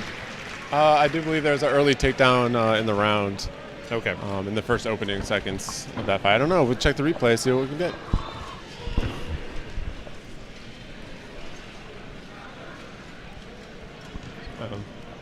Guess we didn't have any replays in that one, unfortunately, but so in this next round, Bastion's going to need to come out swinging, but they did last time as well. Those the fighter with that mace came out with 20 punches. Some replays now. All right, so we have some movement over toward the corner.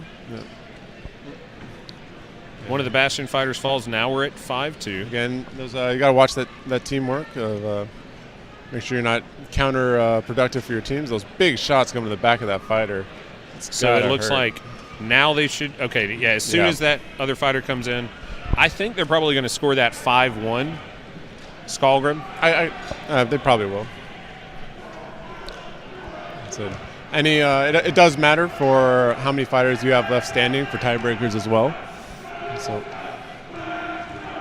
we've got some chanting going on for Bastion. So they're another local team here in South Carolina. All right. Fighters lining up.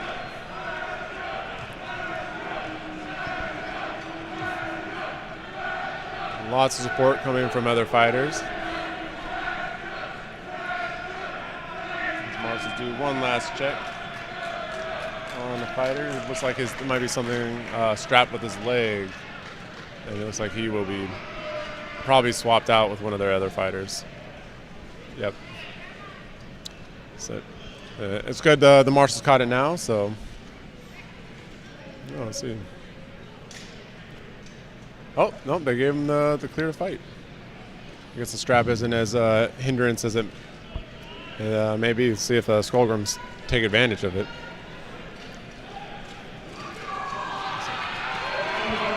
Skalgrim moving up. Here we go. Round 2. Classic. And that mace fighter still not taking any time to wait. Good shots coming in on the upper part of the list there. One Bastion fighter down, 5-4 Skalgrim. Ooh, big shots coming into that fighter. Ooh, from Skalgrim. Good field awareness from that fighter. A trade down there, 4-3. Shots going into Another Helm. Bastion down, 4-2. He's doing his best to protect him from taking those shots. Let's see, and it's a trade. It's 3-1 in favor of Skalgrim. Good fight, good fight. Up next, we have the ladies 5v5 Denlock versus Steel Coven. That should be a good round as well. Absolutely. Let's see if we can get some of the replay shots of those axe shots coming in. Watch that fighter in the middle in the Mongol kit. Very mobile, but swinging that poleaxe for effect. Very good field awareness, that fighter. Knowing when to... Oh, kidneys. There they go. Winding up. You'll see the fighter move his opponent into the way so he can stop taking those shots. When in doubt, use your opponent as a shield. There is nothing in the rules against that. Alrighty, Steel Coven entering the list on the right, and Denlock on the left. Oh, thank goodness. They have contrasting tabards. Oh, finally. A joy. Joy of joys. On your right, Steel Coven in black and red. On your left, we have Denlock, dominant in the early performances, 4-1 and 5-1. Respectively, yeah. And I'm expecting a showdown between Denlock and Sororitas Pegasai coming up. I do believe so as well. Up next, we'll have Sororitas Pegasai and Valkyrin. All right. Denlock moving up, taking a good portion of the list on them.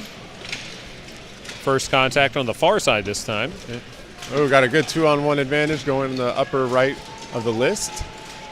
See if they can get that throw. Trying hard. Oh, a trade in the center. Trade there in the center. 4-4. Oh, good. A hit from behind. See if they're able to capitalize on it. And they are. And they do. Staying up. Perfect. 4-3 for Denlock. That fighter's down. 4-2 Denlock. Advantage to Denlock as that fighter is moving to engage. They're trying to get the head control for the grapple, for the takedown. So in a situation like this, would you prefer a 2-2-on-2 fights or 1 3-on-2 and the other just kind of holding 1-on-1? Or 3-on-1? Personally, I would probably take a 2-on-1 over a 3-on-1 and 1-on-1. There we go. You tend to have a little bit more of a chance to equal the fight. A 3-on-1 is just so hard to overcome. I think they're going to call that one maybe a 3-0 possibly because the other Steel Coven fighter was on her way down before they had called a stop fight. So potentially, yeah. Setting back up for round 2. Again, these are women fighters we have on the list currently. Just reminding everybody that this sport is for everyone. You do have to be 18 years or older to participate in the list, but it doesn't stop you from getting a hold of a team and training until then. I think our youngest competitor yesterday was 18 years old in his first tournament. And he had been training with us with Palmetto Knights for several years now. For 3 or 4 years, right? Yeah. So, had some and he replays. made a large portion of his armor himself, and it's a beautiful set of armor as well. Yeah, so start him young. We also have, there's a thing called Soft Kit that you can get into that mimics armor, but it's padded. And check out our sponsors, Soft Warrior and Age of Craft, for their supplies on that. Ooh. Right. Oh, here comes a shot from behind. Oh, not able to capitalize. Still coming down. 5-4. And a domino effect on those dead bodies. 4-3 for Denlock. 2-1 advantage to Denlock at the bottom of the list. And a 1-on-1 here at the top. Some good pommel shots up top. Oh, able to nearly a groin attack. Let's see. We've got a 2-on-1 on both sides. Advantage to Denlock. 4-2 Denlock. Looks like they're breaking away. Both breaking off. Trying to... Ooh, shots raining in on that shots. Steel Coven. Using that buckler. Although Steel Coven's not going down without a fight. Staying up, using the list to help push themselves back up. Those axe. Looks like someone lost an axe. I think that's going to be Steel Coven lost an axe. They're working to get their way over there. But there's no weapons waiting. They can't hand them. Yeah, they got to have it on the list themselves. That could be a yellow card if you actually hand them to it. And it's a looks like a 4-1 to Denlock. 4-1 Denlock. Another dominant performance. Although Steel Coven made them work for it there at the end. Up next, we have Sororitas Pegasai versus Valkyrin. In Sororitas Pegasai's opening bout, they went 5-1. In their second bout, they went 5-1, 5-1. In their third bout, they went 5-1, 5-1. I don't think Pegasai has dropped a round or even a fighter so far at this junction of the tournament. Ooh, good shot to the hip there. One of the fighters got their axe caught in the leg. That Steel Coven fighter not exactly sure what they should do. Nice shots coming in. That Steel Coven taking a brutal hit, but still managed to stay up. Tough fighters. Let's see if this shows the final takedown here. I missed it. These are strong leg shots. Oh, yeah. Just chopping away at the tree until it's finally time to go down. It's a good charge here. Just wasn't able to get the footing that they needed to take that fighter down.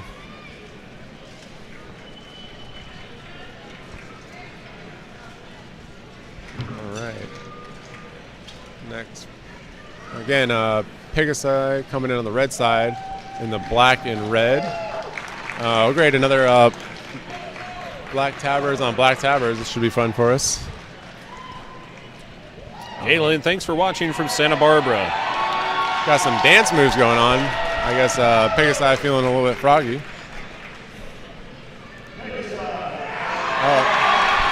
Of course, we've got twerking. Viewer discretion is advised.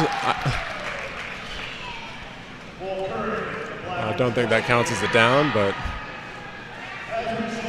someone is Fortnite dancing.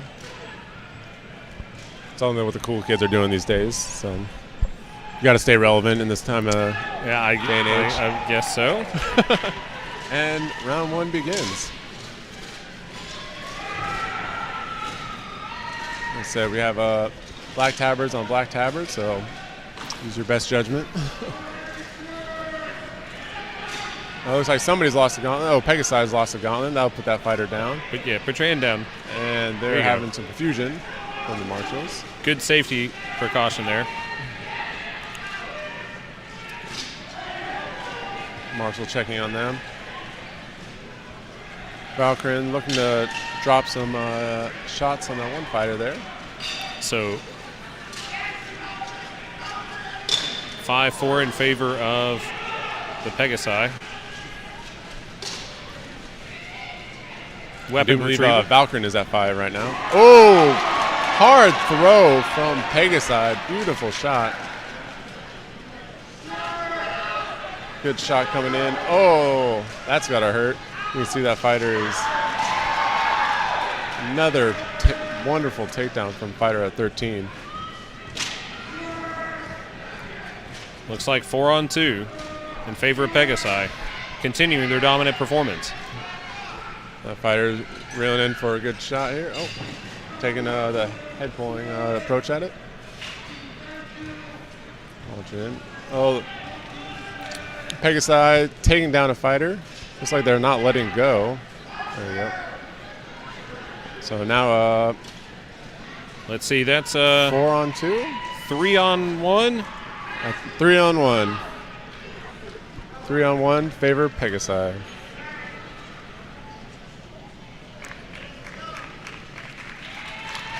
Good All right, shot. 3-on-1 favor Pegasai. That's the first time Pegasai have lost a fighter in a round. They did lose it due to armor failure. I think that fighter lost their gauntlet in that throw. I think he might. And then I think there may have been. Let's see if we can see the end here. That's beautiful throw there. Sent them flying. That was a loud thud on the ground. And some more good shots coming in here. So I'm not sure. It may have ended 4-1 Pegasai. Not sure. I'm sure the scorekeepers are keeping track. We're just up here in the booth announcing what we see. Up next, we have Steel Company versus the Wardens. That should be a good fight as well. I do believe the Wardens will probably make it out of their pool along with Skalgrim. If I had to place any bets, that's who I'd be putting them on.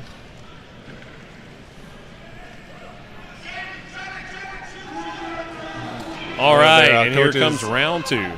Chugga chewing onto the list. So that fighter in the middle is feeling very confident, as they should. Going for their trick from behind.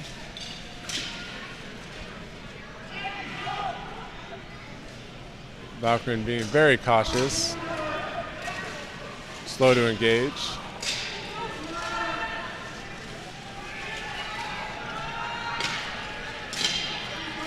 Ooh. Oh, a good dodge. But it looked like the dodge was to flee the list, which might not have been a bad idea. Oh, another Pegasai down on the top of the list. Let's see, I think we're at 5-2. 5-2 in favor of Pegasai.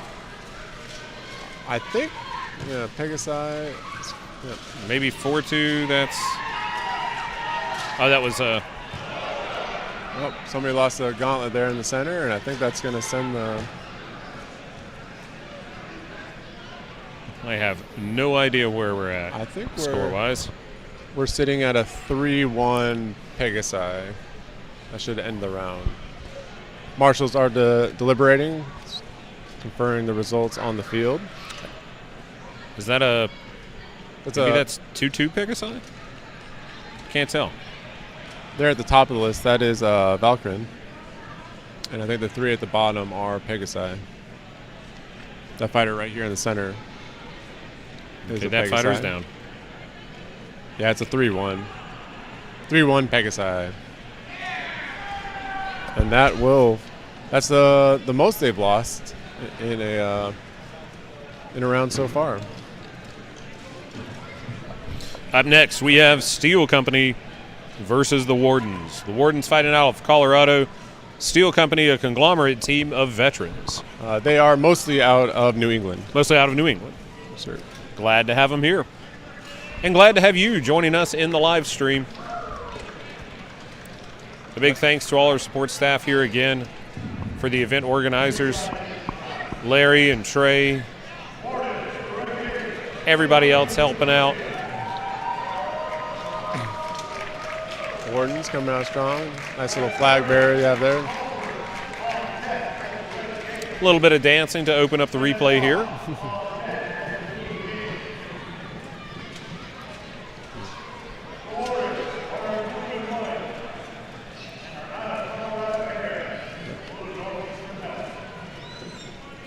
Up next, we have Valkyrin and Denlock. Alrighty. I think currently the Wardens are sitting at 2-1, and Steel Company. I don't think Steel Company's won one yet. It's all right. Some greeting going on between these teams, hugging it out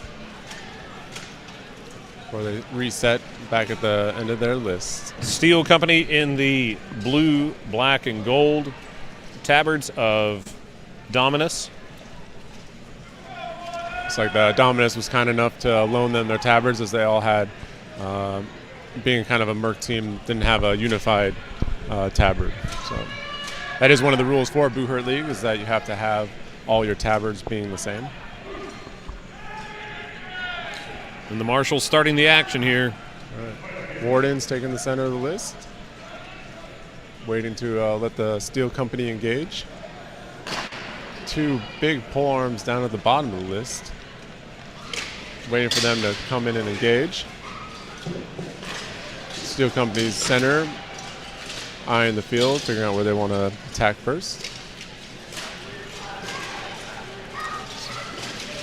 Oh, and there's a trip right over Warden. Field awareness again. So it's 4-3 in favor of Steel Company. Yep, Steel Company. Oh, good throw from the Wardens. Now 3-3, evenly matched.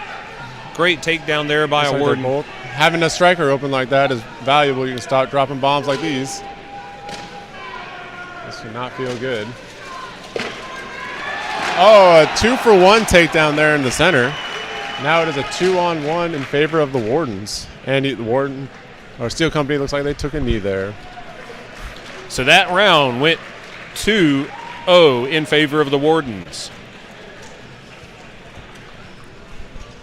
Let's see if we can get another shot of those 2-for-1 suicide. There's the opening axe shots. You know, you don't always want to go down by yourself. It feels a little bit better when you go down with 2. That was a nice dodge by that fighter and a throw by him as well. There you go, a good clean takedown. Let's see, here's looks like it's going to be the double. He's definitely got both of those fighters wrapped up and able to take them both down with him. Of course you're going Mr. Frodo, and I'm going with you.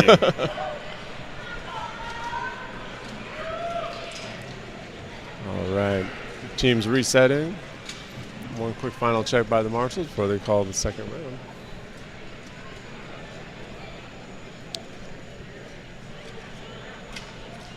I recognize one of those Warden competitors as a former teammate from Palmetto Knights, standing head and shoulders above most of his compatriots. That's Ian there in the large great helm with the poleaxe. He recently moved out to Colorado, and they formed the team, the Wardens, and this is their first outing as a fully fledged team out of Colorado. Glad to see him taking the field. Big shots. Oh, nice. Oh, and lost an axe. Hitting that weapon straight out. Steel Company. One Steel Company down. 5-4 Wardens. Advantage to the Wardens at the bottom there. Oh. And a Warden down. 4-4. Takes one. Oh. Big shot. Oh, Warden. Oh, a hard hit. Huge check bouncing into the list and then taking them down. And so we had more folks down, and a gauntlet came off, so it's 3-1 Wardens. Good job. That was a huge check. A great round 2. It looked like a pinball out there. Sounded like a 2. Up next, Valkyrin versus Denlock. Should be a good evenly matched fight as well. This replay. Ian with those big shots, knocking that axe, really set up the advantage there for them. And then getting a good throw, tying him up. Good field awareness by the Wardens. And good field awareness for that fighter there. Engaging those two. Here's that big check. There we go. And a stumble back, and a stumble back, and a fall, and then their weapons were locked. Yep. And that took the round for them. Good fighting there by the Wardens.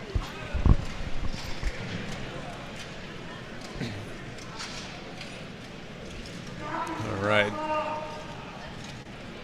Denlock on the left in the blue and white. Valkyrin in the black. Both these teams have been fighting really well today. See who's able to edge out the advantage.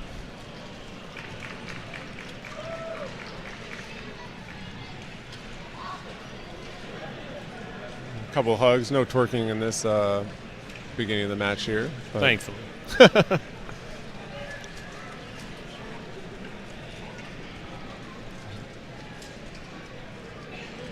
As a reminder, these are our female teams. Yes, I said female. This sport is for everyone, male and female. You have to be 18 or older to participate, but once you come of that age, you can get in armor and battle out here in the list. And don't get me wrong, I'm all for dancing in armor. There's a fun video of me doing some swing dancing with one of the female competitors as well. Just, we've got some kids in the crowd. Yeah, of course. Alrighty. First round, Denlock versus Valkyrin. Valkyrin making the move to the top of the list. And a quick trade takedown, 4-4. Centers engage with each other. Oh, wonderful takedown there by the center for Denlock. Denlock moves to intercept that Varden fighter. Oh, looks like there might be another trade. Another trade. They almost had that. So 3-2 in favor of Denlock. Ooh, big shots coming down there into the corner. Important to watch those shots. Make sure you don't throw them into the hand of your teammate. Definitely. Looks like and we got another trade. It's now 2-on-1. 2-on-1 in favor of Denlock. If I was that Wardens fighter, I'd stay very clear of those bodies. Lining up the shots. Oh, taking it to him, so not taking those heavy axes. And a tie. Our first draw of the day. There was a time draw earlier, 1-1. This is the first 0-0 draw. That means they will fight again. Then they can go up to three rounds. Best 2 out of 3 on these. They do have a total time limit of 10 minutes on the match. So otherwise, it breaks down to fighter standing on the points around. That was a good fight by that Valkyrin fighter.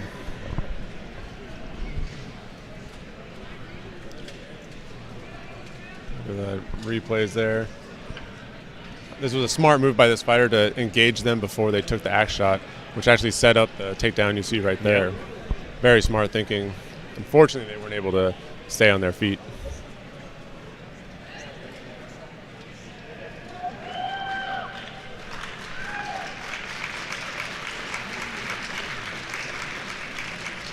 Yeah, up to you.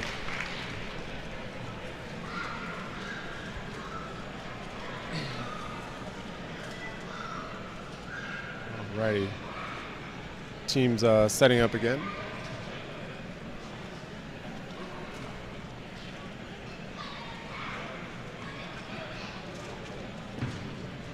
More dancing coming from the list. Although we like to smash each other in the face with axes, we do have a sense of humor out there as well. Showing some of the mobility of our athletes.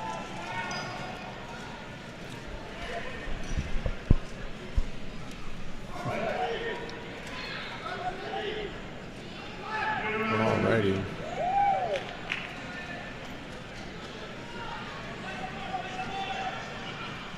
Both teams starting off slow as they engage each other on the list. Some hard polearm shots.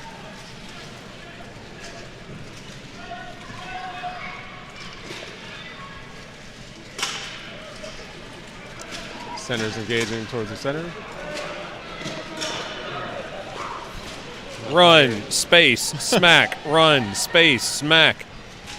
Yeah, Denlock definitely making use of their mobility. Still, no, we have a good takedown there from Denlock in the bottom left corner. One Valkyrin down. Oh, and a good smash from Denlock on that runner. Total blind spot there. Looks like 5-2. 5-2 in favor of Denlock.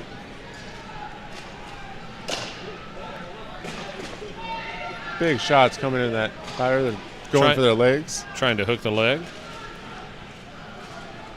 valiant effort staying up 3-on-1. There we go. Both of them. Someone in the crown saying sweep the leg. And there we go. Down. 5-1 in favor of Denlock. Hard fought battle. Now we go to round 3 of Denlock versus Valkyrin. Valkyrin fighting out of Virginia, specifically the D.C. area. And Denlock is from the West Coast. Appreciate them traveling all this way out here to join us at the Clemson University and Ed Garrison Livestock Arena in South Carolina. Such a great venue to have for such a sport. Absolutely. We have 16 men's 5v5 teams represented and 6 women's 5v5 teams. Definitely. Over 260 competitors signed up for this event, one of the largest we've had in the United States and North America. And that's all made happen by the Palomino Knights, Larry, the support staff, marshals, and everyone here up in the booth, and our streaming squad as well. So big thanks to everyone that's helped make this event awesome and memorable one at that. Absolutely. See, after this next fight, it looks like we have Steel Company and Bastion up next. Seems Denlock is deciding on the last fighter from their side to take the field. Gates are closing, getting ready for some more action. Alrighty. Let's see if Valkyrin can take this to a 4th round.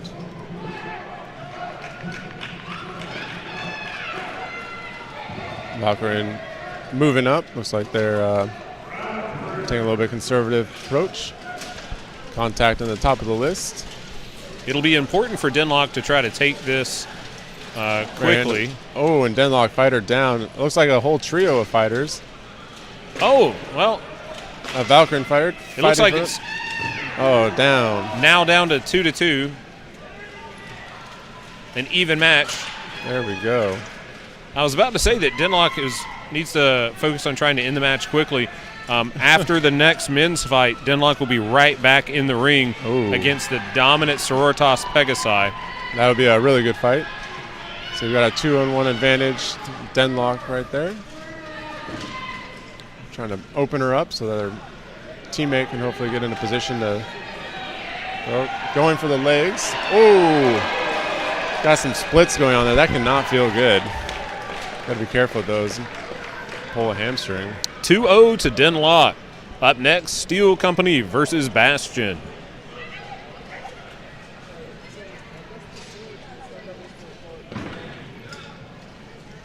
All right, let's see if we get those replays. Good communication there on the field with Denlock. Their center pointing out where they should be going and striking. The first set of takedowns. Had a pile up in the top there. Set up for this nice shot here. Denlock makes that next takedown to even the fight out. Using the rail to help keep her stable.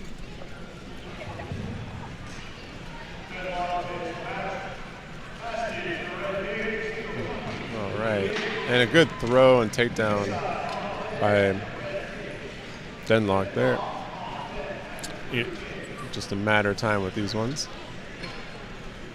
And there's that leg grab and for the final takedown. So after this match, Denlock will be right back in it. So far, I've been excited to see the Denlock versus Sororitas Pegasai match.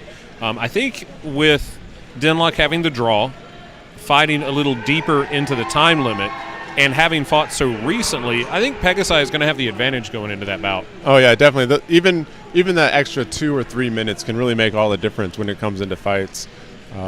Back-to-back fights. I had to do that yesterday, and I definitely think that had an effect on that final round where I only had a minute or two to go back into the match. So it makes all the difference. We got Bastion here in the yellow and blue.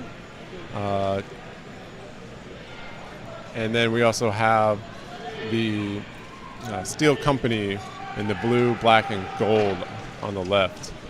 And start fight has been called. Round 1 is underway. Looks like Bastion's center is leaning off towards the back, while Steel Company takes their classic 3-2-1. Steel Company fighter makes a sprint into the backfield. Ooh, and Bastion with an early lead. 2 takedowns. And again, it's 5-2. Steel Company falling like dominoes. And 5-1. That's the fight. Marshall Company stepping in there. Good, quick takedowns there at the bottom of the list. Bastion with the win, 5-1. It just shows you what kind of effect taking those quick takedowns have on the match itself. So here we go again. Watch. Good takedown, Dylan. Good spinning him around. Takedown in a second. And there's that hit from behind that you love to see. Oh yeah, just been seeing that happen all day with these teams, and then just overpowering that last fighter, bringing them down for the 5-1 victory.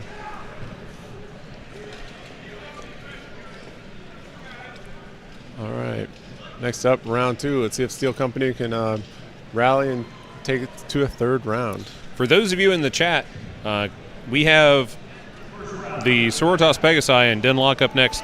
Love to hear what you have to say, what you think about that matchup coming up. They've been both very dominant teams. It's time to see them face off. Who do you think is going to come out on top?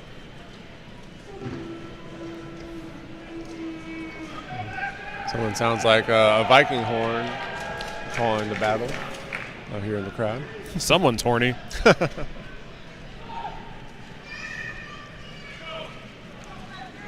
Alrighty. Bastion moving up slowly again. Engaging at the top. You got to be careful because spreading yourself out so it then doesn't leave you there's a lot of distance that your center has to cover to get back into the fight. Good movement there by Steel Company. Fighter happened to be sat down. I'm not sure why. He spent a lot of time leaning on the down to Bastion fighter. Gotcha. I think. All right. Well, it looks like Bastion has the advantage. And that's Bastion. It. Bastion 5? takes the W. They have one down. So okay. So Bastion 4-1 over Steel Company. Great fights there. Quick on the takedowns and able to easily capitalize on that afterwards. So based on the statistics and the fact that we've got a quick time split, I'm going to say, this is just my prediction, that Pegasai is going to win in a 3-round fashion. I don't know. The way I've seen Pegasai and as dominant as they've been all day, unless Denlock takes up and ties in that fighter 13, they'll have a good chance to win. But if they're not able to contain that fighter, then I think it'll be a 2-0 Pegasai. What's our chat saying about the next? So Thomas says that fighting Sororitas Pegasai is all about controlling their center 13. Yep. Perfect observation. I agree totally with you.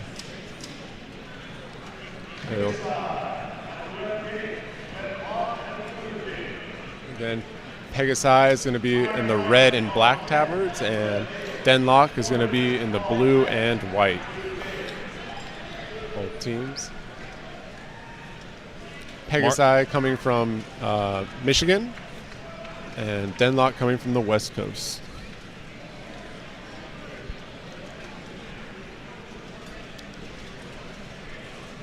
I'm excited. I think Denlock does have a good gas tank on a lot of their fighters. They have experienced fighters. So I'll be interested to see how this match goes down. I think it's going to be a good one. After this round, we'll try to get you after this match, we'll try to get you some of the results from day one. If you're looking for those, you can also find them on PalmettoKnights.com under the Carolina Carnage link. There are spreadsheets at the bottom that tell you not only the results from yesterday, but the upcoming matches and tomorrow's matches.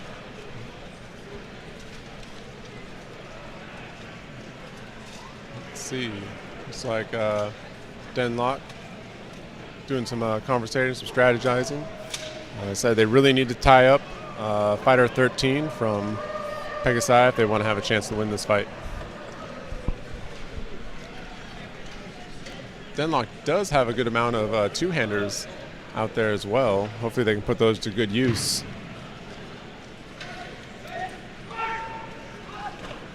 And fighting. Pegasai taking a quick at the bottom rail there. Oh. But I want to fight, Marshall. Little misunderstanding there. I think they heard start fight a little too early. Just shows you how raring to go these two teams are. All right, go ahead. Take two. And giving just a moment extra to make sure they're ready. Yeah, right. And Pegasai taking a dominant charge on the top of the rail, pushing him all the way to the Denlock's back. It looks like Denlock has finally got a 2-on-1 team up on Fighter 13. Yeah, doing their best to keep them wrapped up while they try to eliminate the rest of the team. Oh, there's a trade, 4-4. Denlock going to the back there, trying to get a good takedown. Looks like they've got an advantage. Oh, someone's calling a stop fight there to the Marshal, putting her down. Looks like an advantage. Then 3-2 Denlock. Yeah. Trying to get a up and around the neck. Big strikes coming into that Pegasai fighter. Yeah, but it looks like the Pegasai fighter was able to get a clean takedown. It's now 2 versus 2. It looked like the Denlock fighter let go both hands from the weapon, but still had the weapon pinned between her and her opponent. See that. That may have resulted in her being hit. Pegasai fighter doing a good job locking up that two-hander, taking shots as it can. She's able to get free and takes a charge across the list. A flying kick. Good flying kick there. 2-2. This is the hardest fight Sororitas Pegasai has seen yet. I think for both teams, actually. It's a good strike. Oh, got to be careful of those strikes to the back, but it looks like it was a legal shot. The head crank there, those are definitely... We've got some bodies on the ground. See if she can slip out. They're trying. Oh. Pegasai fighter coming in to help. Gotta watch out for those death spins. Oh. Fighter called. Let's see. I think it might have been the position of where the axe was at on the neck. Okay. That's why they were stopping the fight. All right, 2-on-2. Both Pegasai taking their backs to the list. I would watch out for that fallen Pegasai fighter there. It could become a speed bump. Agree. It's very interesting. They both have shields with paired against 2 pole arms. Those pole arms do take a lot of energy to swing, so they're trying to conserve it as best they can. Pegasai trying to stay together. Looks like they're trying to make it to the list, or to the corner of the list. Good backup there. Good charge protecting there. their fighter. Ooh, strikes coming in to that Pegasus fighter. There it is. Oh! And it's a trade. It's 1-on-1. 1-on-1. That's the biggest fight of the day for both teams. That visor's looking a little loose. Let's see if they're able to take advantage of those fallen bodies. All she's got to do is give him a good push. But that fighter does not look like they're moving. Oh, careful on those bending over. It's a good way to get yourself taken out.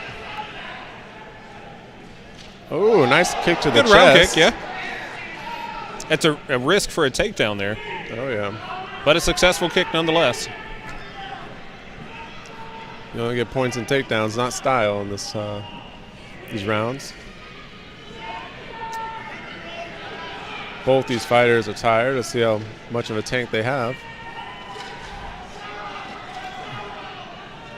Gotta watch for those. Watch the leg kicks for those trips. Pushing back, a trip.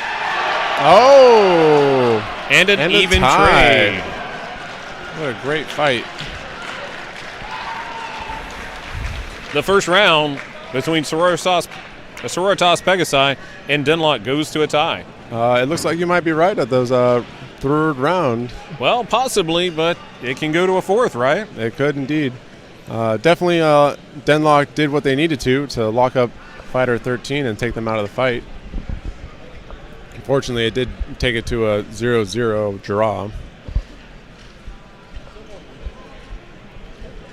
Taking a look at the replay here, let's see what we've got.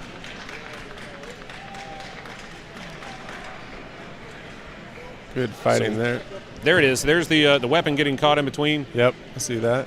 The marshals still kind of allowing them to have. And it slipped right off. That's what happened. Yeah. You gotta watch out when you put a lot of your body weight into those poles backs. You gotta make sure you're ready to stand back up. And a good spin. They might have been hoping for a trade on that one. And then the grit of these fighters. 2 or 3 minutes of these fights can really drain you, especially them being as tense as they are. Good neck reel, just wasn't quite able to get it all the way around. With all right, marshals look like they're having a discussion on some of the fighting rules, clarification most likely. I'll make sure everybody's on the same page with what they're seeing.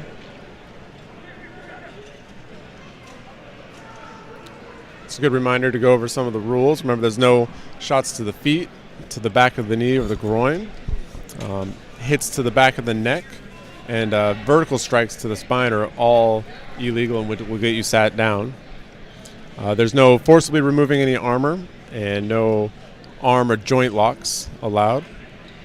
But disarming an opponent is completely allowed, and there's no grabbing of the blade or striking face of a weapon. I think this long break for the Marshals Conference is probably benefiting Denlock pretty well, pretty well, giving them a chance to rest up since they had to fight nearly back to back. Agreed. Yeah, any little bit of rest that you can get, breathing, can really go a long way, especially in these kind of grindy matches that we've seen from both these teams today. It's like marshals are taking their stand, and we'll get this next round underway.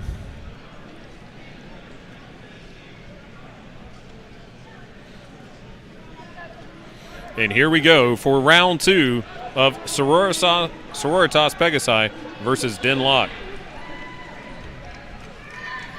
Both teams taking a cautious approach. Denlock taking the majority of the list. Center's eyeing the field, seeing which way they want to go with it.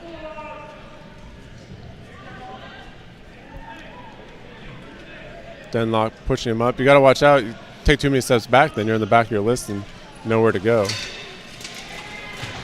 Good footwork there, avoiding the takedown. Oh, Denlock making a quick takedown. Denlock up, 5-4. And doing a great job of keeping Fighter 13. Oh, but a beautiful throw by Fighter 13. 4-4. Even odds now. Both of them taking a scan of the field, see where they need to attack next.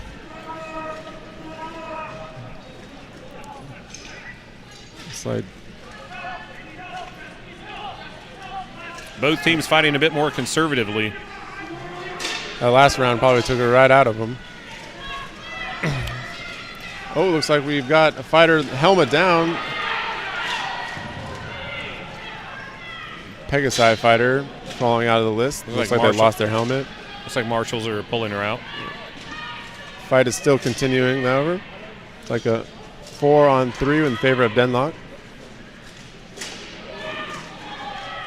It's like about to be a trade there. Oh, and it is a trade. 3-on-2 in Denlock's favor now. Now that errant helmet is looking to trip up some of the fighters in that area. Very well could be.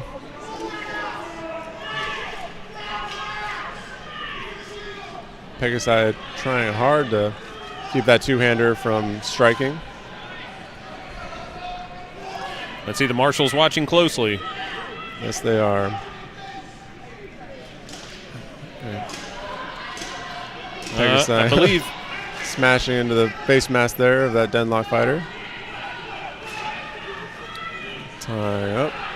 Panning up. Oh, it's like a 3-1. So 3-1 in favor of Denlock. All righty. Denlock taking the lead in round 2. Looks like Pegasai might be starting to run out a little bit of steam. Well, if Pegasai takes round 3, that'll push us to 4, I believe. Yep, they very well could. It was a nice takedown there by Denlock in the Here first we go opening. with the replay. A good defended takedown there. That fighter there, number 12, had her in a good position until she let her balance get the best of her. But Denlock still being able to come back and take the W. This is the best of the ladies 5v5 so far. Both these teams committed to taking the gold here at Carolina Carnage 2023 at the Clemson University and T.Ed Garrison Livestock Arena here in South Carolina. Again, we have competitors from all over the world. Here we have some fighters from Canada as well as White Company from England that flew all the way here. I believe they got in on Thursday. And it's great to have the international for combat as some other folks. So it's great for me to see the international competition coming to Carolina Carnage. And it also exposes the American fighters to a different style of fighting, really. Absolutely. Europeans have a very distinct way that they like to fight compared to the Americans. And just getting exposure to that kind of fighting on our home turf is a huge win for us. So we really appreciate White Company coming all the way out here to South Carolina to cross swords and have some fun. Absolutely. All right, let's see if Denlock again can lock up that fighter 13, which they've been doing a really good job of, and I think that's the key to their success so far here today. Agreed. So here we go, round 3. Not necessarily definitive because round 1 was a draw. Marshall's making some last-minute deliberation before we get underway. Thomas in the chat is asking if the Denlock fighter grabbing at the visor is a legal move. What I saw was pushing kind of directly in, but it seemed to be lifting a bit because of the hinge. It did not seem to me to be an active attempt to open the visor so much as an attempt to push the head. But it's ultimately the marshal's call. Good push-off and mobility by Denlock there, using that to their advantage. Denlock has been a very mobile team so far today. Now there's a bunch of one-on-ones. Looks like here we go. A good a hit from behind. Denlock. There goes that mobility I've talked about all day. But it looks like Denlock lost the fighter down low, so it appears looks like there's a martial stoppage. Martial stop.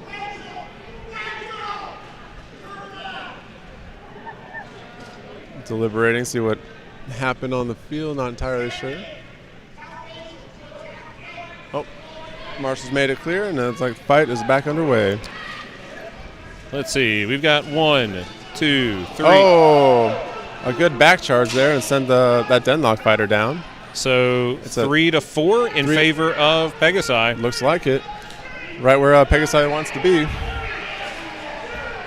There we go. Pushing them all in that corner. Not giving Denlock anywhere to run would be a huge advantage to them. That mobile fighter there is... Oh, another push in the back. Oh, and it's 3-3. And now 3-2. 3-2 in favor of Pegasai. Oh, they did get another fighter down. Perfect. That's a hard lockup there.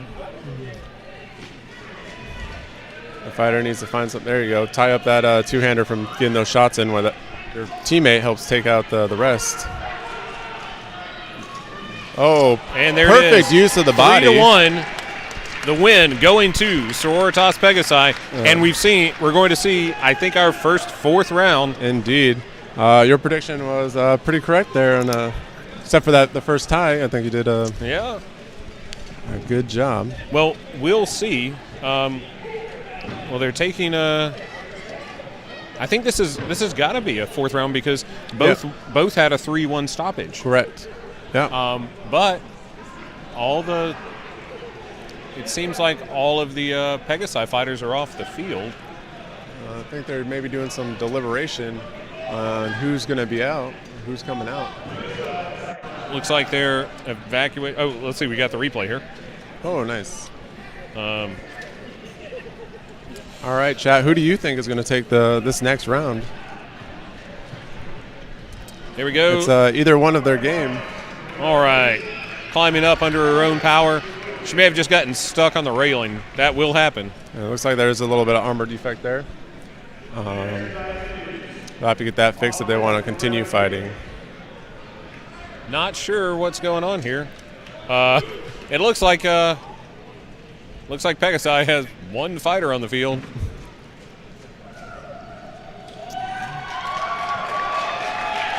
Denlock working the crowd. Ready to go.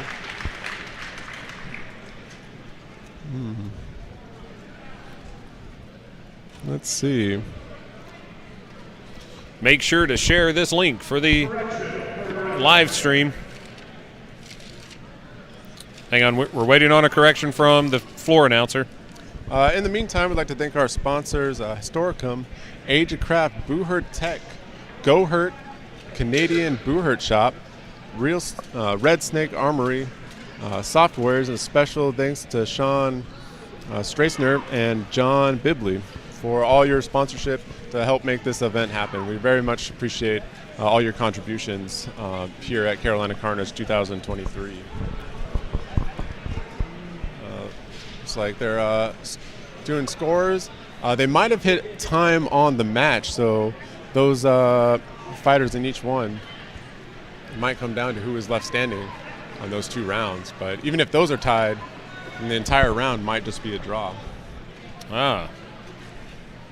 Which then I think it breaks down to fighters remain standing throughout the entirety of the day, as well as matches won.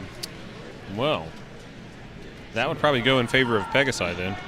Definitely agree, but it looks like they have got enough time. Looks like we're going to round 4. 5 fighters on the field for Pegasai. Denlock doing a last little adjustment on their line. And we are into round 4 of Pegasai versus Denlock. My original prediction was for Pegasai in 3 rounds. We're down on to ring 4, and I think I might be too close to call. I think Denlock is they've got a really good shot at this. Agreed. I think both teams have done a tremendous job of singling out the fighters that they need to, getting the runs and the blind shots, and just a very evenly matched team for both these fighters, which is wonderful to see, especially when in the women's fighting. To see this amount of skill that these female fighters bring to the list. There we go. A bit of a conference. All right. So,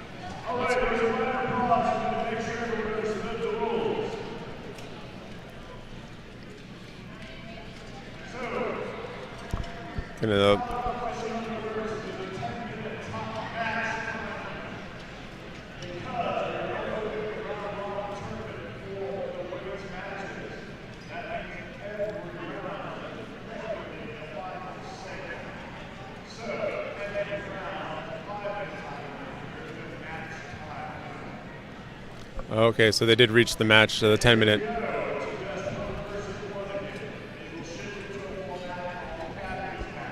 Okay, so in a rare form of a tie like this, they'll go into basically a champions 1 versus 1. Each team will pick 1 fighter, and they basically duke it out pro fight style, and whoever's the last one remaining will take the win. So you don't see it very often, but we're in for a treat here. Oh, it's if they hit the 10-minute. They have not hit that yet, so we've got this one last round.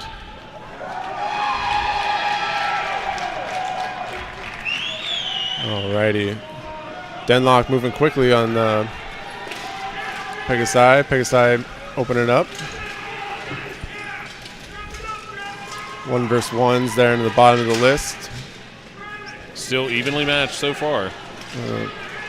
No team has taken the advantage yet. But that could change at any moment.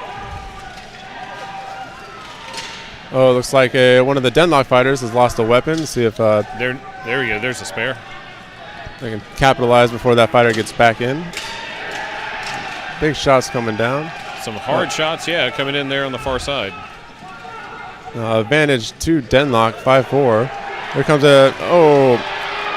another good takedown by Denlock. 1 Pegasai down. 2 Pegasai down. And another. And a Denlock down. Still an evenly. Let's see if see how that fight goes in the center. Denlock able to stay on their feet. 3-1. I'm sorry. 4-3 advantage to Denlock. Yep, there we go. 4-3 Denlock. That fighter 13 going in the upper left. Putting big hits into that fighter. Right into that hip. I think Denlock is making a mistake here. They've got the numbers advantage. There they go. They're moving in. Will they get there in time? Oh, a great kick by Pegasai. What a kick. Sending that fighter. And now we're going to trade 2-on-1. And Pegasai has lost a weapon. What a turn of events. 2-1. That fighter's been the most deadly fighter for Pegasai all day, so this is definitely a not an easy fight for Denlock. That Denlock fighter needs to get over there and help her teammate before they get a takedown. There we go. Oh, and Pegasai takes it. What a match. What a round. Beautiful. Can we get a replay of that? Let's see that again. Denlock making the mistake of waiting to engage. Giving the opportunity for that fighter to... Oh, beautiful throw.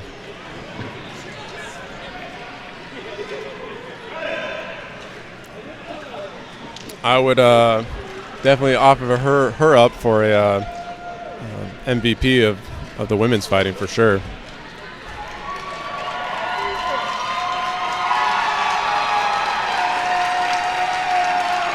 Great fights.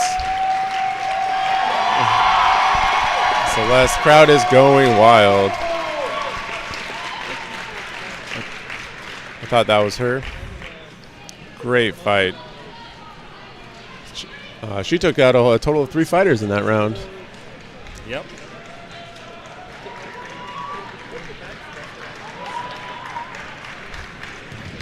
All right. And we have the Wardens coming in.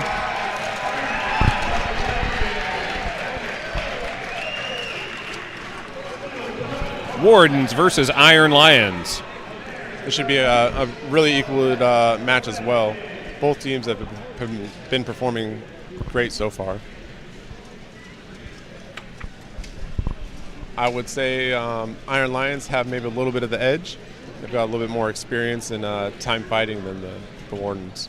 But as we've seen, the Wardens did take the fight too, like Skalgrim in their other fights. So I don't think this is an easy fight at all for Iron Lions.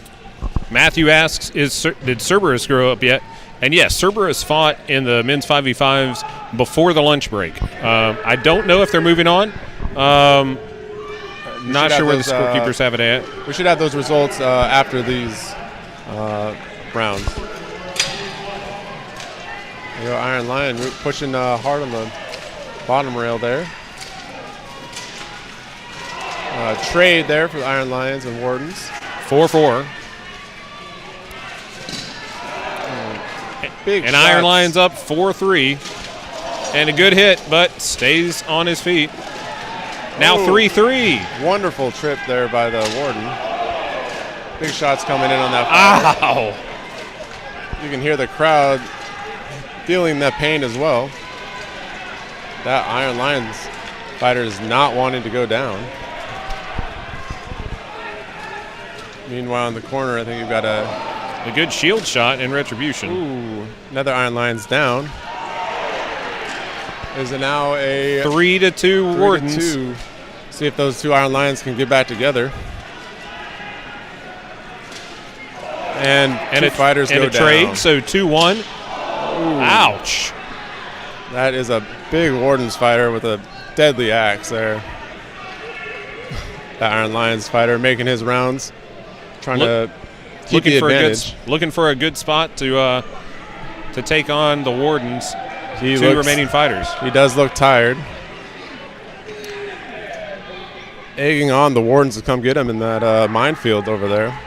Oh, and it looks like there must have been a sit because of a potential armor failure, I imagine. Oh, shot to the neck. That will, as I've mentioned earlier, that will get you sat. And that changes the dynamics so much. Yes, because that Iron Lions fighter, he is a great pro fighter. Staying up. Oh, a beautiful escape from a very good sweep. Definitely. Oh, man. Oh, man. Oh, you got to watch out those shots. That, again, those will get you. Iron Lions fire countering very well. Oh. And it went to the knee. And that's one of those type of throws that will get you sat. His knee touched the ground. Wow. Taking that first round to a draw. Again, as I mentioned before, very evenly matched. That was a great fight. Yeah, definitely. It was very swingy both ways. Those shots coming in. And that Iron Lions fighter, not only evading all that stuff, but in the middle of a takedown upon that pile of bodies, was able to pull the Warden down enough to get the knee down. That was such good work on both sides. Lots of trades going on. Pile up. There's that. That's that shot that got the fighter set. Down. It looked like he looked around to see, are they going to call me on that? Yeah. It was probably more of an incidental, but you still can't take those kind of risks. And here's the final takedown. Great leg work by both fighters. What caught him was that he put too much into it, trying to reach for that throw, and the Warden's fighter was able to take advantage. Unfortunately, wasn't able to keep the throw standing up either. And let's see. Part of the takedown. Yep. Oh, okay. I hope that seated fighter didn't take too much onto the ankle there. That is part of it. If you do go down, you have to do your best to stay where you're at. Unless it's in a position where safety is involved, then you're allowed to move.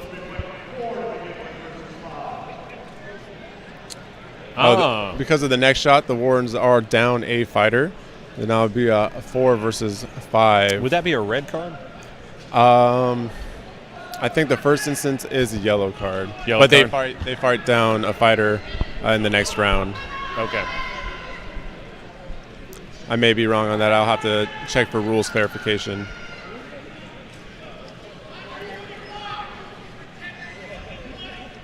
Alrighty. Iron Lions with 2 of those massive fighters on the rail. They will be hard to take down. Thank you for joining us on the live stream for Carolina Carnage 2023 at Clemson University. We're fighting out of the T. Ed Garrison Livestock Arena in beautiful Pendleton, South Carolina. Weather seems to be warming up a bit. Finally, the arena warming up a bit for our spectators. This has been a great day of fighting so far for day 2. And looking forward to day 3 tomorrow for the 12 versus 12s and the finals of today's 5v5 tournament. The marshals looks like they're deliberating again, probably discussing that next shot and whether or not the actions taken were within the scope of the rules. Oh, man, look at those. And another view of the marshals' safety Crocs. They are in assault mode, as you can tell, with the straps in the back. Very 21st century criteria, 2023. I think you will find those in the history books eventually one day. Do you know the difference between an alligator and a crocodile? What's that? One will see you later, the other will see you in a while. Classic. Alrighty, marshals then. Looks like they're tapping on the wood, deliberating. rules clarification. Again, this is the kind of stuff that you want to see. They're making sure that they made the right call in the fight. If there's a chance that they overturn that ruling, that they could fight again. I've seen that happen on multiple occasions before. I'm sure the fighters don't mind a little bit extra breathing time between the rounds. Of course. Especially one as hard fought as that. Indeed. It looks like that card will stay. Oh, hold on. Or... Oh, it looks like armor repair? Fix. Strap. Okay. Looks like a strap attachment. But, yeah, it looks like that card will stand. Wardens will fight down a fighter in this next round. That's a tough spot to be in. It puts them at an instant disadvantage to the Iron Lions. Especially with who they have on the field right now. You see that giant of a man at the bottom of the rail. Just waving off that axe shot with a forearm. Good takedowns. That Warden's trying to make the best of it. It's like Iron Lions pushing them into the corner, keeping that other Warden from helping his teammates. That Warden looking to take someone out from the backfield to even the numbers. Huge shots come in from that Iron Lions. Again, being in that corner, you kind of lose the advantage of the 5-on-4. Oh, it's spreading back out again. And it looks like a trade going on trade. there. 4-3 advantage Iron Lions. Oh, it looks like the axe is stuck in the sash there. Yeah. And looks like one fighter has been evicted under the rail. You better watch, watching your back. Make sure that loose center of the Warden. I think that was a Warden. So 4-2 in favor of the Lions. Indeed. Oh! A big shot to the hip there. And another. Seems like maybe that other lone Warden fighter in the center trying to get back. Turning and a hit. Maybe coming. Oh! A good shot. And a cheer to the crowd. Salute to the crowd, but get back in there, Warden. Oh, and he goes down. 3-on-1 to the Iron Lions. I've talked to that fighter before, actually, about his he gets a little tunnel vision sometimes when you're out there, and he said you've got to watch your back. You can't get so focused on the fight in front of you when there's someone running around. That was a great hit. Definitely was. 3-1 in favor of the Lions. All right. I think the Wardens now will get their additional fighter back. Looks like one of the Wardens may be limping off. Yeah.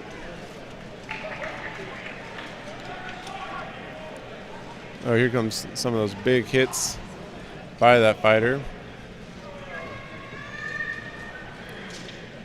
Now, the Lions did a good job of keeping that runner off while the advantage in that corner. But when you get so many fighters in such a small spot, it makes it really hard to negotiate or navigate. There's that first trade in the axe hook.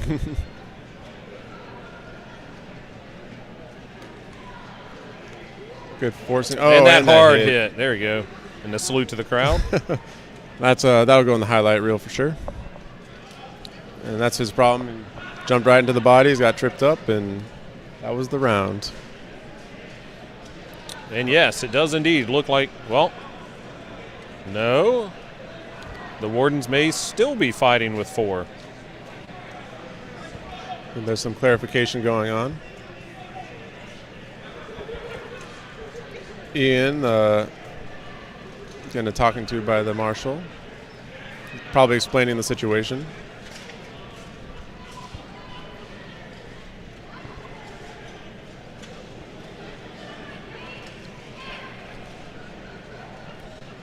So if we have time, I'll try to give you some more of the results from yesterday's 1v1s. The Sword and Shield competition, men's duels. First place went to Greg Fisher. Second place to Andrew McCabe. Third place to Sean Fabian. Women's Sword and Shield duels.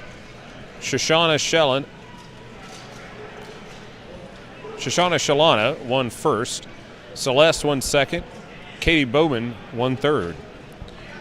Sword and Buckler, Dakota Miller was first. Andrew McCabe winning silver. Bo Ring in bronze. First in women's Sword and Buckler was Shoshana Shalana again. Second was Christine Napolitano, and third was Jesse Arroyo. All right. It does look like the Wardens are going to be fighting down again, so a 4-5 in favor of the Iron Lions right out the get-go. I do believe that the Wardens do have the grit to be able to hopefully get an early takedown and even out the odds. We'll see if they can pull it off. Iron Lions just have to fight smart, and they should be able to take this round. Looks like, again, the Iron Lions collapsing in on the Wardens. Here comes a good push. Not quite able to get the advantage he wants, but still 5-5. Still 5-4. 5-4, correction, yes, thank you. Shot right into his shoulder. Got his weapon stuck in his pauldron. He's going back to retrieve another one. It looks like it is You got one fighter that's kind of rolling around down there. Hopefully they're okay. I believe that's a fighter that took that nasty shot to the shoulder. I believe it is a 3... Maybe 5-2? 4-3 advantage to Iron Lions. Oh, nope. Iron Lions still all the way up. Yeah, I think it's 5-2 Lions. Yeah, 5-2 in favor of the Iron Lions. Big shots in both sides of the corner. If I know anything. Oh, looks like one of the fighters. Well, that's 3-1, I believe. I think it is a 4-1. A 4-1 to the Iron Lions. 4-1 Iron Lions. Looks like there's some sort of... So, Rayner is asking who was number 7 on the Wardens. That's going to be Greg Fisher.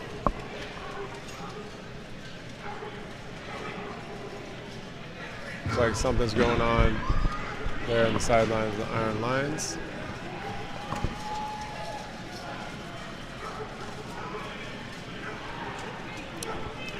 Appears we have a dog in the crowd somewhere.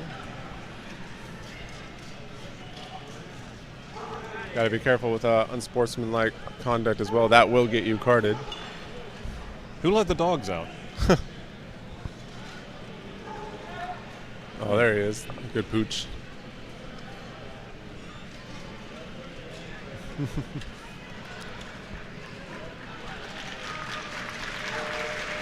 I believe there might have been maybe a potential injury. We'll look back at the replay. Big shots going in from the Iron Lions all across the... Oh, there's that hard axe shot. Yep. Then they got thrown in and toppled over. That can never feel great.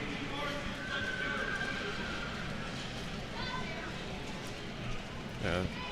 You can tell just by being that one disadvantage of 4-5 how much of a difference it can really make. Careful right there. Some of those strikes to the lower part of the leg. You never want to be in that position where you could potentially hit the back of the knee, which can get you a yellow card or red card. Here's that fight. Trade right there. That's the last one. Let's see. Up next, we have Steel Coven versus the Mayors of Diomedes. Both these teams have been fighting hard all day. Be interested to see which one takes the advantage. Meanwhile, in our chat, if you want to give us a shout out to where you are viewing us from, we'd love to hear from you. As I know, we've have people participating from all over the world. We thank you guys for tuning in, and heartfelt thanks to all the support staff, marshals, and anybody else that helped make this Carolina Carnage 2023 happen. There's a lot of prep work. I think they almost spend 6 months to a year actually planning this event to make it as successful as it's been. So we thank you for all your hard work. All right. Next up, looks like we got the Steel Coven in the red and black, and the Mayors of Diomedes. Sorry. That's good. Mayors of Diomedes in the white and blue. Yeah. Fighting out of Nashville, I do believe. Steel Coven is out of Durham, North Carolina. We have 3 more bouts in this primary bracket. Then the matchups from the winners will continue after that. Is that for women's or for men's fighting? I'm not sure. The first bracket, we went through the list, and then there were more fights that I didn't see on the list. Gotcha. So I think that was the to determine the winner of the first bracket. Gotcha. All right. Movement into the backfield already. That's great. Steel Coven pushing at the top. We got a hard shot to the back of the head. So got some runners in the open from mains. 1 Coven down. We got 2-on-1 advantage of the mares up top. Steel Coven trying to get a position to get some strikes in there, hopefully taking them out. Got to be careful of those strikes. Another Steel Coven down. Ooh, and a check in the middle, but wasn't able to get it through. Steel Coven up top and then grappling in the open field. Those are some fairly close to vertical shots to that spine there. Yeah, got to be careful of that. It's like one of the mares is down. Ooh, shot to the head. Be careful of those. Looks like 4-3 in favor of the mares. Yep. Those big ringing the bell there. Dinner time. It's like mares moving in to get some good strikes. Ooh. Oh, it looks like another mares is down. Oh, and a Steel Coven goes with the back check. 3-2 in favor of Steel Coven. And what a turn tables have turned. Alrighty, Steel Coven. And it looks like we might have a trip here. Okay, now it's 3-1. Marshall step in for a 3-1 win for Steel Coven. What a great turnaround.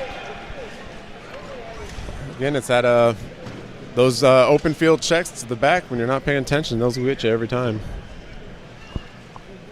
There's a good replay. Making good use of mobility. Rainer, thanks for watching from San Diego.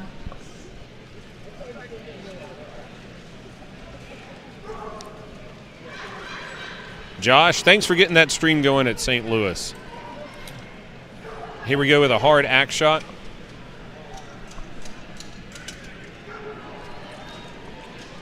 We're live.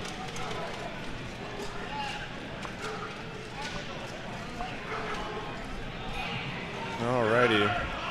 Good strikes coming down that mare's fighter there.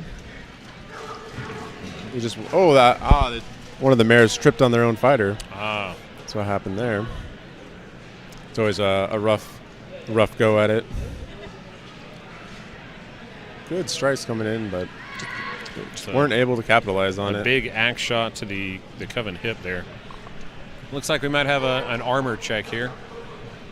The shoulder may have dropped. Yeah. Quick repairs. As I said, marshals have been on it for all the armor checks, which is love to see. You know, we don't want anybody getting injured out here. Although we are throwing axes and swords at each other's faces, we definitely would like to hang out and drink with our friends afterwards for sure. So marshals have probably the toughest job out there on the field. Make sure they're getting the right calls and making sure everybody is safe and having fun. So we thank them for all their hard work, and hopefully we'll get this next round started.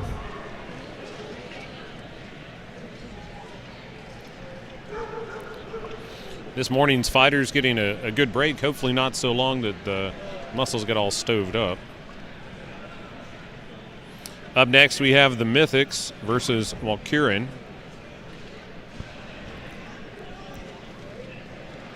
And I think it looks like they're just going to sub out the fighter. Yeah. I think you get a minute for any armor repairs, and if you're not able to make it in that time, either switch out the fighter or you fight down. So they decided to swap out the fighter instead. All right. Doing some last-minute adjustments on the mare's side. Let's see if they can take this to a third round.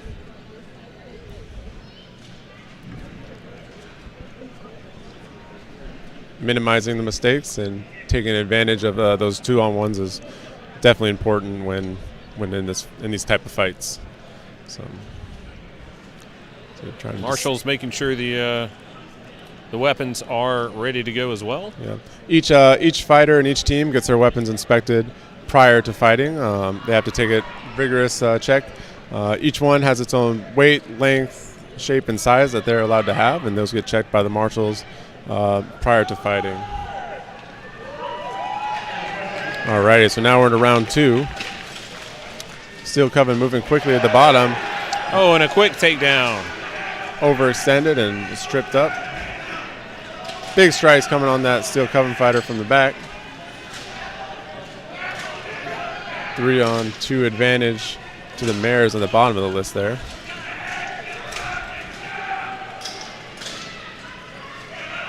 It looks like one of the mares lost their weapon, going to retrieve a mace.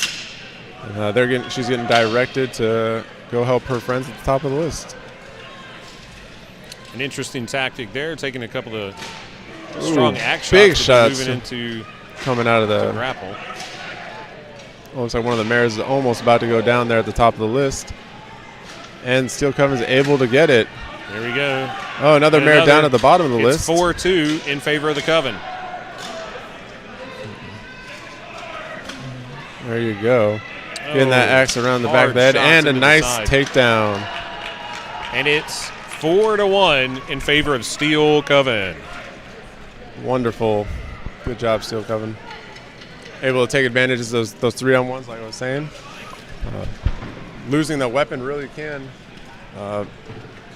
be the win or loss of a round. Mares weren't able to take advantage of that early takedown. But good fighting on him. Nice big hits coming in from Steel Coven there. Nice kick out. It's all about getting the fighter off balance and just bent over just enough to pull him down. I've noticed more of the smaller metal bucklers being used today rather than some of the larger, heavier punch shields I've seen in the past. Is that a trend you've noticed as well, or do you think that's maybe just from the long fighting today? I think it might be a little bit both. I have noticed an uptick in bucklerloos. I think it's could be partially because of the versatility of a buckler. You can handle a two-handed weapon as well as a single with a buckler in some of these configurations. I know some of the fighters have it to where the buckler is actually loose enough to be able to grip a two-handed as well. So, and there's a lot of punching power that you can get behind a buckler as well. Having that hard, rigid steel go into a faceplate can really put in the damage.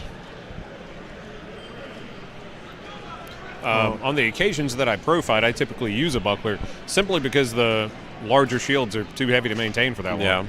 Yeah, they do put a large strain. It looks like we're going into Mythics versus Valkyrin. Valkyrin in the black, Mythics in the black and red.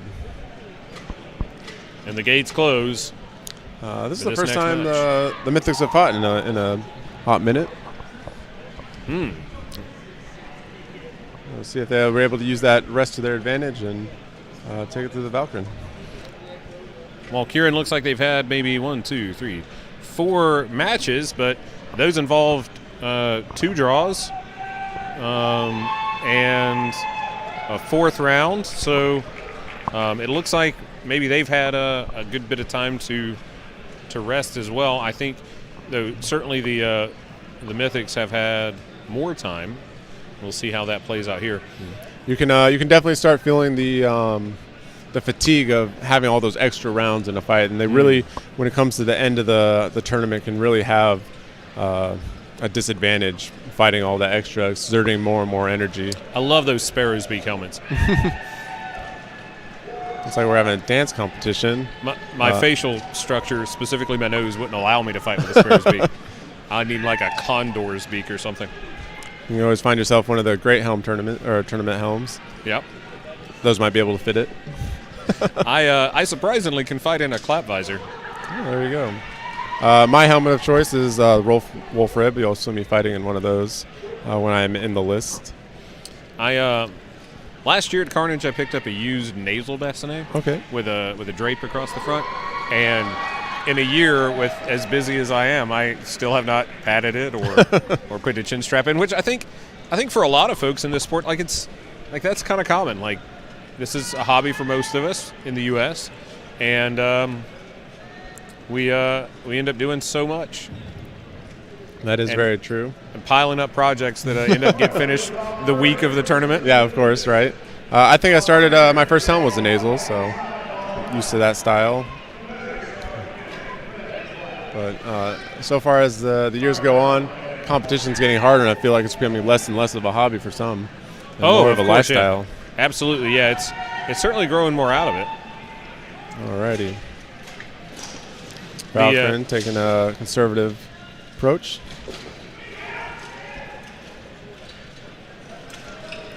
Their centers eyeing off each other, trying not to allow anyone pushing into the backfield. It looks like they took a little swap there. Center's still slow to engage. Some good shield punches happening in the bottom right. Center moving on, see if they can assist in that grapple over there. Doesn't look like it. Oh, good. And there we go. A good strike coming all the way across the list. Oh, another one down. Look. Domino effect going over there. And another. It looks like we're 4-2 in favor of Valkyrin. And another until they all fall down.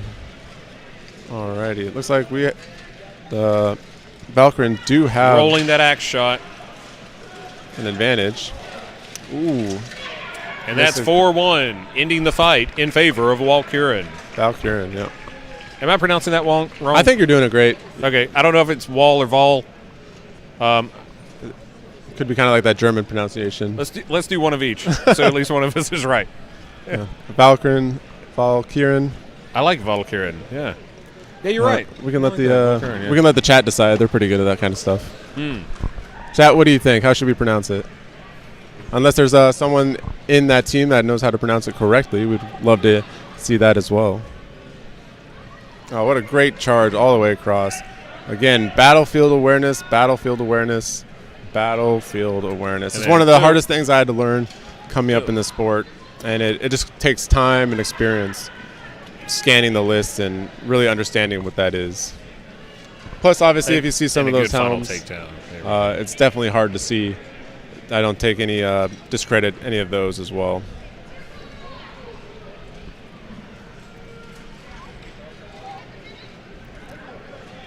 All right, making some last-minute adjustments to the lineup. Looks like Valkyrin is taking a handful of two-handed axes.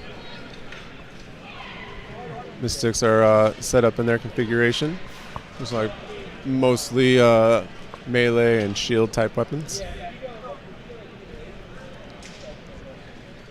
Be interesting to see how this goes. All right, last fighter in for Valkyrin.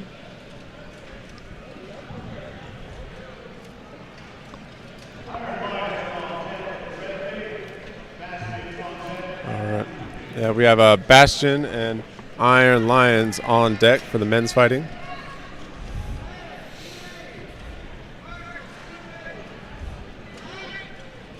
And here we go, round 2. Both teams move slowly.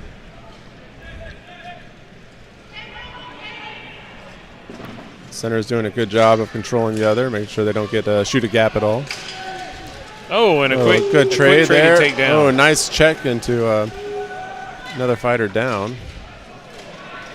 And it's 4-3 favoring the Mythics. That mobility. Oh, good takedown by Valkyrin. Oh, maybe they get an yep, that's it. That's they a down are fighter. Considered down. That was not part of a throw. Advantage 3-2 Valkyrin.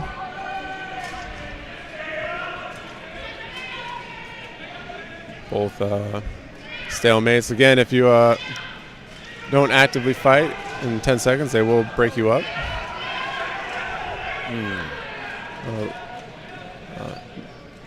Mythics have their leg down there at the bottom of the list. Hopefully able to capitalize on a throw. Oh, and a trade. It's 2-1. All right. 2-1 advantage Valkyrin. See if they can get this win. And looks like she might be about to be pushed out of the list. There you go. Oh. And there's the drop. 2-1, Valkyrin. Good teamwork there on that last takedown. We'll see how Larry pronounces it. I don't think he is. We'll have to try to catch it next time. Yeah. The chat is in favor of Val. Val, okay. Valkyrin, I do like that as well.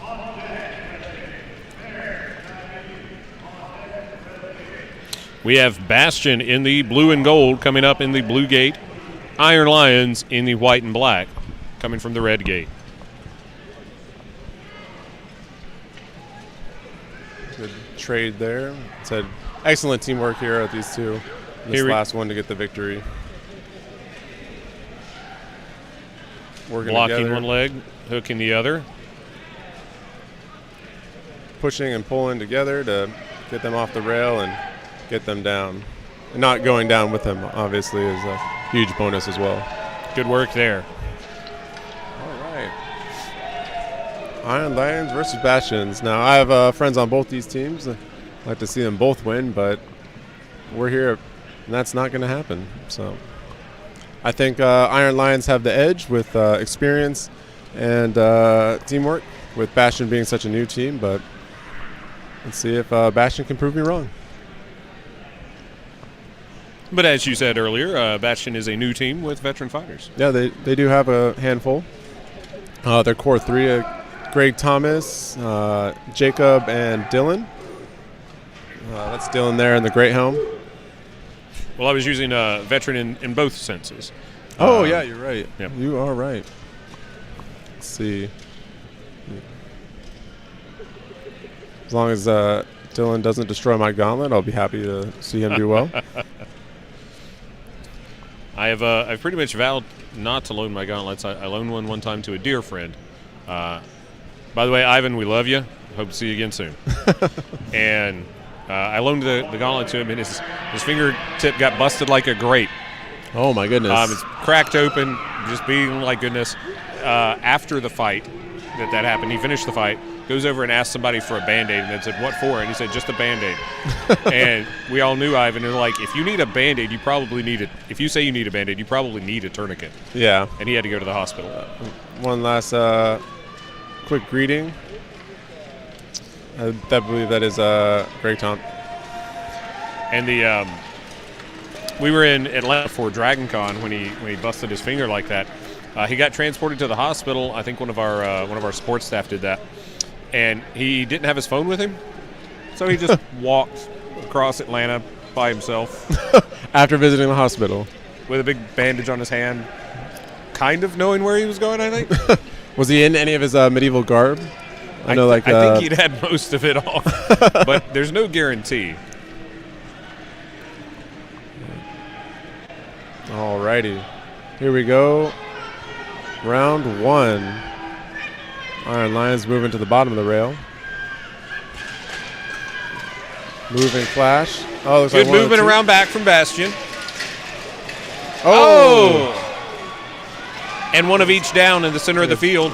Oh, and another Bastion down on the left. Iron Lions looking like they're confused with their friends. Ooh, another takedown and another a trade. It looks like it's 2-2. Dylan scanning the field, but there you go. Taking Sean Levy. All right. Oh, good buckler shots coming in. The other advantage of having a buckler is it doesn't get caught up as much as punch shields do. Looks like some knees going into the other Bastion fighter. Someone's going for a leg there. Watch out for the bodies. That push, I think it's going to take him down. Another trade. Can he pull it with him? Can he pull him with him? Oh, he's trying to he's him. down. He's going to be considered down. And that's going to be 1-0 in favor of Iron Lions. Looks like one of those Iron Lions was getting sat on. Sure that wasn't a pleasant view at all. Great fight. A lot of movement and chaos in that one. Here we go. Looking at the replay. Oh, great punch shots. Great shots. Both fighters. Smart move. Yeah, we've seen numerous trips over bodies on the ground all day today. And it's a great strategy and a good advantage to be able to trip somebody like so.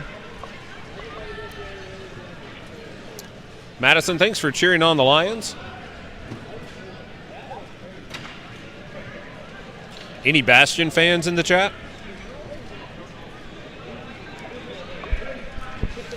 All right. Both teams lining up again. Again, Iron Lions are out of Virginia, and the Bastions is out of South Carolina. If you're interested in finding a team or getting involved with the sport, you can go to PalomettoKnights.com or HMB USA, and on there we have all sorts of locations. You can find a team closest to you. All right, round 2 starting. And Lions moving quickly to the center. So the Bastions are trying to capitalize on some speed and maneuver. It looks like somebody lost a Bastion weapon. fighter lost the weapon, yep, and is down. 2 Bastion down. 5-3 in favor of the Lions. Ooh. Bastion putting him a good fight in the middle. 5-2 in favor. 5-1. That fighter got bear hugged and thrown to the ground. I would say that last fighter was taken down before the fight was called. That might be a 5-0 Lions. Be a good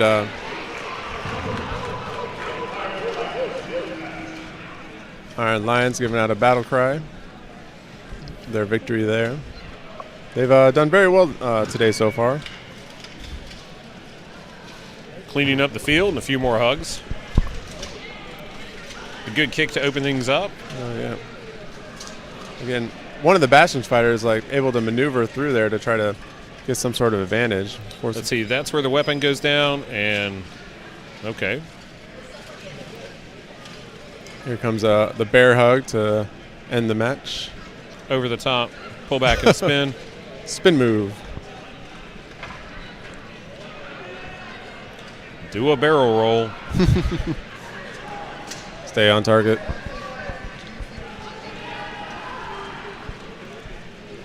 Alrighty, next up we have Den Locke.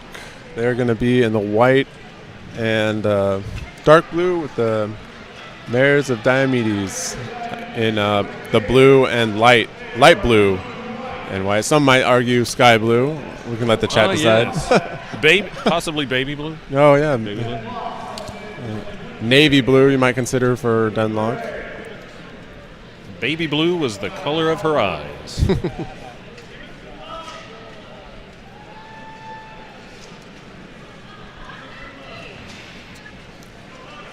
Giving some love there before the match. Again, that's one of the great things I love about this sport is it's very accepting. Everybody loves to, fight each other all day, and then at the end, go and have some beers, hang out, reminisce about the fights, share each other's battle scars and bruises, and have just a great time afterwards. So we like to hurt our friends. We don't want to injure our friends.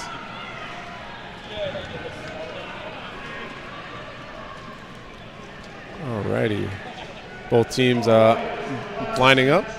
Lou suggests that it might be cyan. Oh, very, very close.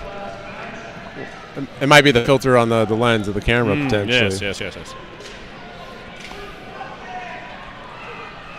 Alrighty. Round 1 about to begin. Here we go. Den Locke moving up quick. Mare's trying to make something happen in the backfield.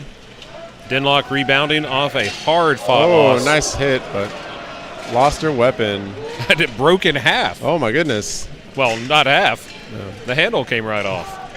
Dang. I know how that goes. My longsword broke yesterday on the last hit of the last match. Very sad panda. Oh, some big hard shots coming in on the mares there. I can't tell how many folks are down on the near side, but I think it's a 4-2 advantage to Denlock. Another good throw there. There we go. And that's going to be the fight. 4-0. I do believe so. 4-0 in favor of Denlock. I believe there might be an injury there in the top right corner. Calling over for. No, maybe not. Maybe just knock the wind out of them. Looks like they're back up. There we go. Taking those deep breaths, you can just tell the body language when they're breathing heavy. Here's the opening shots. There we go. Good movement by Denlock. They've been moving fast all day. Frustration on the Denlock fighter with breaking their sword. Don't worry, Spencer. I feel you. She did get an axe instead, and here comes some good shots to the head. Boom. Yeah, that's right. Ring, ring, ring. Dinner time. Oh, that Denlock fighter has a punch shield with a two-handed axe. Yeah. She was the one that broke her swords, and they gave her a two-handed, I guess, okay. at the end of the list there.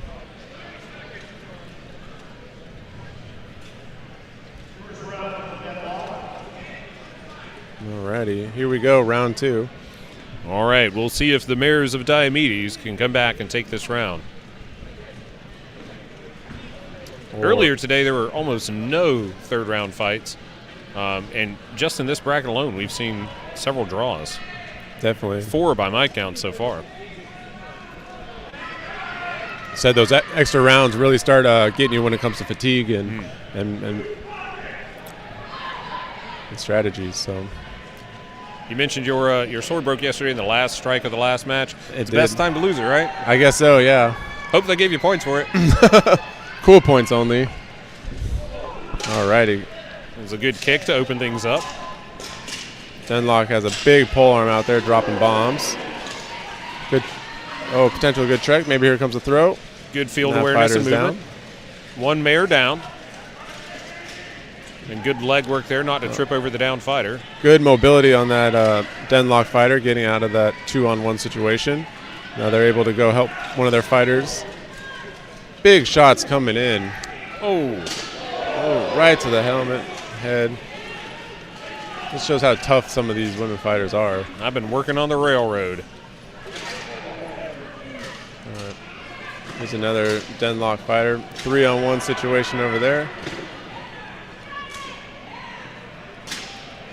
Looks like somebody lost a gauntlet, but sat down. Yeah, now it still looks 4-2. The advantage Denlock. Going for a leg sweep. And that's 2-for-1 trade. 2-1.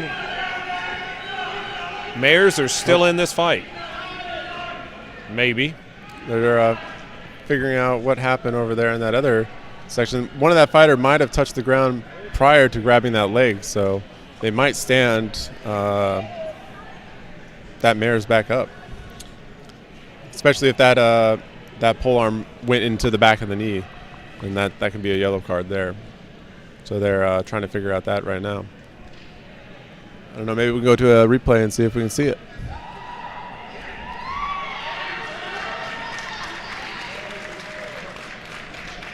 There's a gauntlet off in there somewhere. Maybe 2. Yeah, here's you'll see them potentially bend down and try to pick up that fighter's leg. Oh, it's like right there. So it looks like they did stand the fighter back up, and if they stood, they stood the mare back up. Yep. Looks like that fighter's apologizing. I have no idea what's happening here. Sit him back down. Okay. All right, so now it is a 2-on-2. Even numbers. Again, so they were taken down with a legal move. That's why they stood that fighter back up. Big shots coming in. Good bow out. Might be a trade. Oh, perfect throw over trade. That opponent. Here comes the other one. Big shots coming in. Ooh, those loud thuds are the ones that are most painful. And 2-0 to Denlock. Denlock taking the match. Despite that foul, it says those kind of shots will get fighters sat down and stood back up as well. Good call on the marshals for seeing it and making the right call. Let's see. I think there we go. So that right there is a legal move, mainly because it went up into the back of the knee is why they pulled them, brought them back up.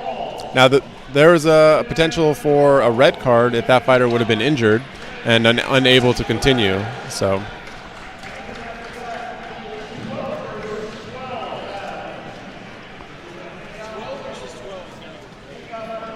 alrighty. All right.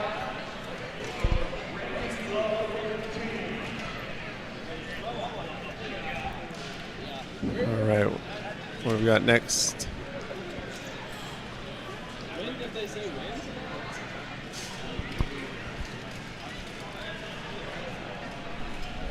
That's it? Is that it? All right. All right.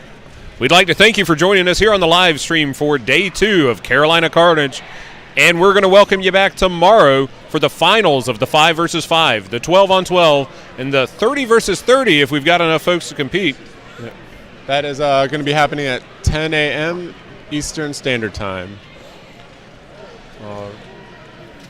And once again, for today's broadcast, I'd like to thank Mel, Joel, Alan, Greg, the Moose Lord at my side, and our sponsors once again. Nate, you want to hit that one? Yeah, it's thanks again to our sponsors, Historicum, Age of Craft, Buhurt Tech, Gohurt, Canadian Buhurt Shop, Red Snake Armory, and Soft Warrior. And a special thanks to Sean Strancer and John Bibley. Bibley. There we go. Thank you. Go ahead. And make sure you're ready to watch us again tomorrow at 10 o'clock Eastern Standard Time. Join us from wherever you're at on YouTube, hopefully Facebook as well. And we'll see you then. All right. Again, my name is Nate Maxfield, signing off.